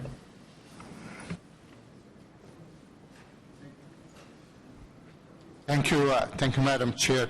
Inspector, I'm not sure how, if we can have some of those numbers from you. I know it was short notice to get you here today, and I'm not looking for names or anything, but I mean just the report you have with number, how many times been used. Can that be publicly released? I have to confess I don't even know the pedigree of this report. I don't know who it was prepared for or why. It was given to me by my communications officer trying to assist the hearing today, so I'd rather ask permission before I release it, if that's okay. I'm fine. Thank you very much, sir, and thank you for coming on your time off, sir. Thank you. My pleasure. Okay, thank you, Inspector. Back to the list. Councillor Drews. Thank you, Madam Chair. I just want to circle back, and I know it's been a long last 2 days, but I want to circle back to Mr. De Monte and Madam Jones. We've been talking about it in the last 2 days, that Uber has been operating here since November 2014, and I just heard that Ms. Jones is so happy about we have 178 charges. I don't think this is a number we should be bragging about, because really, with all the amount of the time that Uber has been operating in the city of Ottawa, and without regulation, and they're breaking the law, that really those numbers are not for us to be bragging about. But nevertheless, compliances, I know we've been talking about it, and Councilor Cloutier brought a couple good points, and there is a lots of unknown. Really, how staff is reassuring us, and from your point of view, that we're really going to be able to have our teeth around this operation, all of it, not just Uber. We might have different companies in the next couple months, and we're talking PTCs, or you might have a different company coming up. And we really, this committee, have a concern about that. And I know you've been explaining that in the last 2 days. I don't think we really wrapped our head around it very well. What we didn't have before, and why we have it now, and why we're so sure that we're going to do a better job. So there is a lots of unknown, and there is a lots of questions being tossed around. I really like you to take a step back and give this committee reassurance that how we're going to work with them, and how really in detail we're going to be enforcing, and how you're really reassuring us that history is not repeating itself. And since you're really confident on all that, have you ever even asked Uber, from now till this bylaw is going to be implemented, are they going to keep operating or not? Really, like all the answers, what we heard from Uber, from everybody, really people are dancing around the question. We really doesn't have a definitive answer, and we really don't trust so far what we are seeing. Could you please take us back? And once and for all, I promise you I will not bring this again. But this is really important for us to make a decision, because obviously after this we're going to go back and we're going to start going through motion, and really it's very important for us, for you to explain to us how. Chair, thank you. A couple of things, and I think it's important to do the distinction. The 178 charges, one has to remember, is for a bandit cab operation where it's not in a legislative environment. We don't have any tools. We've got to kind of catch people. So it's a very different type of operation, and those are that also, I think, from a numbers perspective, I think that's what you're kind of referring to when you say that, very different. With regards to the how, been discussing a little bit, when an organization is in a legislative framework, and it has rules and regulations, and in those rules, and we've talked about a few things, we'll have access to the app. We'll know where every every private transport company's vehicle is at any one moment that's on duty, for lack of a better term. The bylaw officer will know that. So again, they'll be able to follow those vehicles. They'll be able to watch them operate. They can intervene with them. So it's a very different environment when you're working with something that's above board, legal, and operating, and it has a set of rules that everybody knows what those rules are, and you know when you're not following the rules, and you can expect that something's going to happen when that happens. So I want to make that clear distinction versus the history that's ongoing now with a company operating illegally and the 178 charges. So as we move forward, talked about it again, and I have no problem mentioning it again. So multiple tools become available to us. We will get from the company documentation on a defined, regular basis. We will ask them, I don't know, and again, depending on what the bylaw is final, we haven't finalized the working of that, but an example would be on a monthly basis, we would ask them to provide us a list of their current operating Uber drivers, let's say. And then we can intervene and do some spot checks on those on the road. We may arrive at the offices of Uber and ask to see the documentation. We may ask them to send us the documentation of specific Uber drivers. We may do undercover operations and afterwards validate that the driver that just drove us is valid and has all this. So multiple techniques to ensure that the regulations that you approve are valid and they're operating. So I think that's where I want to assure that staff will put every effort in place to ensure that whatever regulations you approve, we will ensure that the operators, as we have done historically with the taxi industry and the limousine industry, that this new category, if it's approved and enters the realm of operating within our community under the rules that you determine, those rules will be respected. The other element, too, that now they're in a regulatory framework, the processes by which we can take corrective action for any breaches of the regulation. Legal described some earlier, but there's fines, there's other mechanisms up to and including the removal of the permission and the license of the entity, which when one runs a business, one wants to continue to operate, you certainly want to maintain your license. So it's a very different environment, and I guess that's the fundamental description that I want to leave you with.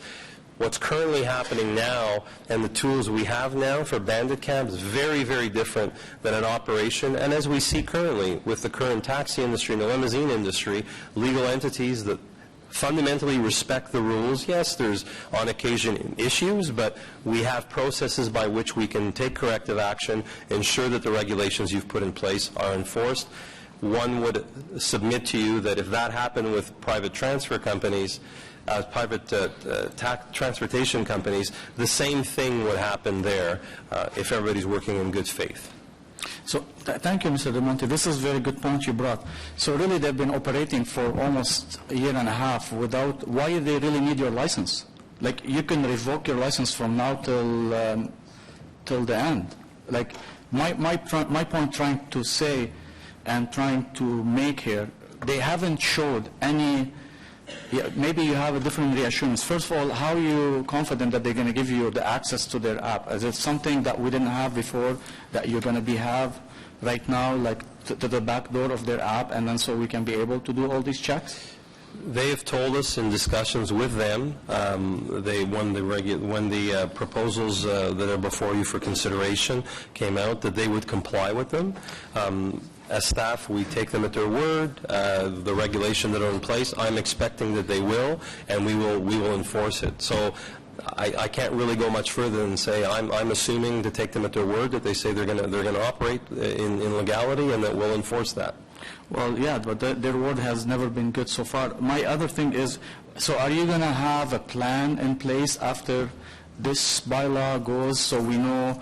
Like you're telling me that, yeah, we might do this and we might do that, and like there is this is the stuff that we really don't know. Like we're not confident and we're not sure how this is going to turn out to be. Chair, yes, and we will have a plan. We will operationalize that plan, and we will report back to you. And I don't mean to be a little bit coy on some of the tools we're going to use, because I don't want the enforcement tools to necessarily be public.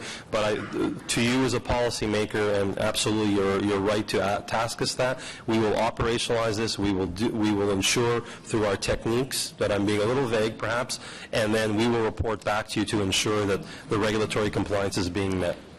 Thank you. One more question. Have you ever talked to them about, are they willing to stop operating from now till the bylaw get enforced? Have we ever, because yesterday we were supposed to hear it from, we spoke with Mr. Schaefer, and Mr. Black was supposed to come, and he was going to come, and we didn't get, the committee didn't get to hear that. Have you ever heard anything, and do we know any of that, or it's status quo that they're going to keep operating, and really it doesn't matter to them?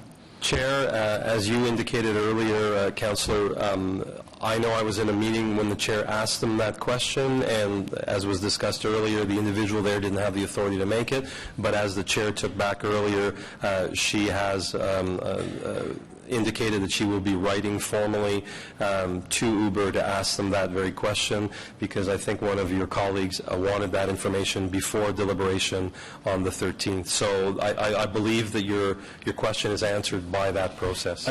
Thank you, Mr. Monte, and Madam Chair, I really add my voice to that other councilor that sorry maybe I didn't hear, but it's good, important information for us to have before deliberation on the 13th. Thank you. Thank you, Councillor Drews. Councillor Middick. Thank you, Chair. I was just going over the Toronto report that came out yesterday, and I noticed that in the Toronto report, they're recommending the $2 million remain the standard. And I'm wondering why we came to the $5 million number, just for a frame of reference, because the difference would be paid by the drivers in this situation. So I'm hoping we can lessen the burden on our drivers. So, and I'm going to turn it over to legal to explain the reason for the $5 million. For staff's recommendation is $5 million for all categories. Post the release of of our recommendations, and when we met with the stakeholders, the taxi industry is on board with that. Limousine as well, and the PTCs, obviously, we want all categories to have the same. But there is a foundation behind the $5 million, and I'll let our friends from legal explain. Thank you, Tony. Madam Chair, with regards to the recommended increase in the $5 million, at this point in time, we were specifically looking at consumer protection. By way of background, we laid the foundation with regards to consultation with the Vice President of Halpenny Insurance Brokers, who is an independent consultant we retained in the legal department to provide us with that information. I need to be absolutely clear in disclosure. They are actually also a rail insurer, so they do have a connection with us, but they had that area of expertise. They were in support of a $5 million increase. Also, we looked at PBL Insurance, which is the taxi industry's broker in Ottawa, and they were also in agreement with that. And we also looked at the city's insurance broker, which is Aon Insurance. All of them were in agreement and recommended that $5 million would be a reasonable increase as a result of that. We also have connections with an external legal counsel who was a legal consultant for us on this particular matter. We retained him. He looked at it, and his comment would be $2 million at the minimum. So I can't say all across the board everyone agreed, but I can share with you that we got advice from the experts in the field that $5 million was appropriate. Are our lawsuits then, or our settlements usually higher than in Toronto? No. I'd like to see the burden on our drivers kept as low as possible. And another $3 million worth of insurance, I'm sure, costs a few bucks at the end of each month. Understood, Madam Chair. And in fact, when we went, I asked staff to go back and look at just motor vehicle accidents not related to the taxi industry. And it's kind of a cyclical thing. In 2006, we had a claim for $3.4 million. In 2007, we had one for $1.2 million. In 2008, we had $2.7 million. In 2012, it was three different lawsuits, one for $8 million, one for $1.4, and one for $1.5. So I don't think there's anything other than anecdotally I could tell you that lawsuits are expensive, but I don't think there's a trend, Madam Chair, that I could say we would rely upon for this purpose. Can I just add to what the acting city manager said? The taxi industry already has 5 now, so it won't be a burden. Is that something we didn't do that No, to them? they've gone to a higher standard. We're recognizing that. They've gone on their own above the $2 million we currently Do we know charge. if it's the drivers that pay it or their company? I can't comment on that. I just know that's the coverage they have. It's my understanding they pay in through a fleet kind of insurance Do policy. they get like a many of them bulk do. discount or something? That would be up to them to advise. Okay, thank you. Thanks, Councillor Middick. Oh, that's the end of the list. Are there any other questions? Okay, seeing none. Not so much a question, Madam Chair, just a inquiry that was made earlier with regards to the service providers with regards to smoking tobacco. The Smoke Free Ontario Act captures vehicles where the public is permitted access. So just to be clear, our argument would be that Uber vehicles currently allow members of the public, so they would be smoke-free under those circumstances. But again, Madam Chair, there's no case law yet on this particular point. Thank you. Thank you. Okay, no further questions. We are now going to turn to the roadmap, which we've just sent out a revised roadmap.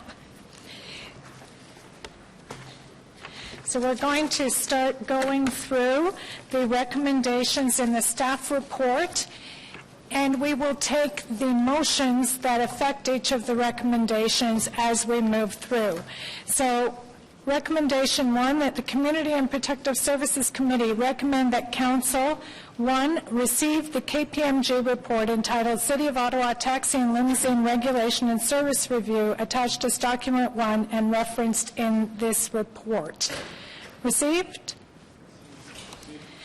Okay, now there are 3 motions that affect all 3 or 2 of the 3 classes, so we're going to take those motions next. The first one is from Councillor DeRose, and it's about changing the implementation date to September 30th, 2016. Councillor, did you want to speak to that? Thank you very much, Madam Chair. This is a very straightforward motion. I'm just asking that instead of the recommended day is June 30, we'd like to amend the date to September 30. I can read the motion if you really like. Okay. Carried on the resolution? Or some questions? Councillor Fleury. Well, as part of all of this, the lingering piece is during the period between now and June 30th or September 30th, what do we do with a PTC that wants to operate illegally? So I'm not in favor of extending that period because it continues to create that buffer. So I don't know if the raiser of the motion could clarify what the intent is. I apologize.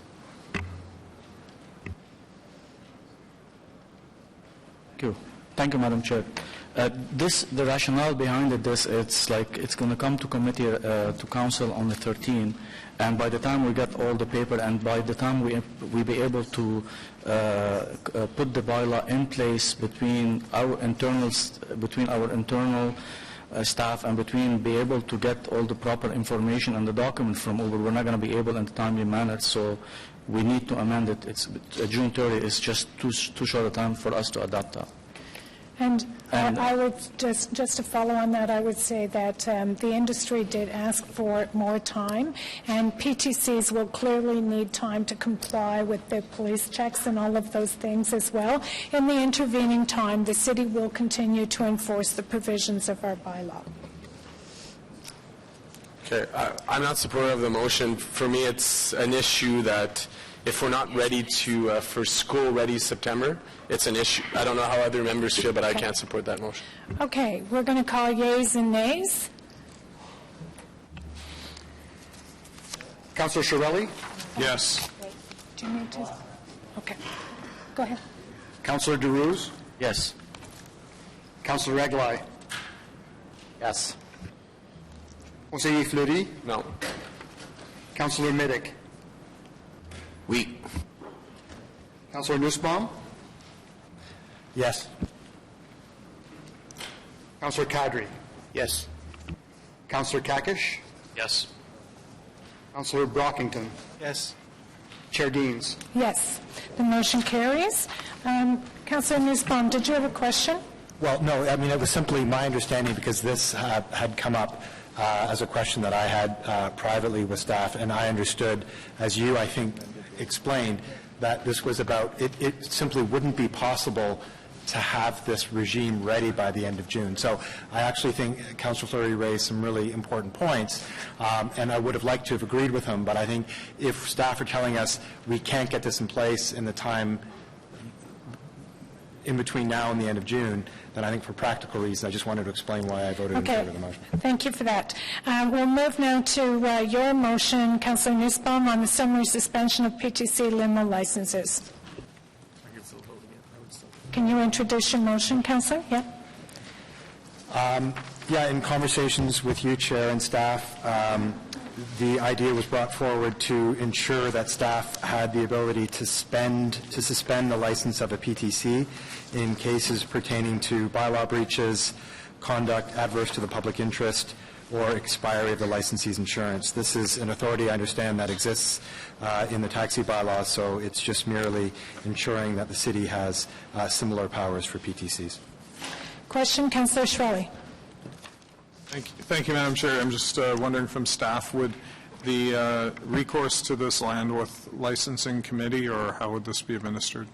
Yes, I had commented earlier. Recourse for any license we have in the city for suspension rises up to licensing committee. So it would be virtually the same as for a tax? It's exactly the same. Okay. Okay, carried on the motion? Carried, thank you. Okay, the third motion, Councillor Brockington for Councillor El Shantiri, driver training for taxi PTC drivers. Madam Chair, as the Vice Chair, I'm willing to put this on the floor. I did make it known that I would move anything for any member of council who's not on the committee. I would prefer that council. Can you speak into the mic? They can't hear you. I can hear myself fantastic with these headphones. But wow, first time today. I'd prefer that Councillor El Shantiri introduce it. I'm not sure where he is, but he is the one that should be speaking to this motion. Okay, does anyone else want to speak to it? No, we need to do it now. This is the order. If he's not here, he's not here. He can speak to it at council. Councillor Egley. Well, I actually have a question, but it was more for the mover. I'm just trying to, it's a little vague. I'm trying to get a sense of how he thinks it can be made more efficient, how it can be shortened, or if staff can comment on that.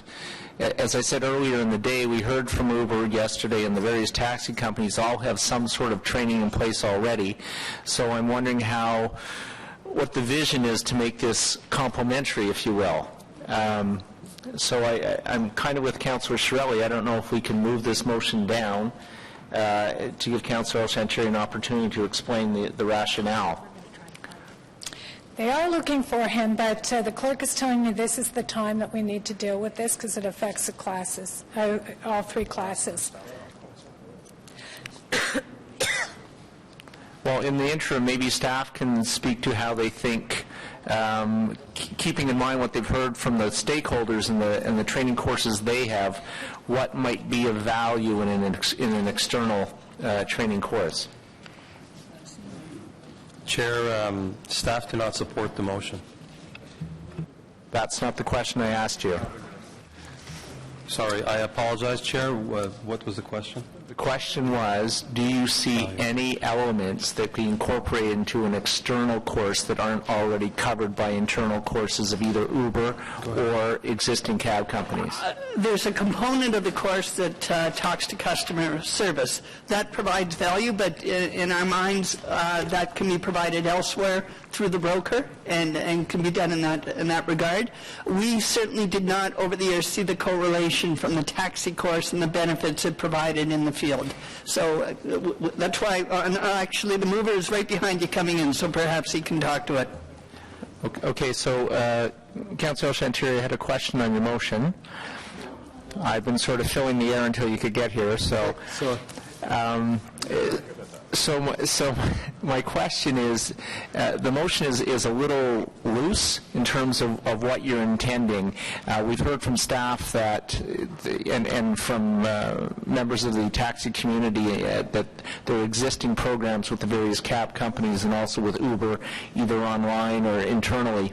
What did you envision this course doing or adding to what's already out there in the mix? Well, when we talk about leveling the playing field, I thought if you're going to have a level playing field, why one group will still have the camera, and the camera, we saw the benefit from it all along, and now you're allowing another group with no. On the courses. On the training. On the training, in the past, we heard a lot of comment from the community, and specifically language. People don't know the city. They don't treat the taxi as a business, as a place of business. So when they developed the program at the Algonquin College, many of those complaints fade away, because now it's not just know the road, but also how to drive a cab. You're not talking about someone just have a month in a city and now they're driving a vehicle based on a GPS. So more about business how we do business with the community, how could we help the passengers come into our city, how to be an ambassador of the city and know where the museums are, where the good restaurants are. And that's what we thought the benefit was from that course. Now, I know the course become longer, and maybe we can, if you don't need to include the road on it, I'm fine with that if we can do that. But at least we should have customer service established, and that's what I was hoping to continue with that training. I know the accessibility, which was very important to me, is still going to maintain, but I'm talking about also to drive a taxi, it should be, the training should be there. And I apologize, I was out when you were. Okay, Councillor Kakish. Thank you, Chair. And, I think all of us have been working very hard with the taxi industry, and we have this list that they've submitted. And I'm looking to support most of the items that they brought forward. On this one, I'm a little torn, though, because I've heard mixed feedback from different people in the industry. And my concern with this is that if we're heading in a direction where we are going to be welcoming these PTCs into the market, this is going to be an additional burden on those individual drivers that we're trying to help. So, keep that into consideration if we are going to be opening up the market. This is not going to help those drivers. This is going to be an additional burden on them. And, those 2 or 3 weeks that they're going to be spending in the class, wasting their time trying to do this to get to that level when the other side is not going to be doing that. So I don't see this as advancing the driver's case. If we move in that direction, it's going to be another burden that they do not need. So for that reason, I encourage you to keep that into consideration when you're voting on this one. Thank you, Councillor. Councillor Drew. Thank you, Madam Chair. And also, I want to echo what my colleague Kakish was saying. I also turn it to the other way around. Councillor Shantiri mentioned it was in the past. This is nothing in the past. We're in the future, and we're moving forward. There is technology. We take accessibility courses online. We've done, all of us, some training online, and there is some mechanism. This is a company, PTC, that's going to be training. They're working through apps, so they must have a mechanism for them to train their staff. We've heard yesterday from a driver Uber that she's been only here for a few months, and with the capability of GPS and all the stuff, that really I don't think this is necessary. The other thing is, the ambassador of the city are the taxi drivers. They're not the Uber. The Uber are an app. It's a trip and arrange between two individuals through an app. Really, I don't see the benefit of it. So I just want to remind my colleague about this. This is it. We're trying to keep our taxi driver with their value, their cameras, their training. They can be able to distinguish. You've said it, Madam Chair, before. We're trying to give them the tools to compete. It's a time about this industry to think further and try to be creative to be able to compete in this industry. Everything changing, and I think it's about time this industry start to be creative. Thank you. Thank you, Councillor Dros. Councillor Schway. Thank you, Madam Chair. I just wanted to ask staff, when the course began at the city, it was much shorter than it is today. And I'm wondering, I think it took 3 steps to get here, and it got bigger with each one. Is that correct, or 2? The course, as I recall, was about 16 days in length, and then we added the accessible component on, which takes it over 5 weeks, but I believe it's about 20 days. Okay. So is it, okay, I can see that it wouldn't necessarily have to be as long today, but I'm wondering if you were starting today, how long would you make the course?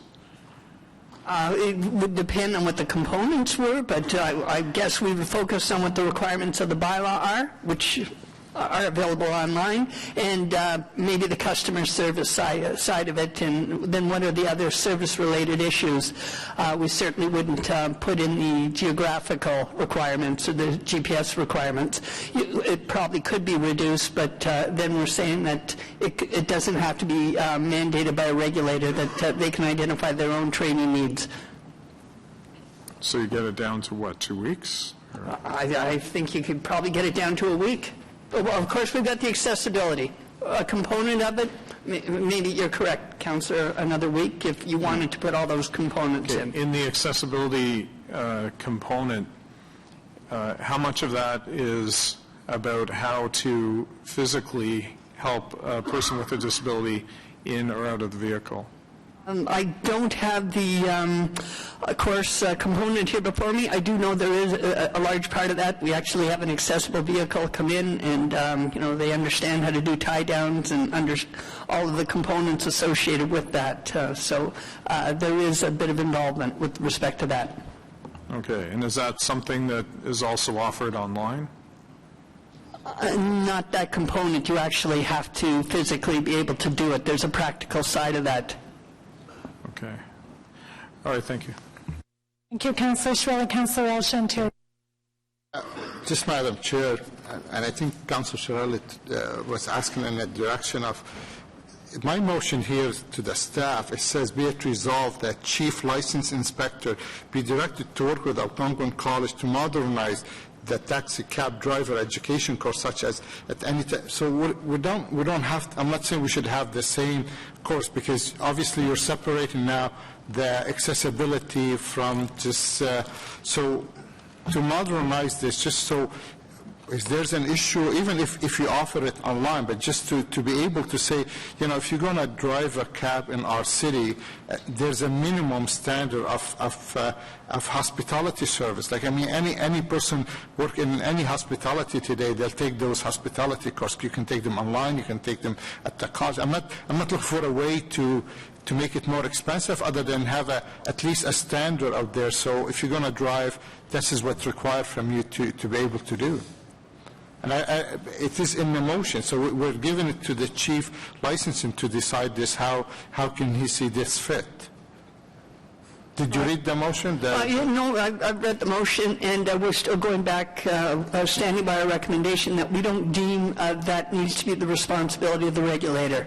That's the response. We're suggesting that should be the responsibility of the taxi industry themselves, and that we'll eliminate that from the requirements of our bylaw, that they can do that on their own without the chief license inspector's involvement.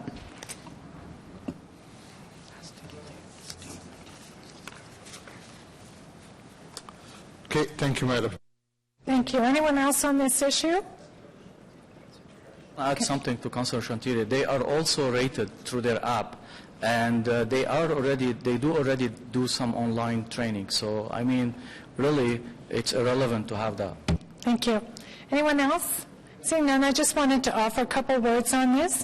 At a very high level, the staff recommendations that are before us today are about introducing competition into the vehicle for hire industry and deregulating, allowing all of the different companies to chart their own course.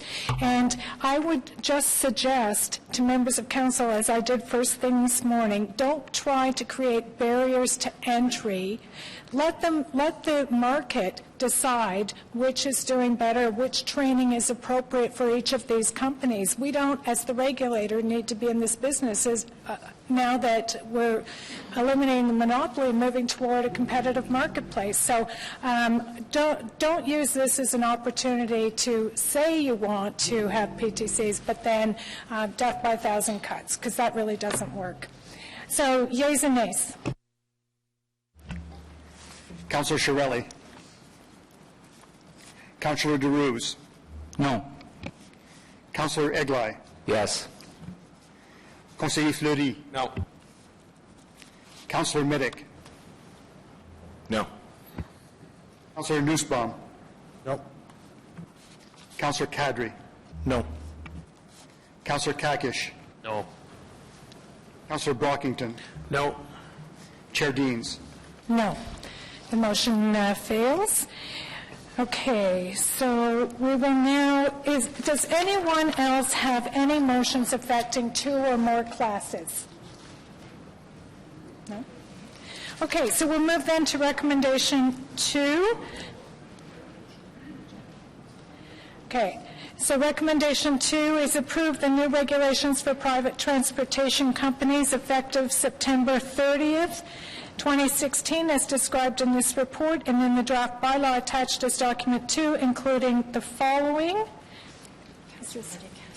Okay. Councillor Middick has a motion to increase the per-ride fee. Councillor Middick. Thank you, Chair. Do you want me to read the whole thing or just the therefore? Just the therefore. This is just to address the half-cent part of the recommendation, and therefore be it resolved that the Community and Protective Services Committee recommend that Council approve the recommendation 2 Alpha and Schedule Alpha of Document 2 pertaining to the licensing fee for private transportation companies be amended to 11 cents per trip. Okay, thank you. So in a nutshell, what this is about is Uber said they can't deal with the 10 and a half cent. They need to be one way or the other, so we're going up instead of going down. So carried on that one? Carried. Okay. So carried on A as amended? Carried? B? Carried? C? Carried? And D, there is an amendment, Councillor Shirelli, with Al Shantiri. Okay, thank you, Madam Chair. I would like to let Councillor Al Shantiri go first on this and on the cameras, and I will follow on that. Although I'm moving it because he's not a member of the committee. What is this with the cameras? Okay. Am I to go? Go ahead. Okay, thank you very much, Madam Chair. And without hatching the whole debate that we heard earlier, and also we heard from our inspector from the Ottawa Police. So therefore, be it resolved that Community and Protective Service Committee recommend that Council approve amending the recommendation 2, such as in vehicle cameras similar to the one required for taxi cab, be required across all vehicle for hire category, and be regulated by the appropriate access and privacy policy, including the provision of notice by the driver to passengers that a camera is present in the vehicles. And I think anyone who took a taxi cab will know there's a sign indicate there's a camera and you are on camera when you enter the vehicle. So, thank you. Do you wish to speak to that, Councillor? Well, I mean, we heard earlier today, and we brought on a short notice one of our police officers who's in charge of that area, and he spoke to us about the value of those cameras. And as we heard, in the last couple of years, there's been increase where the camera was required to be submitted to the police for investigation. So, and as we heard, also help to solve major crime within our city. So I still believe there's a value to have those cameras in a vehicle for hire. I know we heard that the cost was very high at the time when we recommend them for the taxi cab, but I don't think the cost is still the same in today's market. So I would encourage you to support this and let the vehicle for hire figure out. If they want to drive so many hours, maybe they can move the camera from one vehicle to another. That's not something we have to be really concerned, but our concern should be for the health and safety of our community, and we saw the benefit of those cameras, and I would encourage you to support that. Thank you. Thank you, Councillor Shantiri. Councillor Shirelli. Thank you, Madam Chair. Well, back in 2005, when this idea first surfaced, I did not actually support putting cameras in the taxi vehicles, but a number of my colleagues talked me into it at the time, and then when 2008 came around and the big crisis took place between the city and the taxi companies to introduce the cameras. We had protests all around the city. We had buses blocked. We had all sorts of things happening.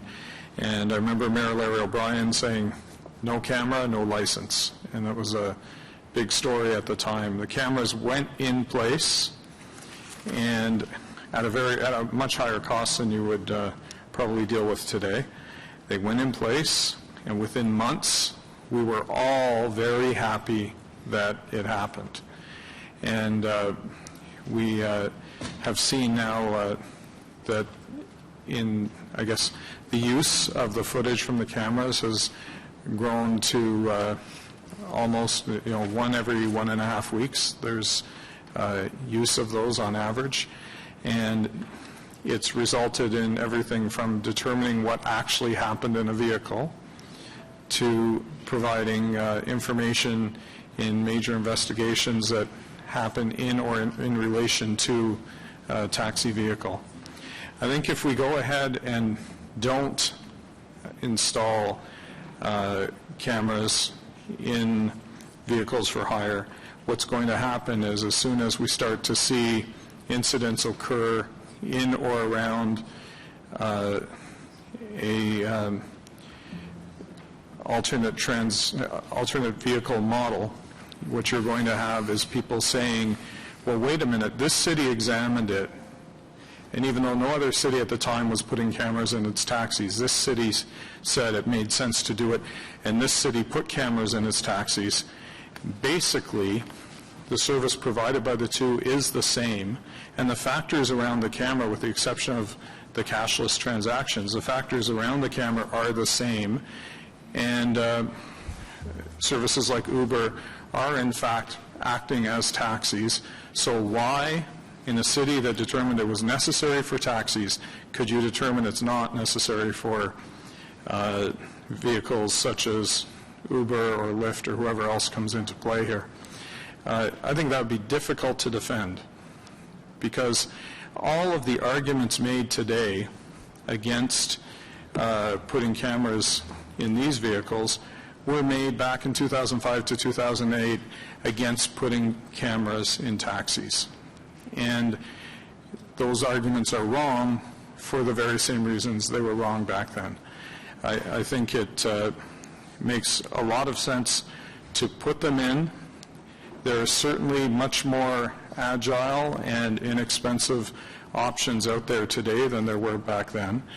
And I think it makes a lot of sense just from the point of view of consistency and from the point of view of utility for the drivers, the protection of the drivers, utility for police who are trying to investigate, A, whether an incident occurred, and B, what really happened. And, I don't think this is so much a question of identity of the driver by the passenger, identity of the passenger by the driver. That still has to occur in the normal fashion. You don't get to just mail in your Uber picture. You have to go and identify the person. So I don't see what difference there is. And whatever difference there is purely academic when you get to an actual incident that occurs where somebody's been harmed or, there's a major property loss. So I'd urge everybody to please do it now. I think if we don't do it now, we'll have to end up doing it later, and we'll wonder why we put it off. Thank you, Councillor Schwelle. Councillor Kakish. Thank you. Thank you, Chair. And I'll give you two quick reasons why we should be supporting this motion. Yesterday, during the public delegations, we had Mr. Courtney Francis here from ZipTrack. And you may recall that I asked him specific questions on how much footage they give to the police on a regular basis, and he suggested that it's 2 or 3 times on a weekly basis that they provide that information to the Ottawa Police for ongoing investigations. So that information does come in handy for OPS. The second point for that, you may recall towards the end of the night, we had the young lady who was an Uber driver. I think it was the second or third last presentation last night. And I asked her specifically as well if she would have any problems as an Uber driver to put a camera in her vehicle. And she raised a few questions about cost, but basically said, I have no problems putting that in my vehicle. So those are two reasons why. I think staff have done a good job of getting us to this middle ground. If the gap was here, initially. They've narrowed it down, but there's still a few more things that we need to do through these motions, and this is one of them, and that's why I urge you to vote in support of this. Thank you, Councillor Kakish. Councillor Legay. Thank you, Madam Chair. Just a question to staff, because I've heard all kinds of versions and variations. What is the cost that we're talking about to purchase and install one of these cameras? The last cost, when we put them in a number of years ago, was $11.85. So that is the general range of a cost of a camera right now, $1,185. And we have one model that we approve? Is that how it works? We tendered out, and they came back with one model that is essentially in all the taxis. What we approved was specs that had to be met, and only one company was able to meet that. So it is essentially right now one model. But we recognize the need now. There's new cameras, new technology that we can change that, and that's our intent going forward. And hopefully we can get the costs much lower. And Councillor Chiarelli suggested in his opening remarks that somehow these could be moved from perhaps Eli suggested they could be moved from car to car. Like if you're only driving 5 or 6 hours a day or only 3 days a week, you can share it with someone else. Would that fit into our model at all, or is that a possibility? It takes a fair amount of work through a mechanic to be able to do that, so it's not as easy as just taking it out and bringing it to another car. You actually have to have it properly installed. So I don't know if, and I can't speak for the councillor, if he was referring to if somebody's getting out of the business, that car can go to, that camera can go to someone else. Certainly when our taxis, drivers change vehicles, they'll move that camera from one to the other, but it does require a mechanic to install it. Okay, thank you for that. Thank you, Councillor Egglard. Councillor Nussbaum. Thank you, Chair. This is, clearly an important issue, the one of public safety.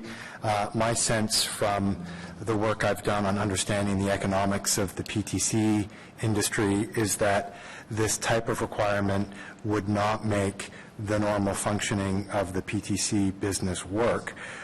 So essentially it would frustrate the entire objective of establishing a new set of bylaws. That said, I do think there are other things we can consider in the interest of increasing public safety.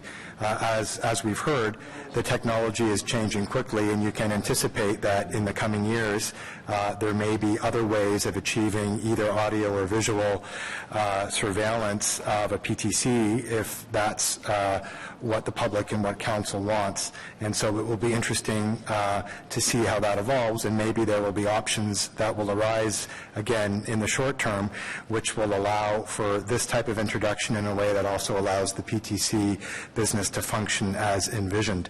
One issue, Chair, that I wanted to ask staff, and if you see it as appropriate, perhaps it can be staff direction, is I did understand that one PTC company has experimented, has piloted a so-called SOS button, so that either the driver or the rider in the duration of the actual ride can enact an SOS button which goes directly to the local police service. And I just wondered, Chair, if we could ask staff in their first update, once the bylaws in whatever shape are approved, if we could just get a verbal update from staff as to whether that kind of innovation or mechanism could be possible in the Ottawa context. We can take that direction, Chair. Thank you. Okay. Thank you, Councillor Nussbaum. Councillor Brockington. Madam Chair, I have a procedural question. If this committee and ultimately council does not endorse the cameras in the PTC cars, but following status updates from staff at the 3, 6, 12-month period, maybe there are some issues in the public that come to our attention where we want to reconsider this matter, how would we do that? Would it be in order to revisit this matter in 3, 6, 12 months? My understanding, and somebody can correct me if I'm wrong, but if there's new information, council can revisit it, or they can revisit it with 2/3 of council consent. Is that right? Almost perfect, Chair. It is, as the councillor indicated, if there was new information along the way, yes. As I indicated earlier, I don't think we have the empirical data at this point with these PTCs, but if something came along in 6-12 months and we said, hey, you know what, this is new information, then the chair would make the ruling. Alternatively, with 3/4, Madam Chair, would be to suspend the rules. So if we want to assess the landscape on a number of items or components and see how things go, then what I've heard is that would be in order. And so if we do not approve this, then we could do so at a future date. So I just want a clarification on that. Thank you, Councillor. Councillor Drews. Chair, thank you, Madam Chair. To you, I also want to, I did ask this question earlier, and this is going to come to be reviewed within the next time that we, to reassess it. But I also want to share something with my colleague. The camera in the car, yes, it's public safety and everything, and I totally agree, and I don't disagree with all the, I think we're all talking about the same things here, but the camera in the taxi are feature. And we're talking about letting this industry be creative and thinking outside the box and be distinguished from another public transportation.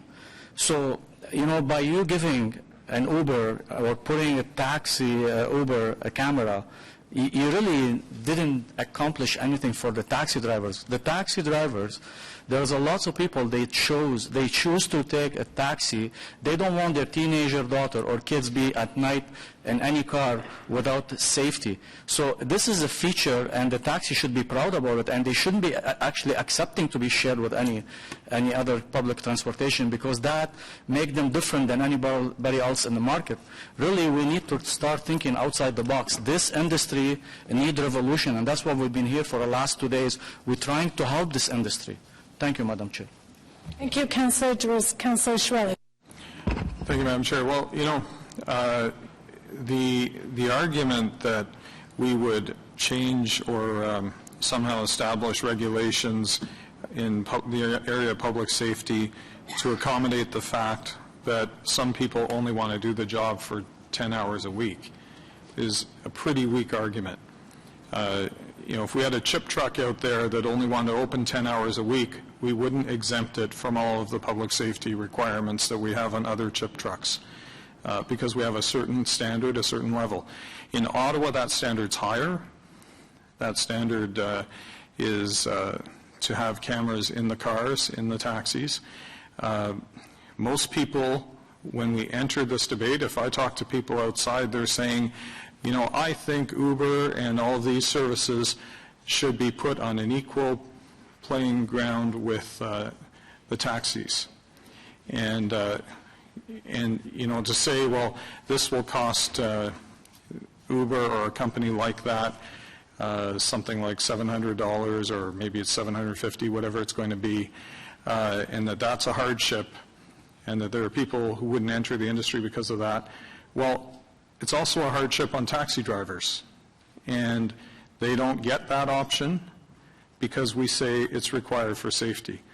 And you know, we've had a statement here today by one of the members of the police service who deals most directly with this, who said that it's helpful to have this in taxis. It has been proven to work, and that he would welcome it in other vehicles too. So I think most people view PTCs as something very akin to taxis, and or very analogous to taxis. And most of the questions of what happened in an incident in a vehicle or just outside the vehicle, again, are questions that are between PTCs and taxis very analogous. And so I think we need to be very careful about tripping over everything just to try to make sure you create a runway for Uber and other such companies to land here, and that in doing so you put aside protections that we have debated, we have decided upon, we have implemented, and we have found to be successful. Thank you, Councillor Shweli. Councillor Shantari. I just want to I don't think I can beat that speech from Councilor Shirali. Thank you, Councilor Shirali. But when staff said installing the camera, it could be maybe so. Installing it requires some mechanical. But I mean, we install speed board in our city, and we have the brackets, and now what we do, we change the sign, the radar from one place to another.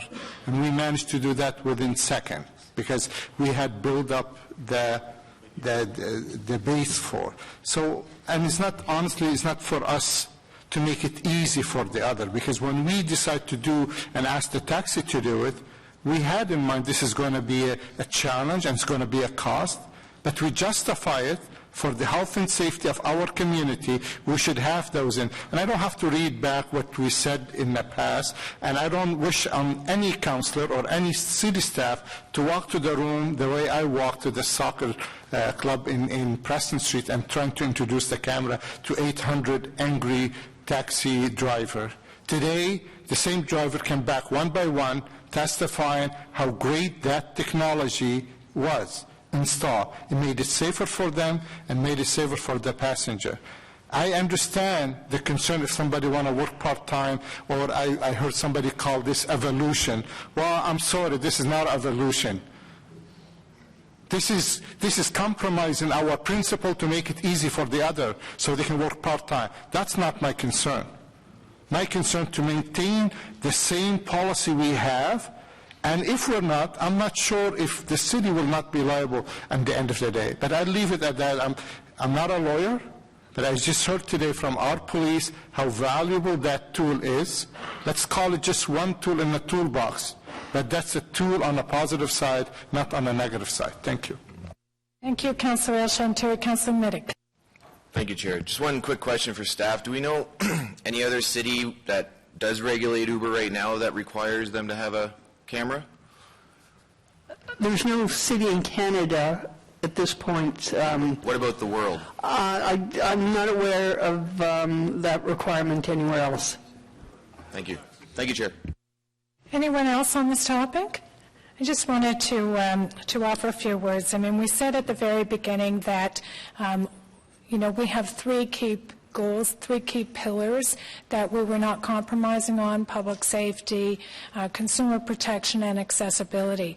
Yesterday, some of the presenters made much ado about comments I made back in 2008 about how important I thought it was to have cameras in taxi cabs. And let me just say that I still absolutely believe that to be true, and I do believe that we need to require cameras in taxi cabs. That's because of the nature of the business practices that taxi cabs engage in: street hails, cab stands, cash transactions. PTCs have a different business model. It's an arranged ride between two parties. There is knowledge of both of those parties, and there's GPS tracking. When Core Strategies, as part of the KPMG work, did their study, they did not identify this as an issue important to public safety in private transportation company vehicles. In fact, passengers indicated they felt safer in PTCs than in cabs, which currently have cameras. It appears that the rating system seems to be more important to the public in determining their sense of safety than the cameras do. And let me also say, I think, this report is about introducing competition in the marketplace. Well, that gives the element of choice is available. If you feel safer in a vehicle with a camera, take a cab. If you feel safer being able to rate the driver and know that driver has a high rating, then you can take a PTC.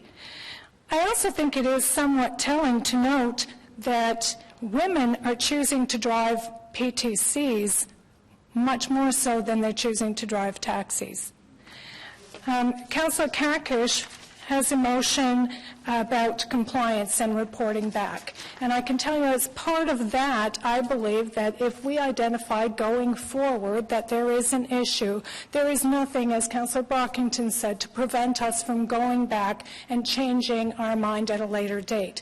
But given the information in the KPMG report, Core Strategies report, and the public, all 6,000 who participate, not identifying this as an issue, it feels that this is yet another attempt to create a barrier to entry to competition to the market. And it is for that reason that I won't support this motion. And I'll now call Yeas and Nays. Councillor Shirelli. Yes. Councillor DeRuse. No. Councillor Eglai. Yes. Conseiller Fleury. No. Councillor Middick. No. Councillor Nussbaum. No. Councillor Kadri. No. Councillor Kakish. Yes. Councillor Brockington. No. Chair Deans. No. Motion fails. Moving then to D. Carried on D. Carried?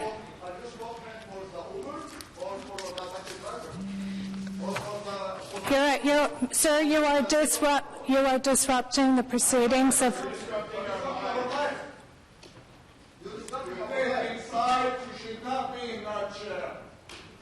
You're biased. Been like that from the beginning. We know you for so many years. It's not new. So I'm happy now, 20 years in the power, and it's going up now. Thank you very much.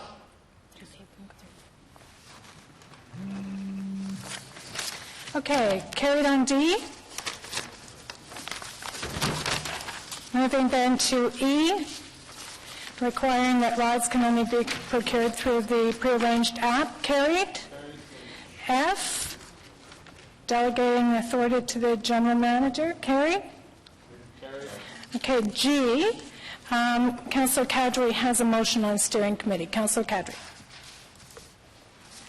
Thank you very much, Madam Chair. And yes, talking about the accessibility aspect of this report, and as staff have mentioned a couple of times, even today, in terms of questioning from colleagues about the importance of the accessibility service that we provide currently, and going forward to protect that as well as to enhance it if possible.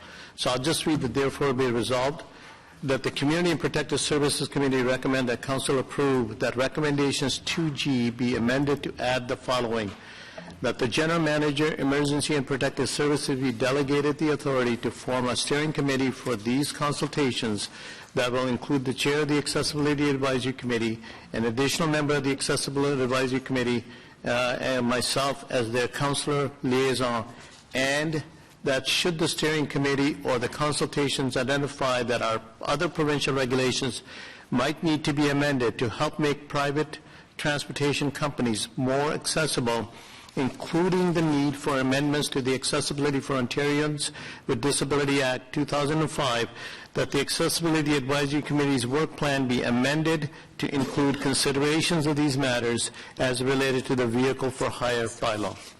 And basically, as we talked earlier, Madam Chair, this motion identifies some of the features that we're looking for that depend on other levels of government for authority that we would be looking for going forward. So I think this is an important piece into the making sure that the accessibility piece is as strong as possible. Thank you, Councillor. Any comments on this one? That's not the right motion on the screen. Can we get the right motion on the screen?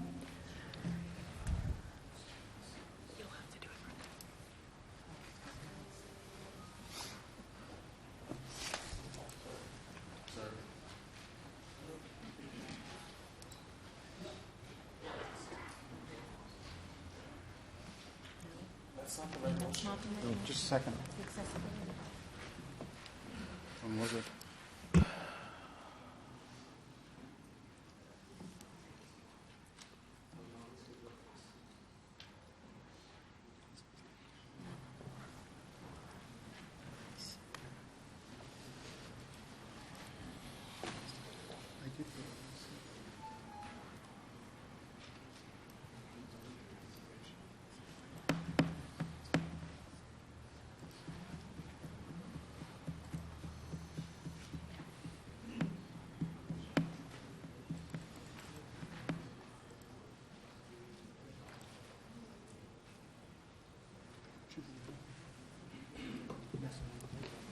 Okay?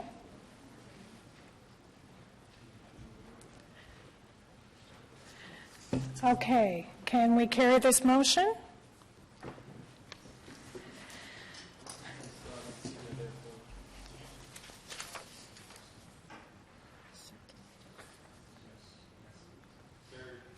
Carried? Okay, and then on G is amended? Carried, thank you. Okay, H, require that PTCs comply. There are 4 motions, starting with Councillor Egley. As I stated yesterday, I have absolutely no issue with the Uber app. I'm not sure it's magic, as was described by one of the witnesses, but it certainly serves a purpose, and I think there's room in the Ottawa landscape for it. The difficulty I have, though, is in how Uber, the company, has carried on since they've been in Ottawa. They've known our rules, they've known our regulations, and they've knowingly and intentionally chosen to flaunt them. They've acted, in my opinion, in a disrespectful way of our rules and our regulations and of this council. So that was my opinion going into this series of meetings.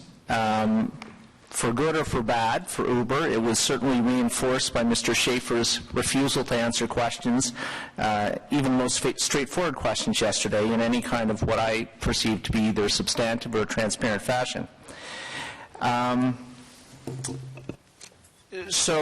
But juxtaposed against this is 2 other factors. Firstly, Uber drivers themselves, from all of them that showed up and spoke, are reasonable, decent folks. And the people of Ottawa, the residents of Ottawa, seem to like their Uber a lot. We also have the cab drivers, who are also very decent and reasonable folks that have provided a very responsible and reliable transportation service for the city for the last decades. And we want to thank them for that. So my motion tries to achieve a level of balance or fairness in that process, recognizing all those factors and all those players. So what the motion is intended to do is, at least 2 weeks prior to the introduction of the bylaw, whatever that date is, it's going to be later now, we know, is to have a complete list from Uber of all of its drivers, identifying information, names, addresses, makes, model of the car, year, the status of the car's inspection, the status of the insurance, and the status of the any police reference checks, to serve as a baseline for Mr. DeMonte and his team in going forward. And this is primarily because of the volatile nature of the Uber employment base. It changes. I think we heard that it's every 4 months or so people will come on and come off. And the requirement is to maintain this list on an ongoing basis and provide it to us every 3 months, which, as Mr. DeMonte said earlier this afternoon, he thought would be a valuable tool in their enforcement toolbox going forward, again, providing a baseline of information for them that they can then go out and use in a reliable fashion to do their double checks, their spot checks, their reviews, that sort of thing. So Uber has told us repeatedly that they're a data company. They have all sorts of data mined and available, so I would think that this will be a minimum impingement upon their business plan, but at the same time will provide the city in good faith some usable information for the purposes of making sure that the cars are properly licensed, properly insured, and the drivers are properly checked out. And so I think this motion addresses fairness, and to quote Sean McKinney from the other day, it doesn't simply reward bad behavior, but it achieves a level of balance and a level of fairness for the residents of Ottawa who will be using the various services. So I'd invite all of the members to please support this motion. Thank you, Councillor Egley. Councillor Blais.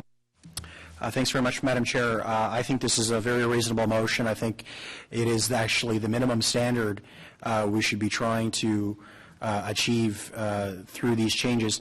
I would wonder if the mover would ask for a slight addition to it, not simply to provide an updated list every 3 months, but to indicate the reason for change to such lists, so that if people are falling off the list, that the reason for them falling off the list is indicated.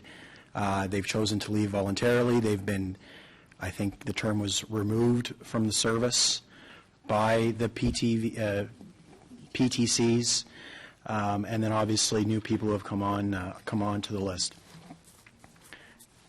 And so I'd be happy to, it looks like Mr. O'Connor wants to say something about that, so I would be happy to ask his view on that. And I apologize for having to say this. Basically, Madam Chair, it would appear that there is no regulatory reason for us to know those reasons, and there may be privacy issues if someone is off on maternity leave, someone got severed from their job. I just see there may be issues in that respect, so I would caution.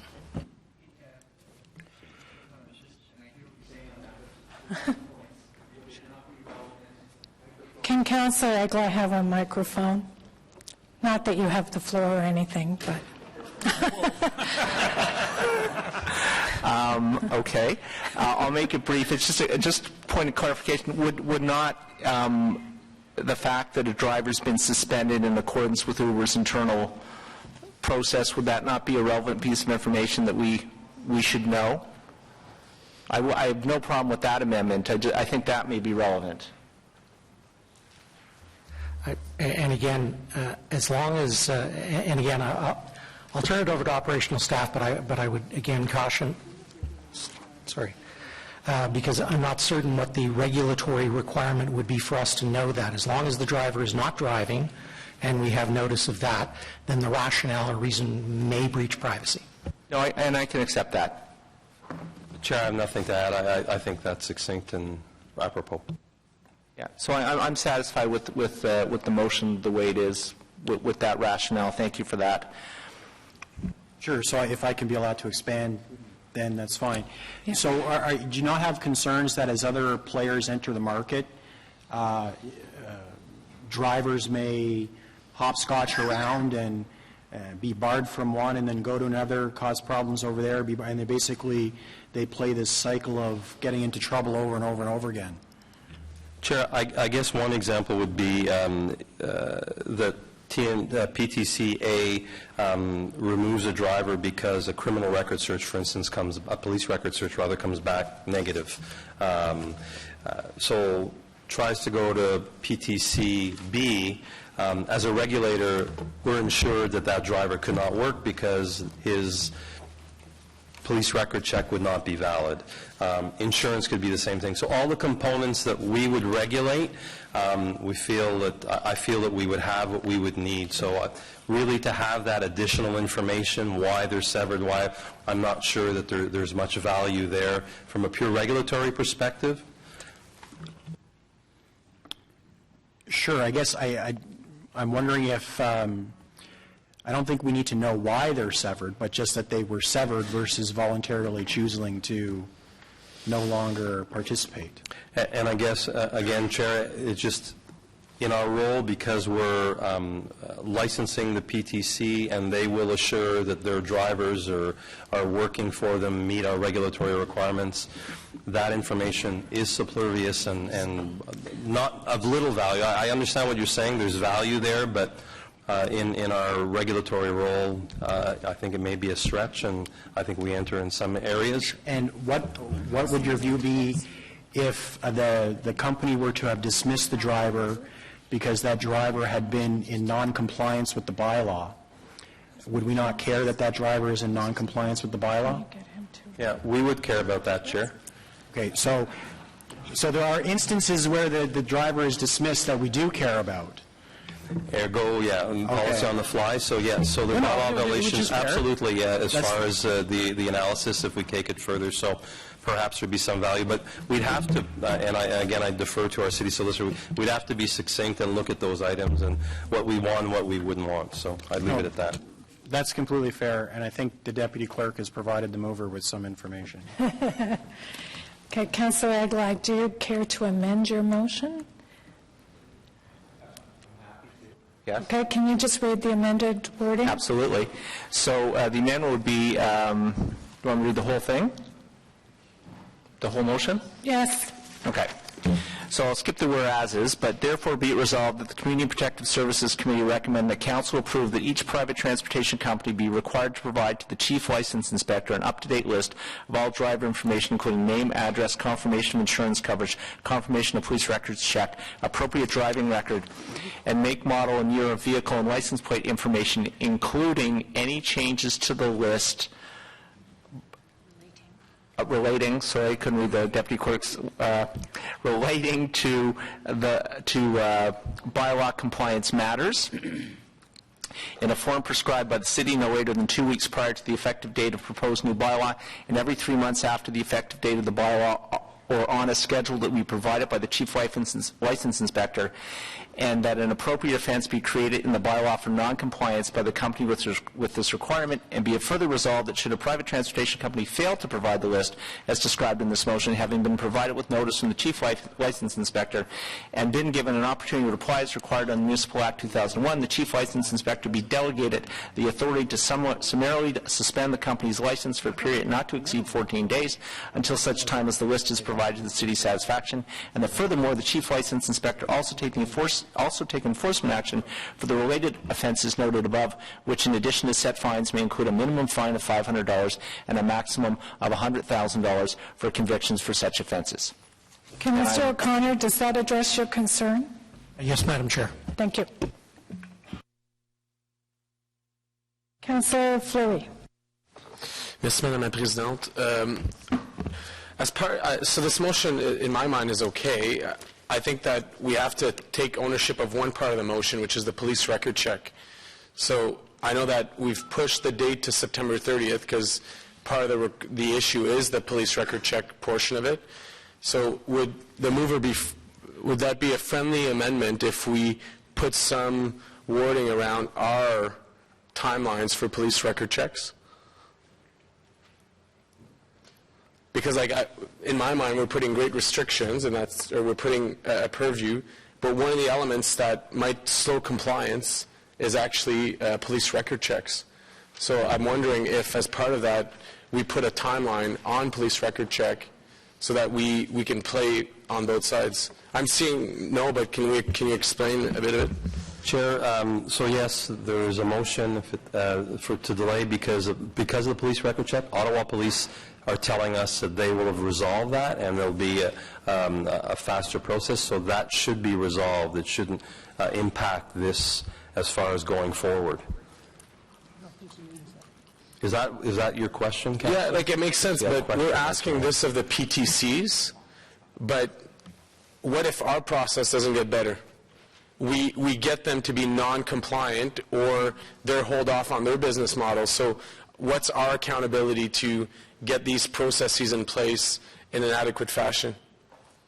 So they will be in place, and again, if there would be an issue, we'd obviously be considering that issue. If it was our issue, like anything else, if the problem is on our end, the chief licensing officer would use judgment to not penalize the organization for something that's our problem or a police record checks problem. It's a good point, and we take that into account. Okay, thank you. Thank you, Councillor Fleury. Councillor Nussbaum. Thank you, Chair. I just wondered if staff might offer a view on the proposed motion. I was off from the desk for a few seconds, so I may have missed it, so apologies if you've already done so. But given that you've been living and breathing this now for many months, this wasn't what you had put in the staff report. I'm curious in what ways, and given again that you know the details, you think what are the impacts of this as a general public policy issue? Do you see this as a positive change, neutral or negative? Thank you. So, Chair, Yes, it wasn't contemplated. We didn't get into detail because we're now getting into the operational side of enforcement, and what we're hearing from members is they want to give us extra tools. When we look at this tool, at first blush, my reaction was no. There was a bit of a resistance because of maybe some issues with regards to privacy.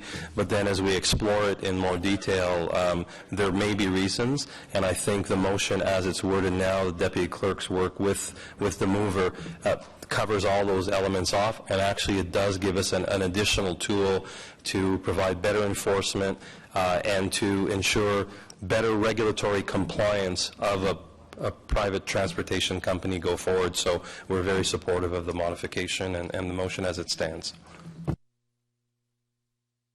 Thank you, Councillor. Councillor Shweli. Yeah.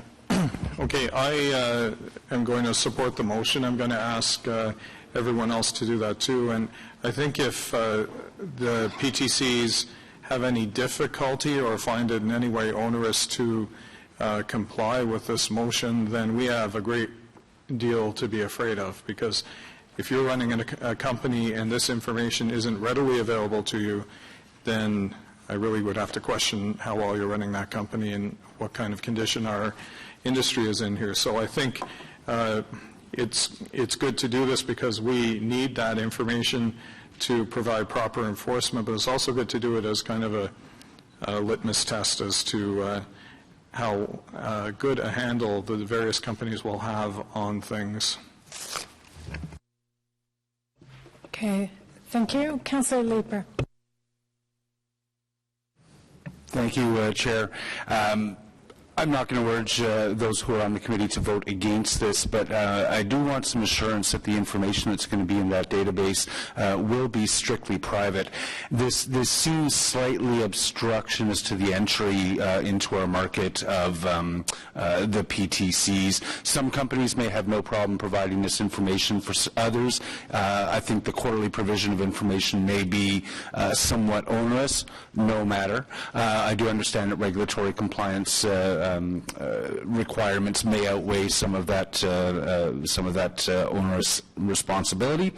But is the information going to be absolutely private? This is a big new database. I want to make sure that the personal information that's inside it is going to be kept strictly confidential to the city and protected. There may be folks who are driving for PTCs who, for whatever sensitive reasons, may not want that fact known to others for reasons that are absolutely none of our business. So if we're going to create this new database, I just need that comfort that it's going to be absolutely private.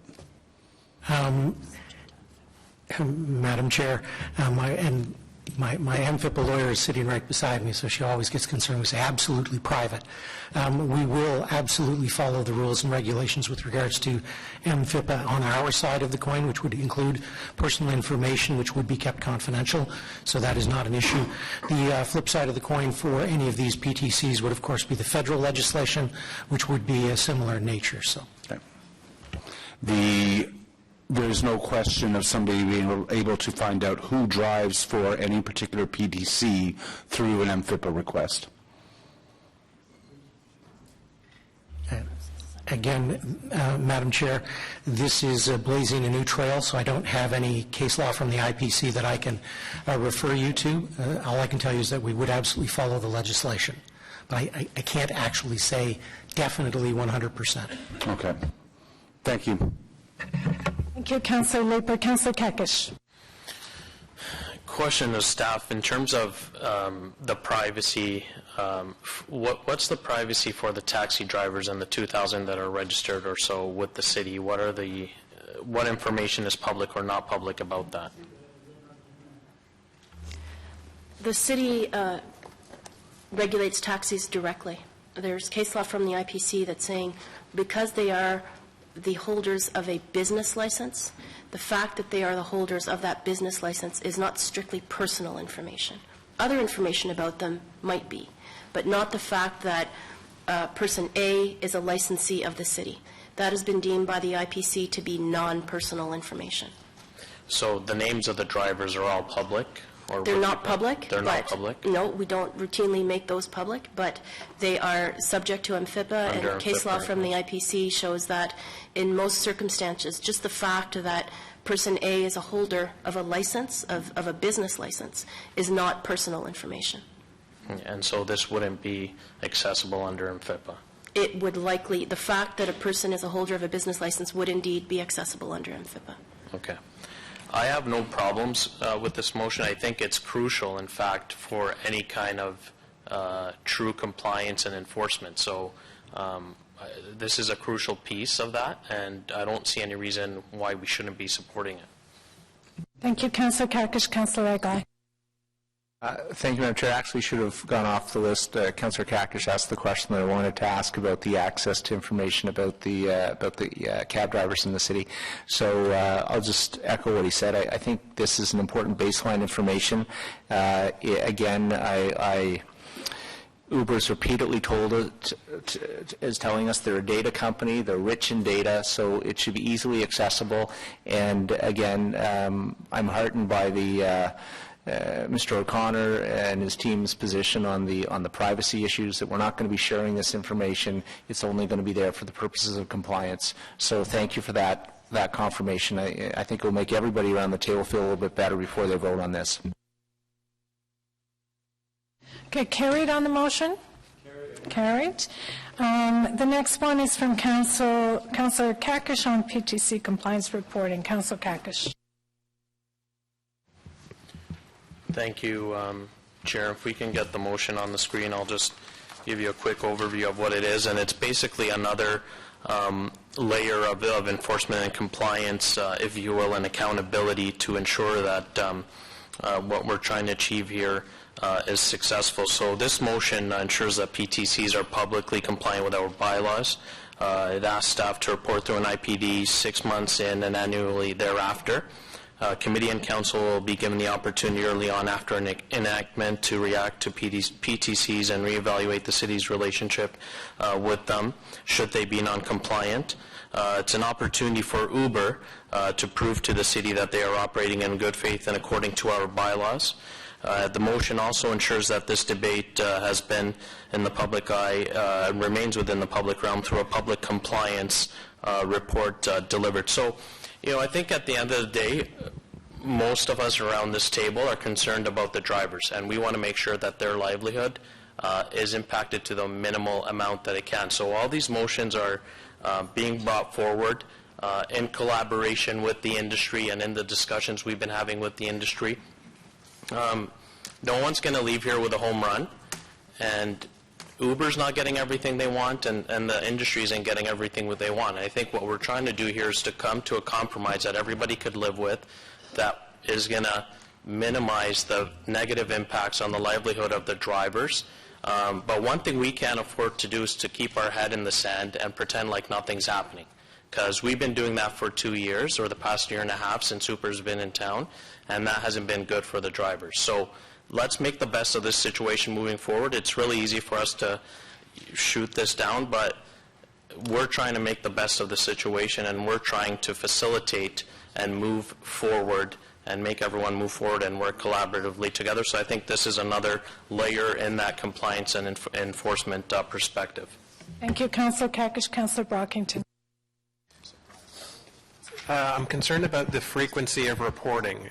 We wouldn't get a report until after March 30th because of 2017, because that would be 6 months after the implementation date if we're going to September 30th or starting September 30th.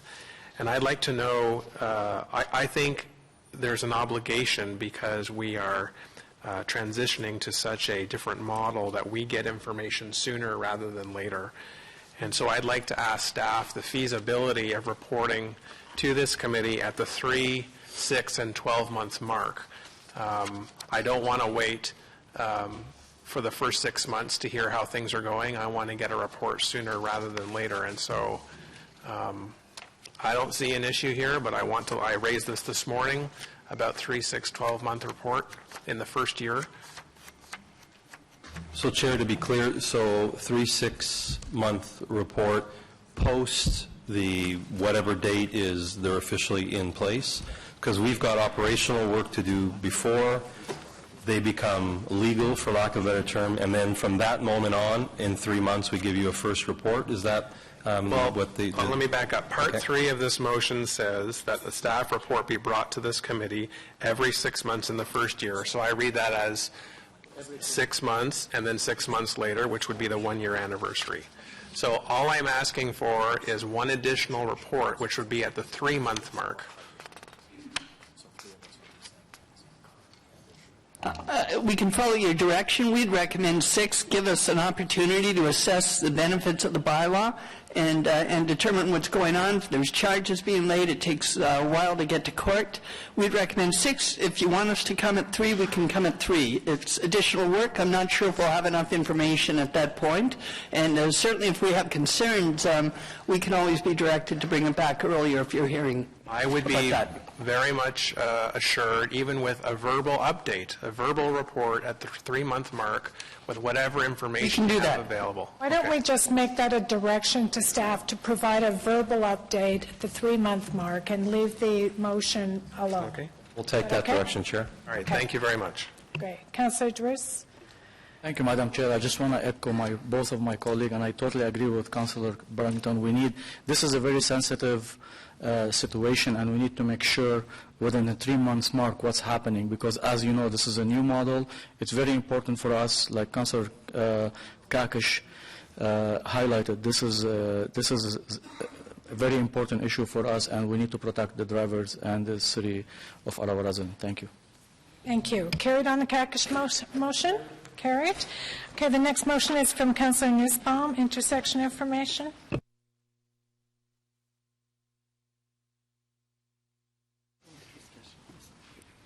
Thank you, Chair. I raised this issue earlier during the period of questions, that under Section 12, where the city has access to PTC data, I think we found what might have been just a drafting, well, I don't want to say mistake, but just having overlooked the fact that there isn't any requirement for the city to get the specific address of either the start point or the destination of the trip. That doesn't mean that the police services, of course, would have access to that information, but merely for the information required by the chief license inspector, it was agreed that either the nearest intersection or the 3-digit postal code is all that's required, and that's an issue of the privacy of any future rider of a PTC. Thanks. Okay, carried on that motion. And the final one from Councillor Fleury on HST clarity. So I'll just read the, therefore be resolved that Council direct that City Clerk and City Solicitor to request that the Canada Revenue Agency review the obligations of PTCs and their affiliate drivers to collect and remit HST in Ontario, and formally respond to the City of Ottawa's request with related requirements and processes if necessary, and therefore, and be it further resolved that the response be reported back to Committee and Council. Okay, Councillor Brockington. In this context, will the CRA know what a private transportation company is, and should we basically, in our letter, say Uber? They know what Uber is, but a PTC is a made in Ottawa terminology, and I'm not sure if the CRA will scratch their head and know what we're talking about. Madam Chair, we were going to provide them with the report and a number of the background information, so I think they will be very clear. Okay, thank you. Councillor Fleury? Yeah, I would prefer if we wouldn't put Uber, because today that's not an Uber, it's a PTC discussion. I'm going to provide all the reports so they can research that themselves. Carried on the motion? Carried. Okay, are there any additional PTC motions? Seeing none, can we carry H? Okay, carried on H? Okay. Item number 3, as amended with the date of September 30th, carried? We can carry all of 3, right? Yeah. A, B, C, D? Oh, no. Okay, so 3A is carried. B, carried? C, carried. D, carried. Okay, and then E, Councillor DeBruce has a motion for variable fees for ECAPs. Councillor DeBruce. Thank you, Madam Chair.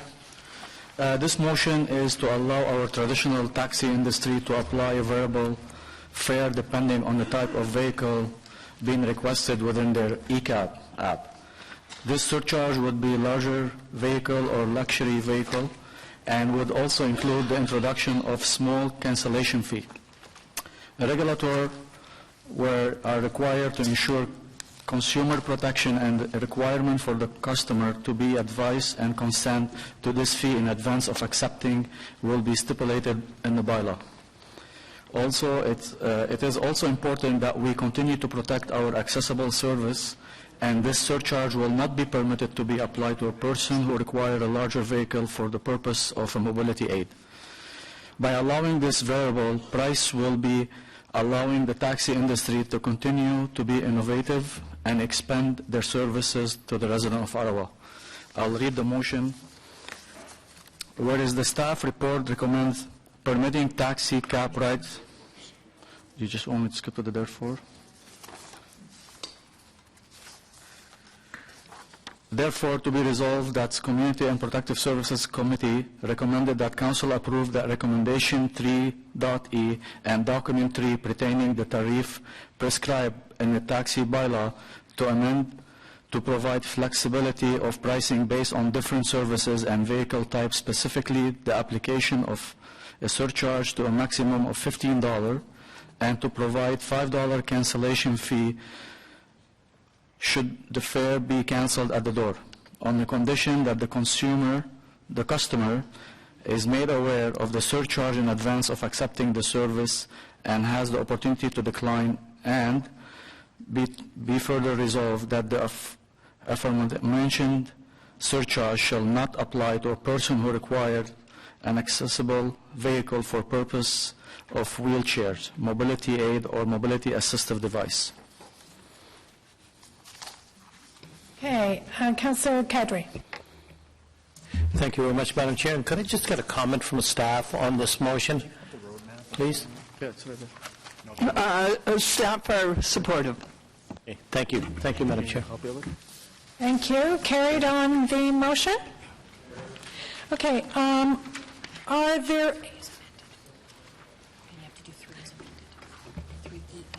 Okay, so 3E as amended, carried? Carried? Thank you. Now, we could carry the rest of 3 on the taxi motions in bulk. Are there any other motions on the taxi 1 and 3? So carried in bulk on the rest of those? Carried. Thank you. Moving then to item number 4 on limousines, there is an amendment to September 30th in the date. Can we carry the limousine in bulk? Carried? Okay. Item 5, petition the province to approve legislative amendments as listed in A, B, and C. Carried? Carried. Oh, Councillor Blais. Thank you very much, Madam Chair. These all seem fine. I'm hoping we could add one to include private transportation vehicles in the listing of items that the city is able to regulate the fare or the price of.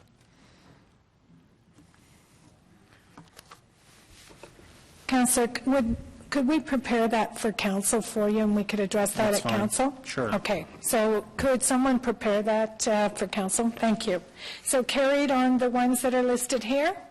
Carried? Okay. Item number 6, the delegated authority to the general manager. There are 2 motions. Councillor Brockington.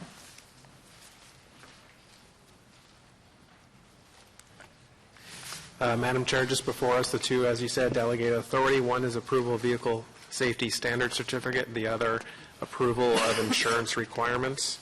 It's coming from staff. I'm moving them as the Vice Chair. Okay.